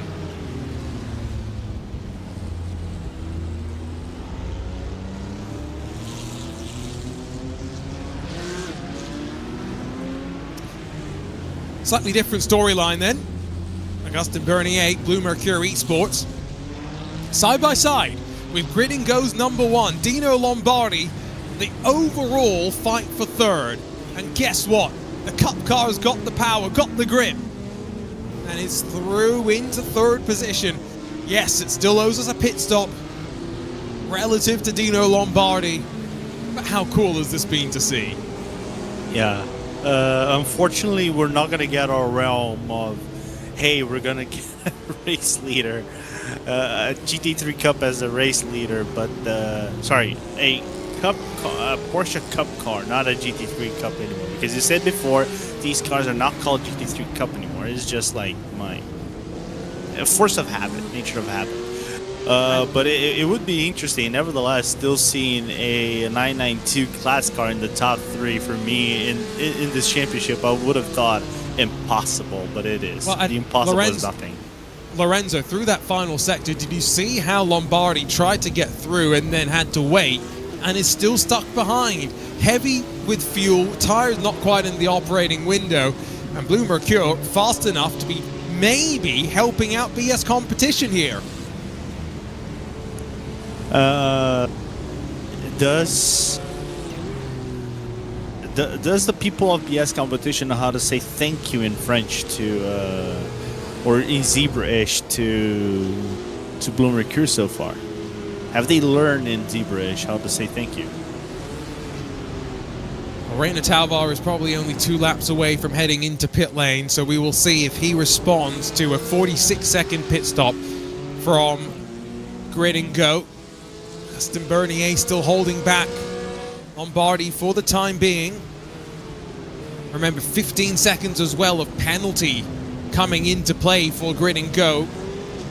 That's crucial track positioning. Down at turn 11, still held behind. And clearly the Cup car fast enough in a straight line to continue frustrating the GT3 car. This is quite remarkable. Not one, Dino Lombardi wants. He's going to have to pick his marks here. He's got to be very careful. Remember, the Cup car is also down 5% power, so it's not even running at 100% of its capacity. Yeah, which is crazy. You know what this looks like to me of sorts? I don't know if you've seen the Brickyard 400, the real life one. Arjuna. Sure. You know, this seems to be Corey Heim, which would be Bernier, with the used tires despite the lighter car, not allowing Carson Hocevar, which would be Dino Lombardi, to get through, despite having, you know, better tires and all. That's insane. Lap time wise, Lombardi 2:31.5, so right around what he was doing, or the car was doing, before the pit stop, before the driver change. Don't think this lap is going to be too much better, although having said that, Bernier with a 2:29.0 means that Lombardi is allowed to do a 2:29.4. So for the first time in a while, Grid and Go have actually set a lap time faster than Rainer Talvar, who will have to pit in the next lap and a half, as much as they've been trying to extend to, I think, do this with just one more pit stop. I think you need to go at least 10 minutes more. I agree. And how many laps would that be, Lorenzo? 10 minutes in these cars, give or take about 4 laps.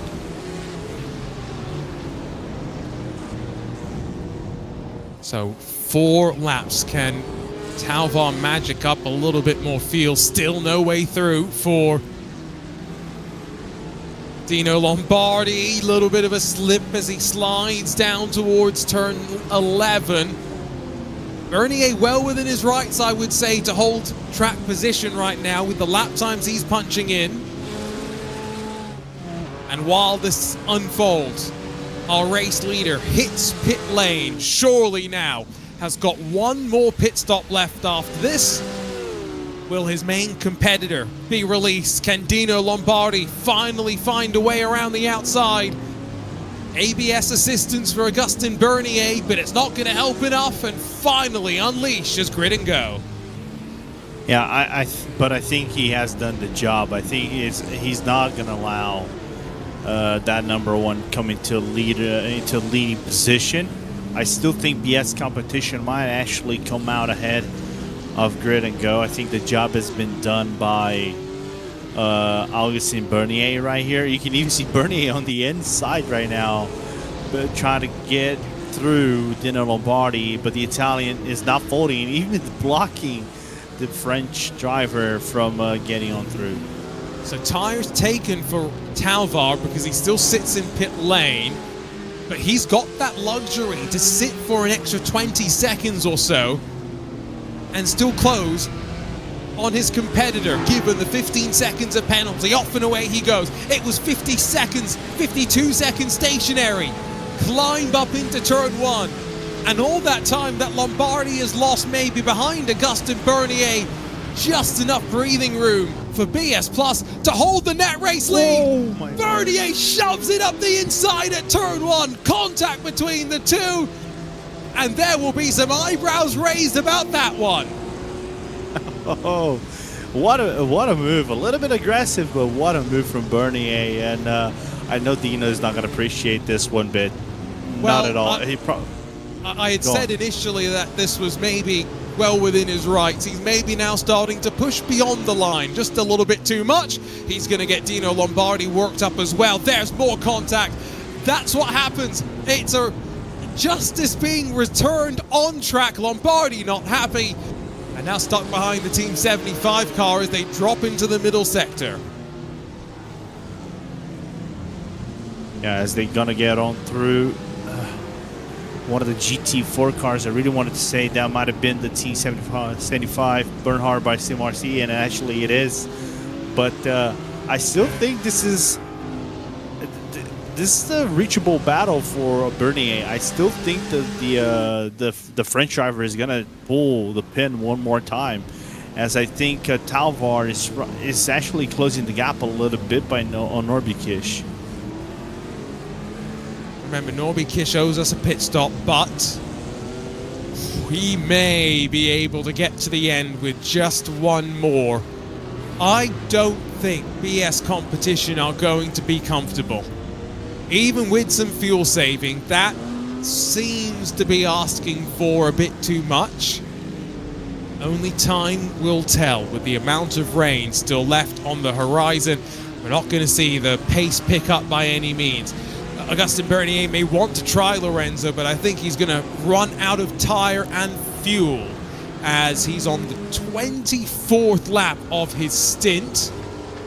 Not sure if he's going to be exiting stage left this time by, but maybe next time he will be due a pit stop of his own. And I think he could pull some magic out of his hat and make that go to the end of the race.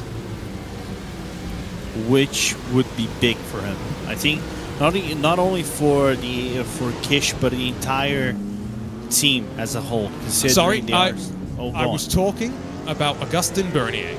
Oh, Bernier? Oh, I thought Sheza, because I think Sheza also has a good chance of maybe jumping both of these guys or cutting the difference very short when they actually come into the pit lane. Bernier for sure. I think he has a golden opportunity here. He just cannot overcommit to a potential penalty. So the reason I said that was 25 laps at a 2:30 pace is just over an hour. So I think he is good to the end. Now that if he does one more 25 lap stint, doesn't sound like an easy task. He's stuck behind Team Floral for a moment. Just listen to how patient he had to be there. He even had to lift on the kink to avoid getting understeered and then making contact with the Team Floral Mustang. Because if he had made contact with that Team Floral Mustang and shoved them off the track and something happened, then probably the race would have been over for Blue Mercure. Well, speak of Norby Kish, there's been a bit of drama down at the end of the back straightaway. He went a little deep, as many have done, but gathered it up, lost minimal time. 4.8 seconds clear of his former teammates at BS Competition. Meanwhile, the pole... Excuse me, not the Pole Promotions esports car. It is still the Blue Mercure car. Bernier, who if he pits this time by, might even be able to get to the end with a 23 lap pit stop, depending on when the leader is due to come down and lap these drivers. I say the leader, I mean the overall leader, Lorenzo, which actually is not going to matter for Bernier because he knows he's going to finish on the lead lap. He's going to go for a 25th lap. Which is downrightly insane as RB Kish completes his lap and goes into the pit lane and putting himself in a really good spot to finish within the top 3 in GT3. But Bernier just doing I think one of the best jobs I've seen in terms of racing in the wet in a car that normally wouldn't be the top tier car to race on. Oh, Lorenzo, there's some drama though. He has got a 31-second lead, and the most recent penalty is of consequence. It's a 15-second penalty for Blue Mercure Esports for contact with Grid and Go's number 1. Oh boy. Remember when I said about not taking risks, Arjuna? I mean, that's... what happened at turn 1 was just silly from Augustin. Yeah. Maybe he overcommitted under the brakes and it was a mistake. In which case, you know, it's not an excuse, it's an explanation. But if the explanation is just that he drove it into the corner a bit silly because of the contact, you know, a bit hot-headed because he was thinking silly of all the contact, that's a slightly worse way for things to be construed. Now, that shrinks the gap in half for the race lead, and they do need to make one more pit stop. They don't have to serve the penalty on track, so they may have it applied post-race, I would say. Yeah, I think that might be the way. I think they're going to risk it. But then again, is that thing, right? Risk reward. Of course, they probably want to have a top 3 overall so they can kind of like have, I'm not going to say a morale boost, or I'm not going to say, or shoving it off in the face of your opponents, saying, oh, look, we are on Cup car and we drive now better than you GT3 dweebs. But the thing is, you're not going to get points by finishing 3rd place. You're going to get finishing points by your class. So the risk, I think it wasn't justified by Bernier right there. Well, anyway, let's find out now if he's going to serve it, or if they are just going to... Oh, no, they'll serve it into the penalty box, and the headlights very much needed at this point. So we'll get that 45 minutes of darkness that we expected, and there will be a hunt for the race lead. Aiden Young in that World Sim Racing number 920, playing cat, chasing the mouse of Blue Mercure and Augustin Bernier. Any chance of an overall podium also out of the equation, and he slipped through his pit stall to add salt to the wounds.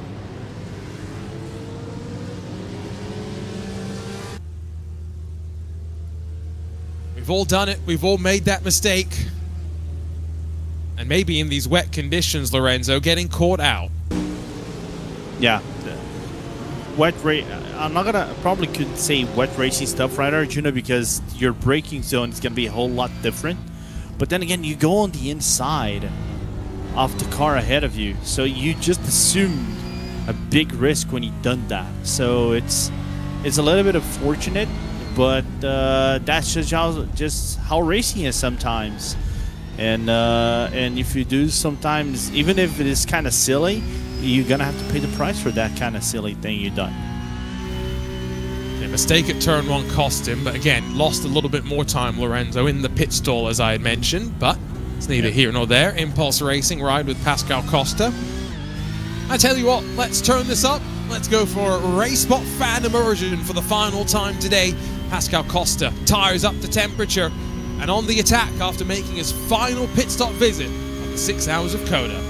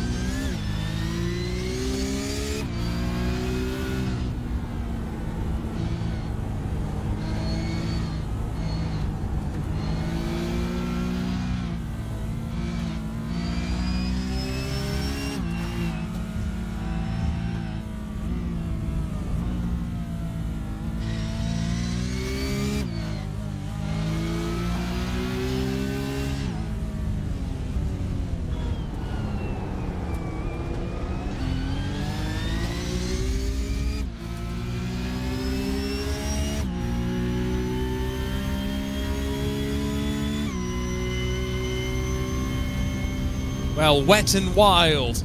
And 6 hours of the Circuit of the Americas, the third round of the 24-hour series esports championship, and just minutes away from our sunset, changing the course of the remainder of this race, with our drivers forced just to rely on 2 narrow beams of light in front of them. Arjuna Kankipati alongside of Lorenzo Bonder, watching what has been an interesting back and forth between Fiercely Forward and Impulse Racing for 4th and 5th in the 992s. Alex Johnson's made a couple of mistakes here and there. Pascal Costa not quite able to take advantage. Down into the middle sector. Lap 124 for these drivers. 50 minutes to go. And both of them struggling with the conditions, Lorenzo. Yeah, absolutely. As also a lot of respect by Costa as well, right? And great awareness of throttle input, paddle input in the racetrack with everything that is going on. Then them overlapping the Bicolino Max car that is driven by Ivan Lendoroso before the second to last corner. Then Pascal. Oh, my lord. Mistake out of sort, but Costa just avoids tagging the tail of Johnson. The gap grows between the two. Johnson owing us a pit stop inside in the next couple of laps, and that will be his final one today.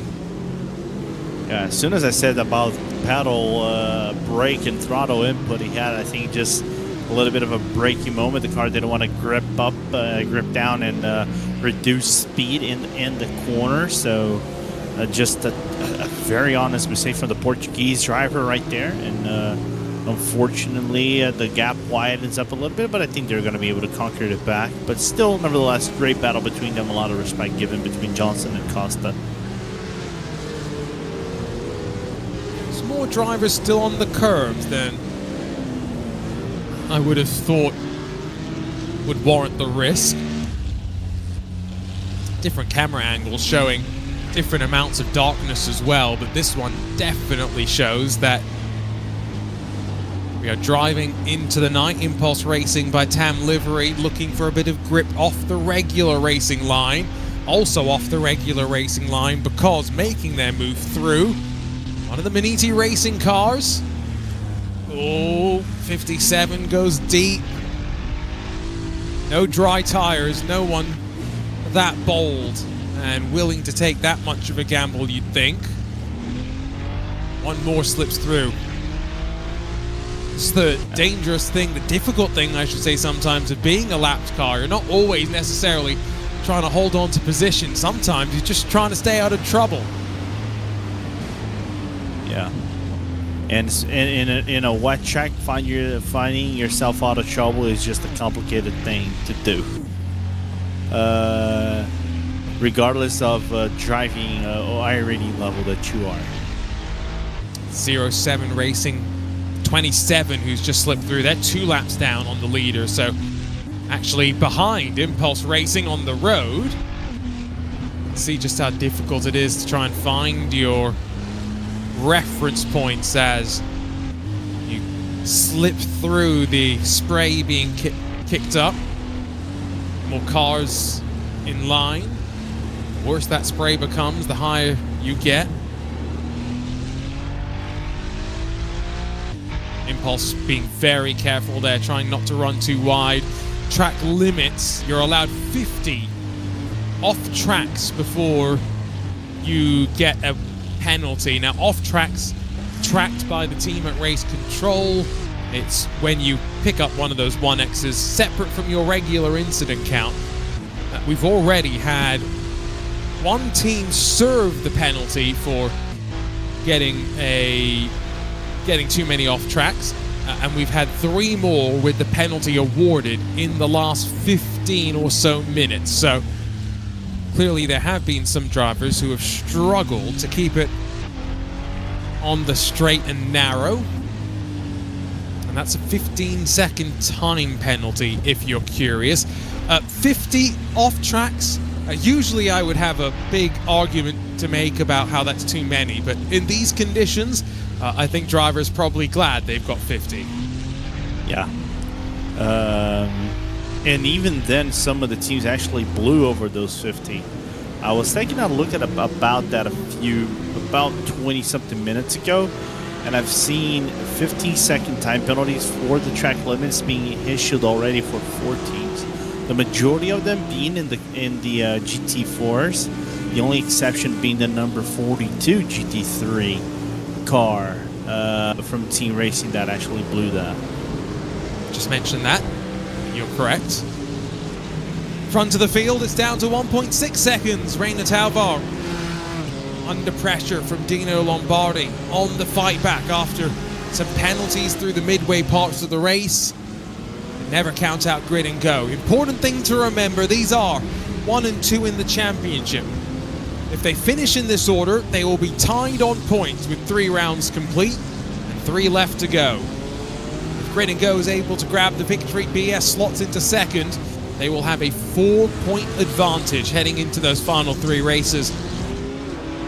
If it's any which way this championship could still go.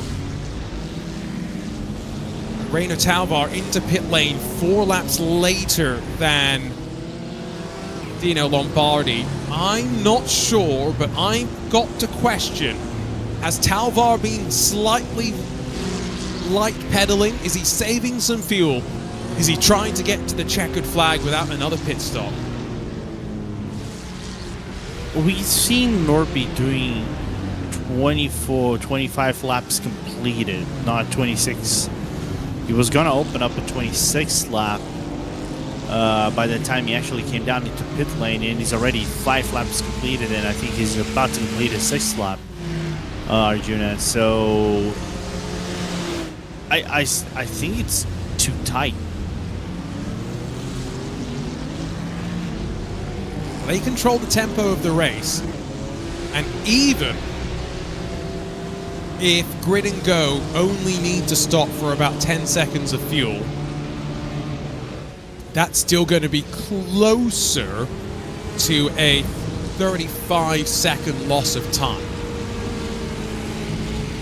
I wonder if it's worth trying to save that little bit of fuel. They, like you've said already, Norby Kish, we think for sure Sheza Esports are going to be good to the end. That means Grid and Go at this point in time could actually finish in 3rd spot. They have got no choice but to push 10 tenths to the end, and that's why the gap now under a second as Lombardi had a bit of a wiggle coming over the top of the crest into turn 10. Compromised line from Talvar as he passes the traffic. Lombardi, on the other hand, deep into the braking zone. Not intentional, but allows him to get a great exit off the corner. Still seeing plenty of rain. That has not lightened up by any means, although there is the forecast for a little bit less rain in the next 40 minutes time. Past the traffic down the back straightaway.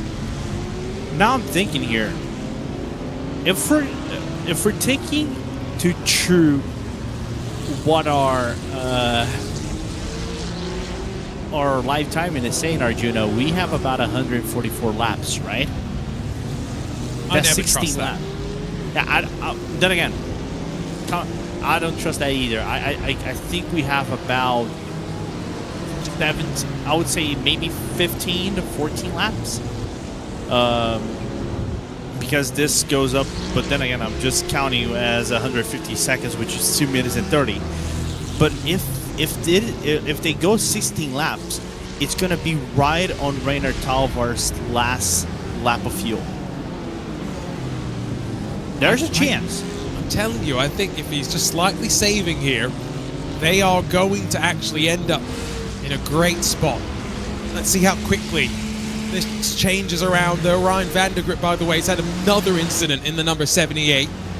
Best number in motorsports. Both me and Lewis McLeod believe that. However, slightly cursed for them. Oh, goodness. Is that again just on the curb slightly, losing the rear end in these wet and tricky conditions, rejoins directly alongside of a GT4 car.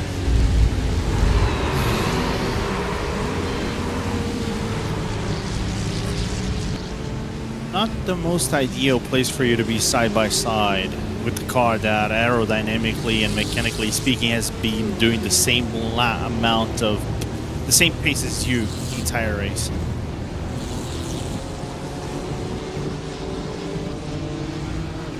Nine tenths still at the front of the field.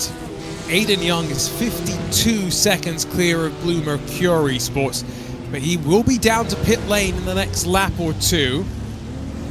I get the sense that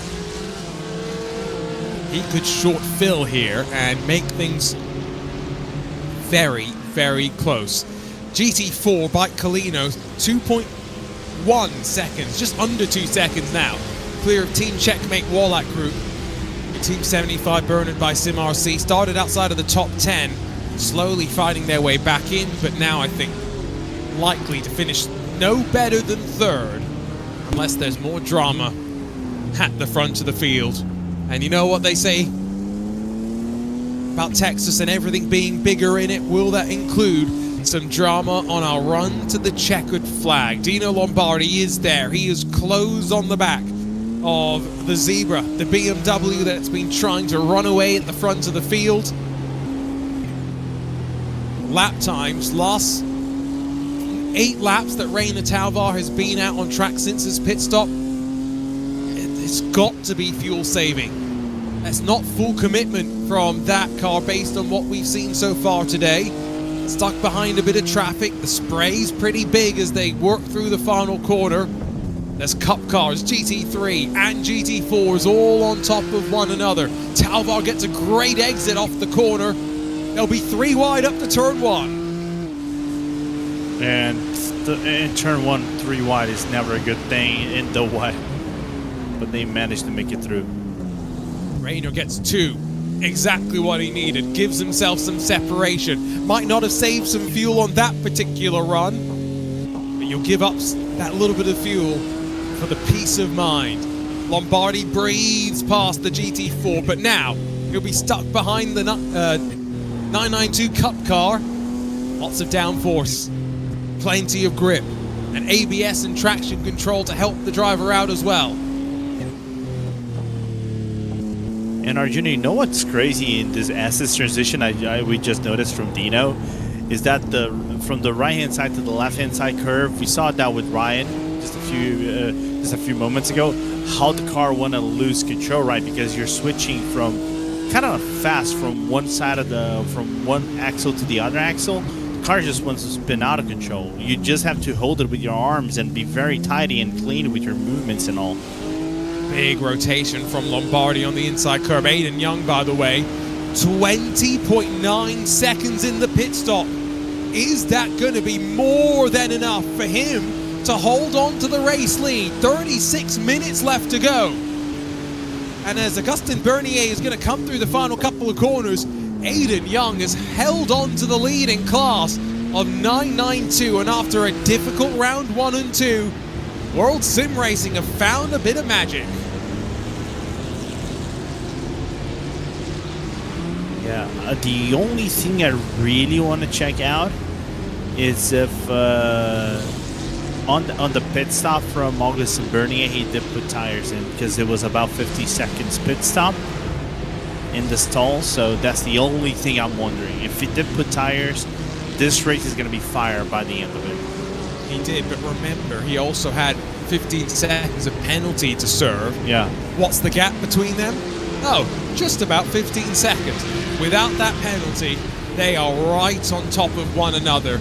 And Aiden Young has worked that magic, that math, to precision to set them up for the end of the race. Some traffic is putting some pressure on him, but that's no real worry. He's got enough of a margin for the time being to settle back in as we focus back up to our leader through turn 1 onto the 131st lap of this race. And so with 35 minutes left to go, the pace has picked up at the front. There is no question about that.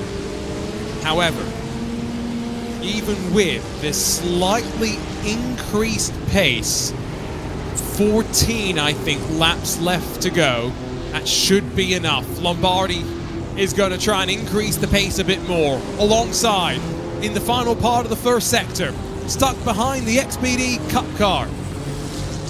Great racing. A GT4 blocks the path in front of them. Lombardi pushed into the curb. He turns Talvar. He'll redress the position, but drama.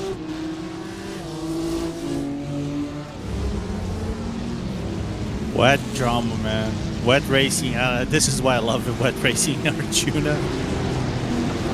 Let's take a look on board with the grid and go-kart. Now, I said squeezed onto the curb, so he didn't really have much that he could do here. You can see him slide over to the left. And I like that at least Dino immediately was like, right, let's not try and take advantage. Let's try and go from a fresh slate from here. Yeah, because you can see the car just loses a little bit of control on the rears. As soon as he did that, he T-boned, maneuvered the BS competition car, so he knew that wasn't intentional. It probably, if he did the advantage thing, like you said, Arjuna, it would have been a slam dunk penalty and then race done for them. So that's good awareness in the heat of the moment. Now, I want to look from up above at that replay once again, maybe, but I'm struggling to pin any blame on Dino Lombardi there for being where he was. He was just squeezed a little bit.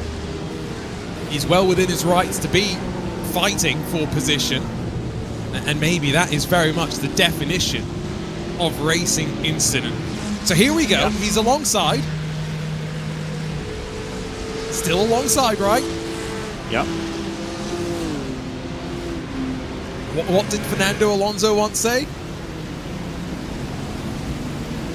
I'm not going to do the accent, but all the time you must leave a space. All the time you must leave the space. Said this like an Italian. What is it in Spanish? Yeah, you see, again, I think Rainer probably puts himself into that situation by just being a little bit too aggressive with the conditions that we've got. Not, again, blaming anybody.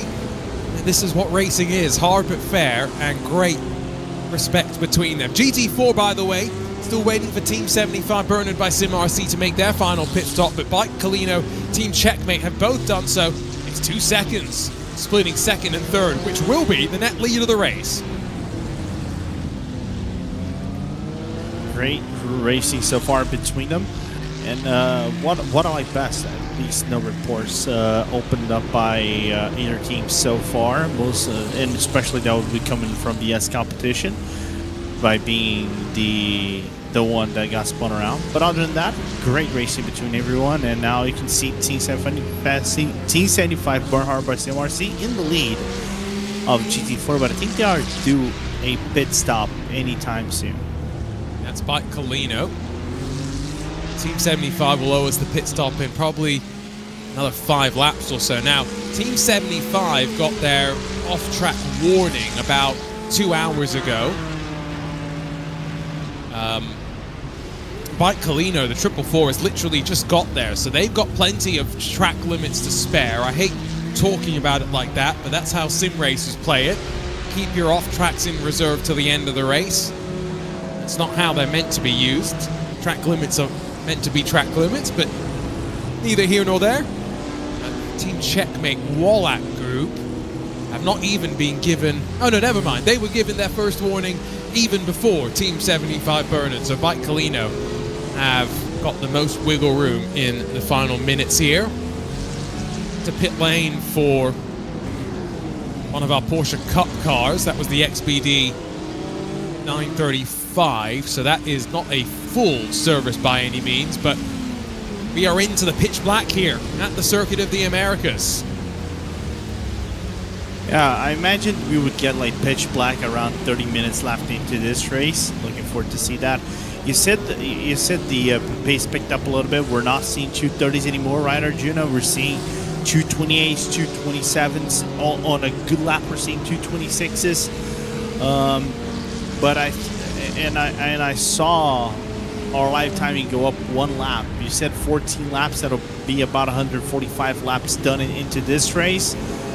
Then again, I think we're still seeing maybe fuel saving strategies like max fuel saving strategies by Ryan or Talvar try to make it through the end, because that is going to be right on the edge of the field for that BMW M4 GT3 Evo. Getting better at the strategy thing, I'll tell you. And I've got to say, I think Talvar can make it now. I just get that sense. Had a couple more track limit penalties, by the way, just come down. One of those is for a driver in the top 5 in class. That's Project 91's 911. The other car is actually getting their second penalty, and that's the Thomas Eng Sim Racing car. So they've had 50 off-tracks penalized for that, and now up to 75 off-tracks getting penalized for that as well. That is one half of our race control board. The other half of our race control board, just a quick flick of what's been populating on that in the last handful of moments. And I'm pleased to say nothing of major consequence, at least at the front of the field. Obviously, plenty of teams still with impacts to their race. The best part is, Lorenzo, of the 53 starters, still with 41 out there and running, which this has been probably one of the more difficult races that competitors have seen in 24-hour series history. Rain outside of the night has been difficult enough, and now you combine them.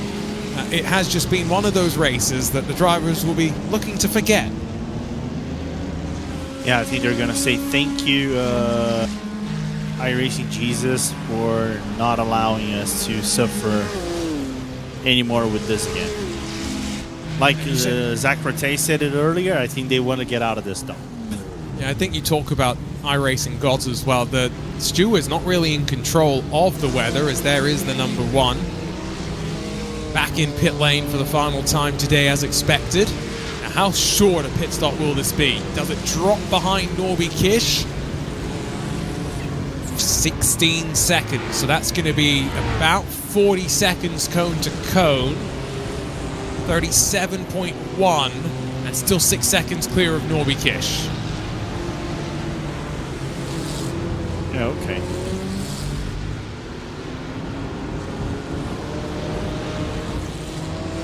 The question now lingers, if Talvar runs out of fuel, if he runs out of fuel, when and where he's going to run out of fuel.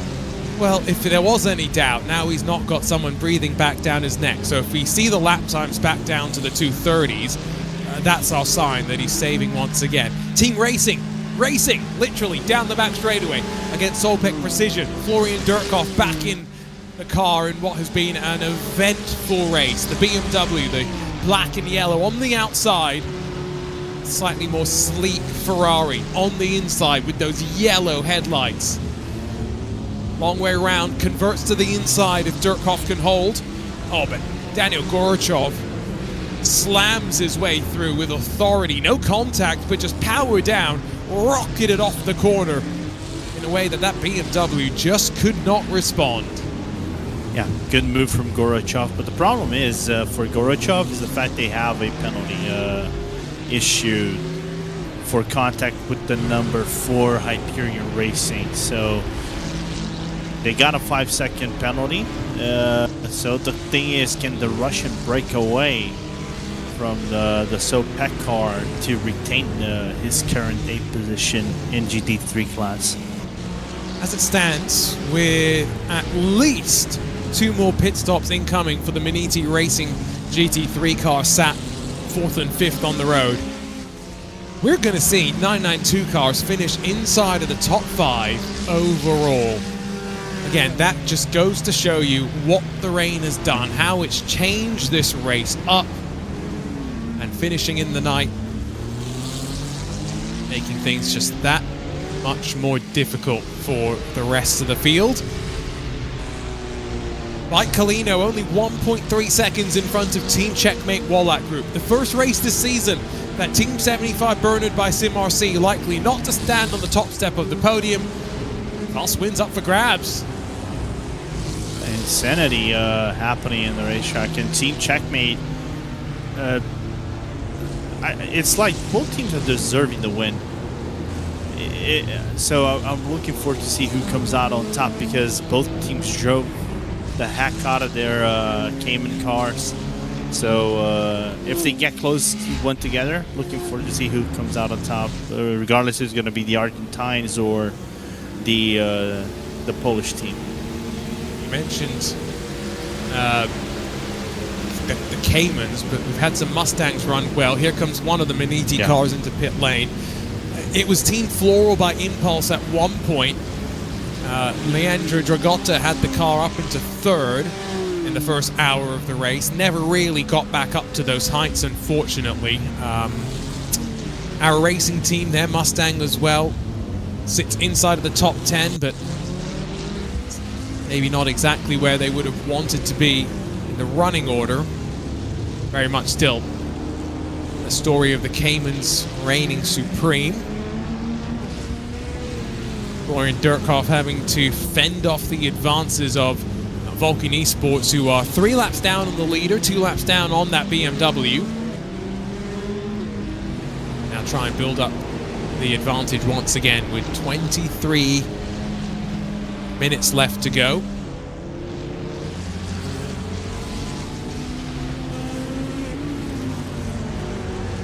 Oh, look how committed up the inside there.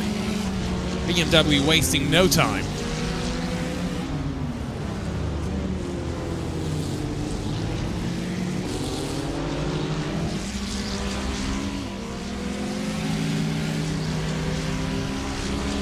One more lap complete for these GT3 drivers, just punching in their race. Distance, the gap opens up slightly between Rondoletto and Socha. Momentarily 1.9 seconds as they work down in towards the S's. Mike Colino coming off third and a second place finish to open up the season. Team Checkmate Wallach Group scored decent points in round 1. No points last time out. A win would put them maybe right back into the championship mix. But I had said earlier, what had held back by Colino was their late race speed. Tavio Rondoletto called him a NASCAR driver, Lorenzo, but he's proving that he's got sports car pedigree as well. Yeah, he's doing really good on these GT4 cars. Very well done by Rondoletto. He's a very solid driver overall. I think he does very well in NASCARs. I often say that I think in terms of overall terms in South America, I would argue he's probably one of the 3 strongest drivers in South America, or most complete drivers in terms of NASCAR terms. But overall, he can handle very well any kind of car that he's thrown in, and the pace shows it in the racetrack. Back up to 3.2 seconds. Not sure if the Team Checkmate Group lost out with traffic. As we know, traffic gives, it will take as well. You can never assume that you'll always get the bad luck or the good luck with traffic.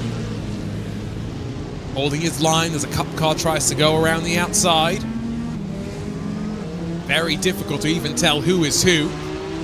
It's the pole promotion car, that's Felix Voter, that slips through.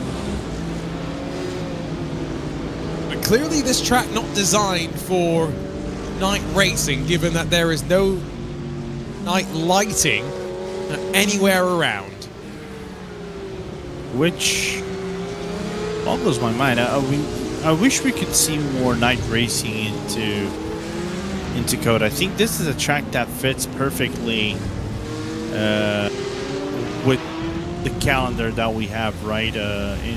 In the WEC calendar and everything. We know they're gonna run there in about a few weeks, about a month time actually, in September 6th. So I wish we could see maybe some artificial lightning. I think I'm trying to wonder. You probably know more of this than I do. I think only Daytona from all the American tracks is the only one with natural lighting, and they do road racing, isn't it? I'm sure there's some others as well, plenty more I can think of, but Daytona's obviously the big one. 20 minutes now left on the clock. 3 races left after this, 2 6-hour races, and then 1 12-hour race. That's always one where sometimes you'll see a couple of the extra drivers cycle through. Always interesting to see at the end of the championship year who still has got the focus. Sometimes if you've not had the easiest season, you find it easy to drop out of a championship, but we talk of endurance racing spirit a lot of the time, sticking around to the end of the race even with a damaged car. Same sort of spirit can be shown in a championship stance and racing through the end of the season even when things have not gone according to plan. Speaking of not going according to plan, Team Checkmate now a full 4.5 seconds back from Octavio Rondoletto, who's turned up the wick even further. White and multicolored entry continues to pull away, and just look on board with the Team Checkmate group running from the roof. I mean, the visibility is near zero. Yeah, pretty much. You can barely see a thing. It's kind of like not even the headlights are your best friend. It only gives you a certain amount of visibility, and that's pretty much it. You can barely see what's on the racetrack if there's a wet puddle or something like that. It's kind of like the equivalence of driving blind here. They barely make out the apex of the penultimate corner. Stay off the curb on the right side as you get on the brakes for the final braking zone of the lap, and then power down. Short run to the line and start yet another lap. To turn 1, you can start to drift your eyes to the left, but where's that apex? Always difficult to see even in the dry, and effectively blind as you then head into the S's. Down the elevation falls away from you. Slight glimpse of the curb on the right side, but only just, and then into the S's. We've been seeing them be very brave with the amount of curb that they've been using, even bouncing on the anti-cut curb there. Pushed it maybe a bit wide. V the car back out after a wide entry into the final part of the S's, and then climb up to the end of the opening sector, technically out of turn 9. This is where the traffic is going to help out slightly, give us a bit more illumination as you run down the hill. A bit of a wiggle as the track falls away from you.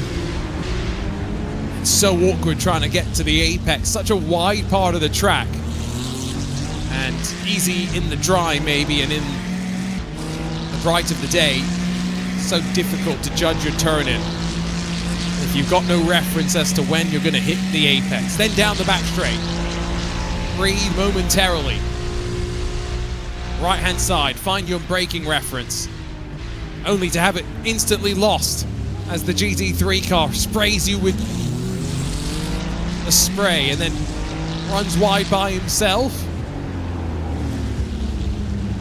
Stadium section where cars are always struggling for grip. The best setups are the one that work just as well here as they do at the S's to start the lap off. And then a slightly tighter line as the traffic goes around the outside. Second place, Dino Lombardi sweeps through on Sebastian Schulcher in the 488 Cayman. GT3 versus GT4 speed on display. I mean, this is kind of what it felt like for me driving down the highways a couple of weeks ago with some of the big rain that we were having. I I barely felt comfortable doing it at 60 miles an hour. Don't want to think about doing it at 140 miles an hour. Yeah, it's painful.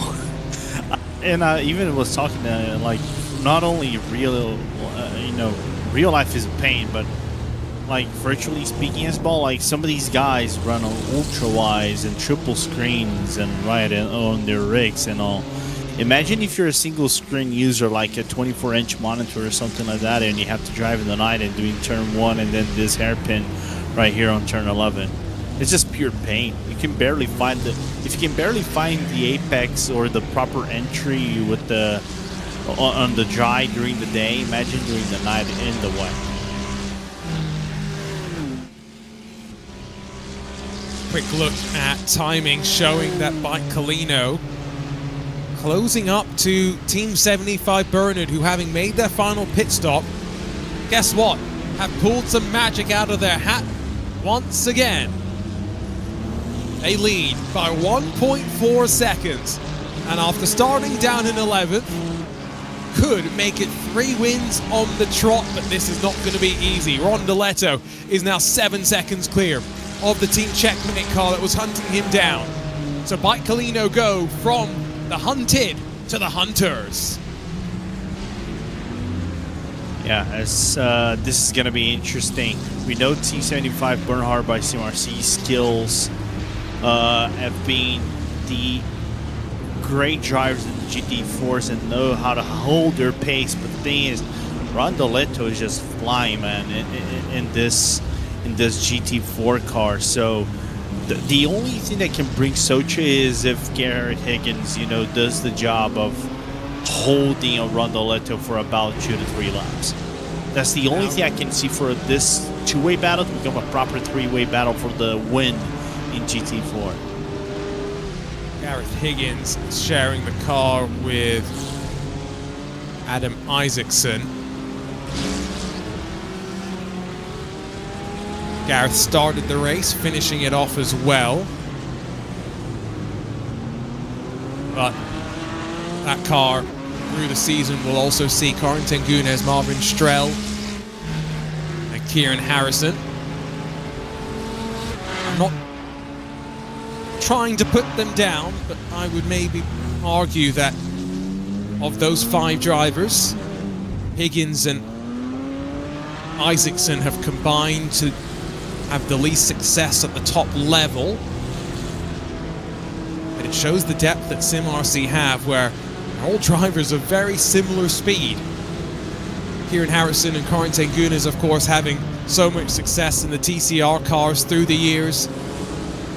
Since TCRs took a step back from many championships, they've ventured off to GT4 prototypes as well. And we've seen Marvin Strell in a couple of things in GT3 cars too. Rondoletto 1.3 seconds back. He's closing. He's there. And with the rain slightly letting up, I just wonder if he's now got a bit more confidence to stick the car offline, to do something a bit different. Yeah, and you were talking about the off tracks, to wonder if we often talk about it, like when the crunch time is here, we normally would say off tracks is now a resource. You do off tracks so you can gain advantage on people. So we're looking forward to see if anyone is going to go in that direction, as Rondoletto is trying to brake a little bit later than usual. I don't know if he's letting off the gas a little bit early, trying to let the car roll into the entry of the corner. But the Argentine is doing a fantastic job of trying to close up the gap to the Brit, and we're definitely going to have a battle for the lead and win in GT4. And Gappy 992 closed up a little bit as well, full second taken away from Augustin Bernier on Aiden Young. Still 6 seconds there though, so with 10 minutes left to go, our focus very much locked on Octavio Rondoletto. Out wide from Gareth Higgins, the door opened. Higgins struggling. Now, maybe there's an element of his tires having cooled down slightly as well. But you can see there, a bit lighter bands of rain over the track now than compared to even 10 minutes ago. Up to turn 1. Last 5 laps of the race for these drivers, maybe less. Rondeletto gonna have to try and cut back underneath. Get a good run off the corner, down into the S's. Not quite alongside. There's a GT3 car coming to sweep through. Holds them at bay for the time being. In fact, goes one better. Splits the two of them momentarily. Almost. Forces everyone to just sit and wait. It's Sheza Esports. Norby Kish ready for a podium spot. A bit optimistic from Rondeletto to try and follow, but the intent is there. Hey, if you can apply a little bit of pressure and see if the driver will unfold, why not try to be a little bit funny, have a little bit of a look on the inside, even though you really know that you're not going for it. As I think this move is going to be done on turn 12. Here we go. Who gets a better exit off the corner? Still plenty of spray, but might just be my eyes. Seems as though slightly reduced in its intensity at speed. In towards the braking zone at turn 12. Rondeletto seems to be just a bit too far behind. And indeed, he will have to sit and wait. Bottom of the screen, very close now. As a couple of the GT3 cars stack up. Ruben Paulino defends from Florian Dirkhoff. Solpec Precision really would be thinking spot in the top 5 could have been theirs today. Rondeletto a little bit closer, top of the screen.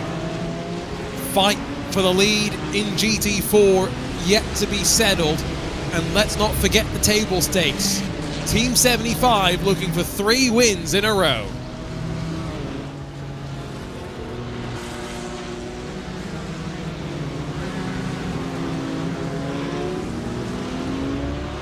Defensive lines from Gareth Higgins here. He's driving over his shoulder.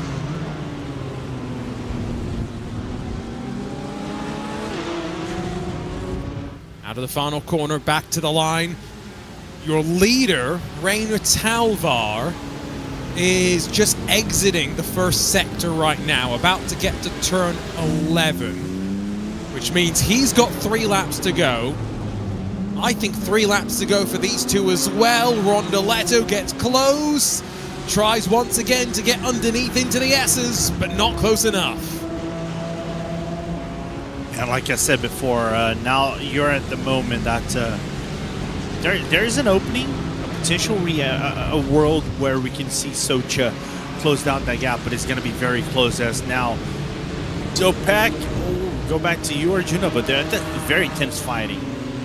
Florian Dirkhoff pulled alongside, didn't quite work out. They continue to go back and forth in the fight for 7th.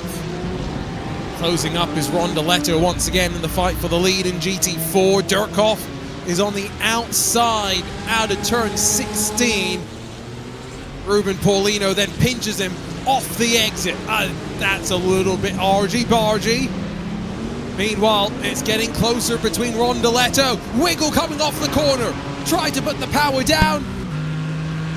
And loses some time, momentum, heading down the back straightaway. He's still going to have about 2 laps here, Arjuna, for him to try to conquer the win in this race once they actually go around the start-finish line. So still not out of the gates just yet for the Argentine. Deep. Higgins goes deep. Doesn't let Rondeletto pull alongside. Into the stadium section. And tape an ultimate tying for them. Meanwhile, that battle for 7th, bottom of the screen. Still going back and forth. Ruben Paulino continuing to showcase some questionable defense. Leans on Florian Dirkhoff, who was well alongside on the entry in toward the S's. And then completely tangles him up as well. Race Control will have a field day with that. Ruben Paulino left, pointed toward the barriers. Meanwhile, Higgins still driving over his shoulder, but not any longer. Rondoletto pushes a bit too hard, spins the car around off track, and will lose out in the fight for the lead. We want to see that on the replay, Arjuna, if that possibly could have been a penalty. That is not going to just take away the win from I was going to say Team 75 Berhard by CMRC, but also by Bicolinos. So this could change in the GT4s, man. Just crazy how this one transpired. On board with Scuderia Volpe IP1 Sim.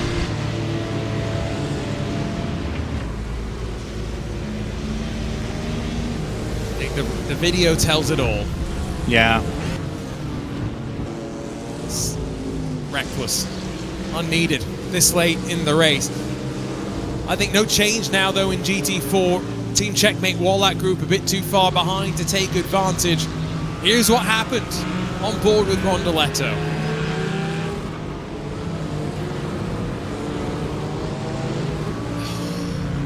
Nah, just on his own. A potential contact, but there was just a driver mistake right there from Rondoletto. Doesn't take away what a fantastic drive he has done in this race, Arjuna. Just lazily tipped it in a bit too fast. The rear end stepped around on him and never really a chance to save it. I do think, by the way, we're going to end up having run 145 laps because our race leader, Reina Talvar, is coming across the start-finish line right now. That makes it 2 laps left to go for the field in what has been a tumultuous 6 hours of the Circuit of the Americas.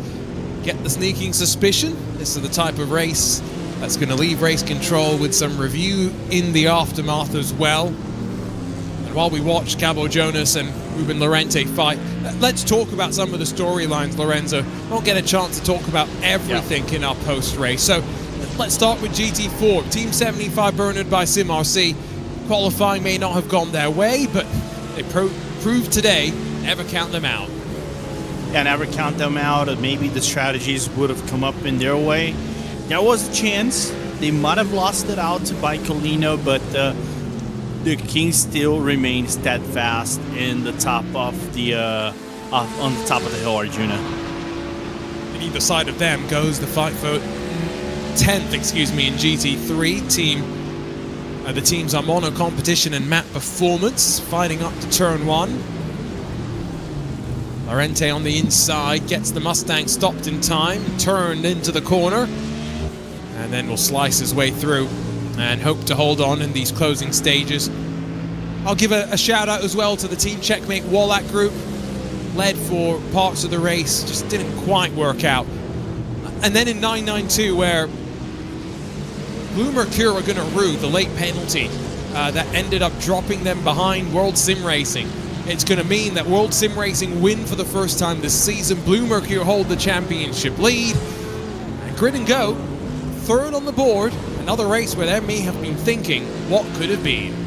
Yeah, what could have been, but I think in overall results, after what happened in Aragon, just coming back and having a solid result within top 3 is going to definitely put themselves in front of maybe Impulse and Pole Promotion Esports. So is there still a lifeline left in the championship of the current 992 class champions, Arjuna? But other than that, what a fantastic drive also from WSR in not only strategy but also pace-wise from the entire team. I think for Blue Mercure, second means all 3 races this year on the podium. I'll have a nice podium points advantage heading into the back half of the season. And last but not least, as they start the final lap, let's talk about GT3 and begin, I guess, with Reina Talvar, BS Competition. This will be a second win on the bounce for them. They've come close to this championship in the past. They want this to be the year they managed to get it all wrapped together. Tied on points with Grid and Go if it stands like this. No post-race penalties to speak of as well. Really, they just need to continue this form, Lorenzo. Whatever they figured out in the last couple of races, long may it continue if you're a BS fan. Yeah, absolutely. Continue on the charge, especially headed out for this back half of the season where you're going to get some tricky tracks. We're going to go like to Adelaide and then Silverstone, which can be quite tricky, but still great charge from them. And they're going to be in the lead of the championship because they're going to have 2 wins in comparison to Grid and Ghost 1 win in this season so far. Behind them, struggles for World Sim Racing are going to mean after couple of consecutive finishes inside of the top 5, they'll drop from 3rd in points. Beniti are going to instead be 3rd and 4th. They are going to be thrilled with how the season has gone so far. 2nd as well in the opening round for the 78. Big Green Machines just looking maybe for a race victory in the back half of the season. And a back half of the season that's going to take us to pastures new. Never before have we seen a street circuit like Adelaide introduced into the mix of the 24-hour series esports championship. But in Portimao and a 12-hour race at Silverstone, we know exactly what we're going to get. Great tracks of multi-class racing if our drivers can be patient through the long sweeping corners. Some long sweeping corners here at the Circuit of the Americas, but the challenges mostly brought by the opening of the heavens. If it's bigger in the Lone Star State, well, the rain ended up being bigger than anyone would have wanted. But BS competition, Rainer Talvar wins the 6 hours of the Circuit of the Americas, new championship leaders in the 2026 24-hour Series Esports Championship. It'll be a bit of a wait before we get Aiden Young and World Sim Racing across the line. Bit of a wait as well before Gareth Higgins and Team 75 Bernard by SimRC get to see the checkered flag. But ultimately, Lorenzo, we did start to see a bit of the lighter conditions, but never proper dry running at the end of this race. Yeah, we had a promise of what could have been a dry run halfway through the first hours of the race, but now that never happened. We just got some wet racing from all sorts of,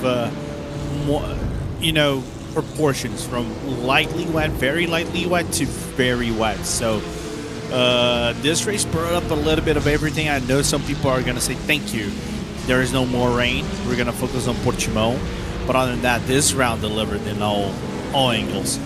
Let's also hope that when we head to those next 3 races, a little less rain to worry about. 2 wins to celebrate in close succession. First, 3 in a row for Team 75 Bernard by SimRC. Gareth Higgins, Adam Isaacson get it done. And behind them, World Sim Racing, Aiden Young, Timu Milikangas, winners of the 992 class here in the 6 hours of the Circuit of the Americas. Well, that camera shot says it all. Pitch black to close things off. That's going to be the mood of some of our competitors. Donuts to be had, though, for some celebrating. Provisional race results pending our race control post-race penalties. Rainer Talvar, BS competition. 15 seconds clear of Dino Lombardi. Oh, and guess what? It was about 15 seconds that Dino Lombardi lost in penalties in the last hour of the race.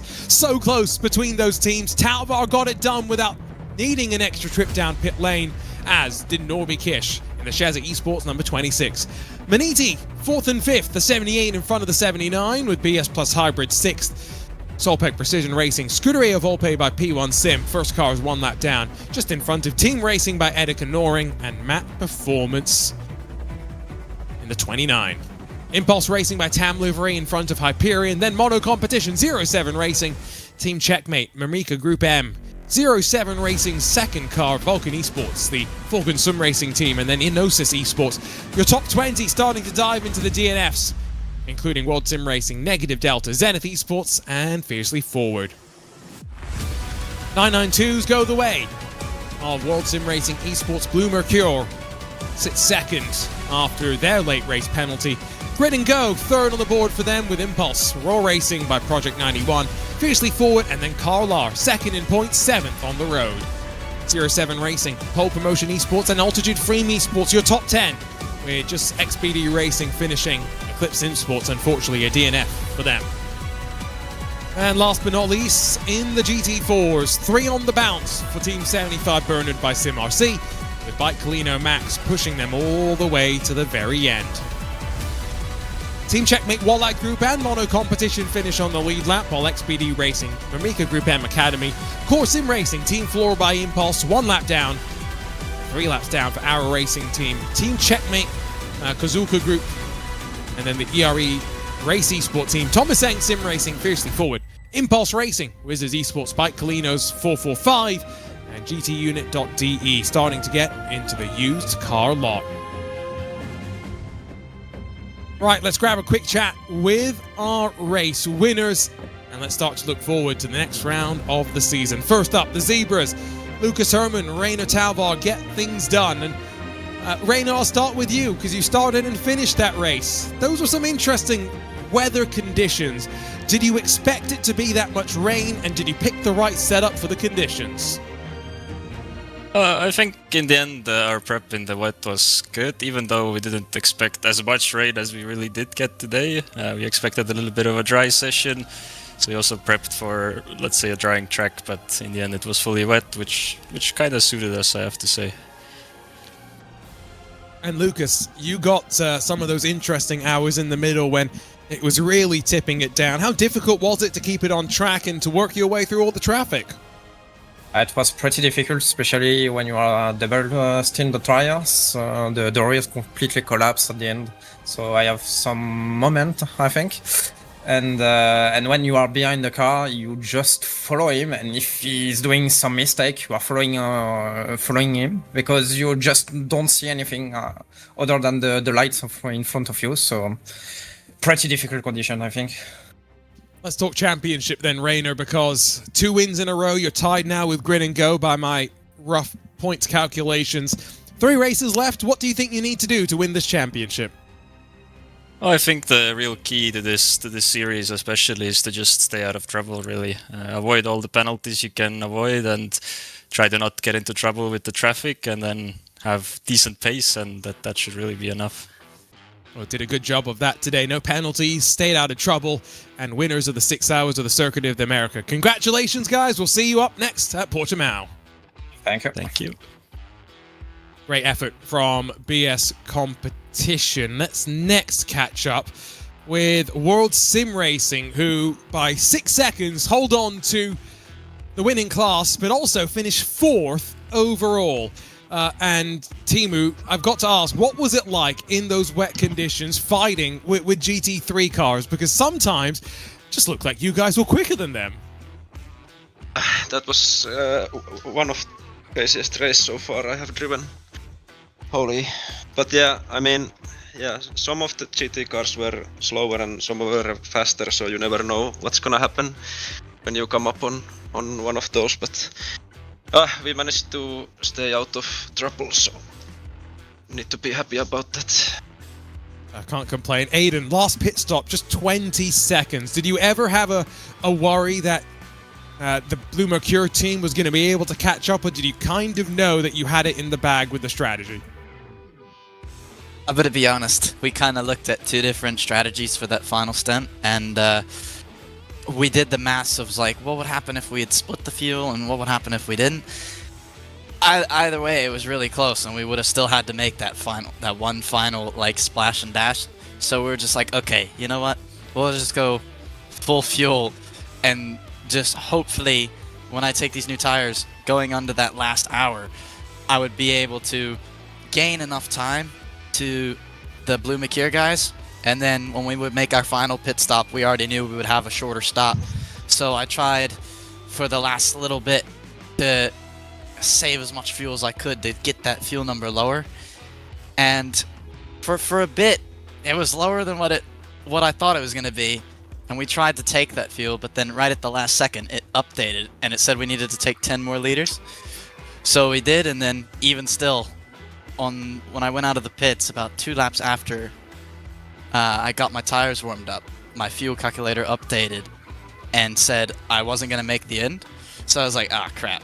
So I just started fuel saving, and I tried to run behind the altitude car and just keep the tires in a nice window, because obviously old tires versus new tires.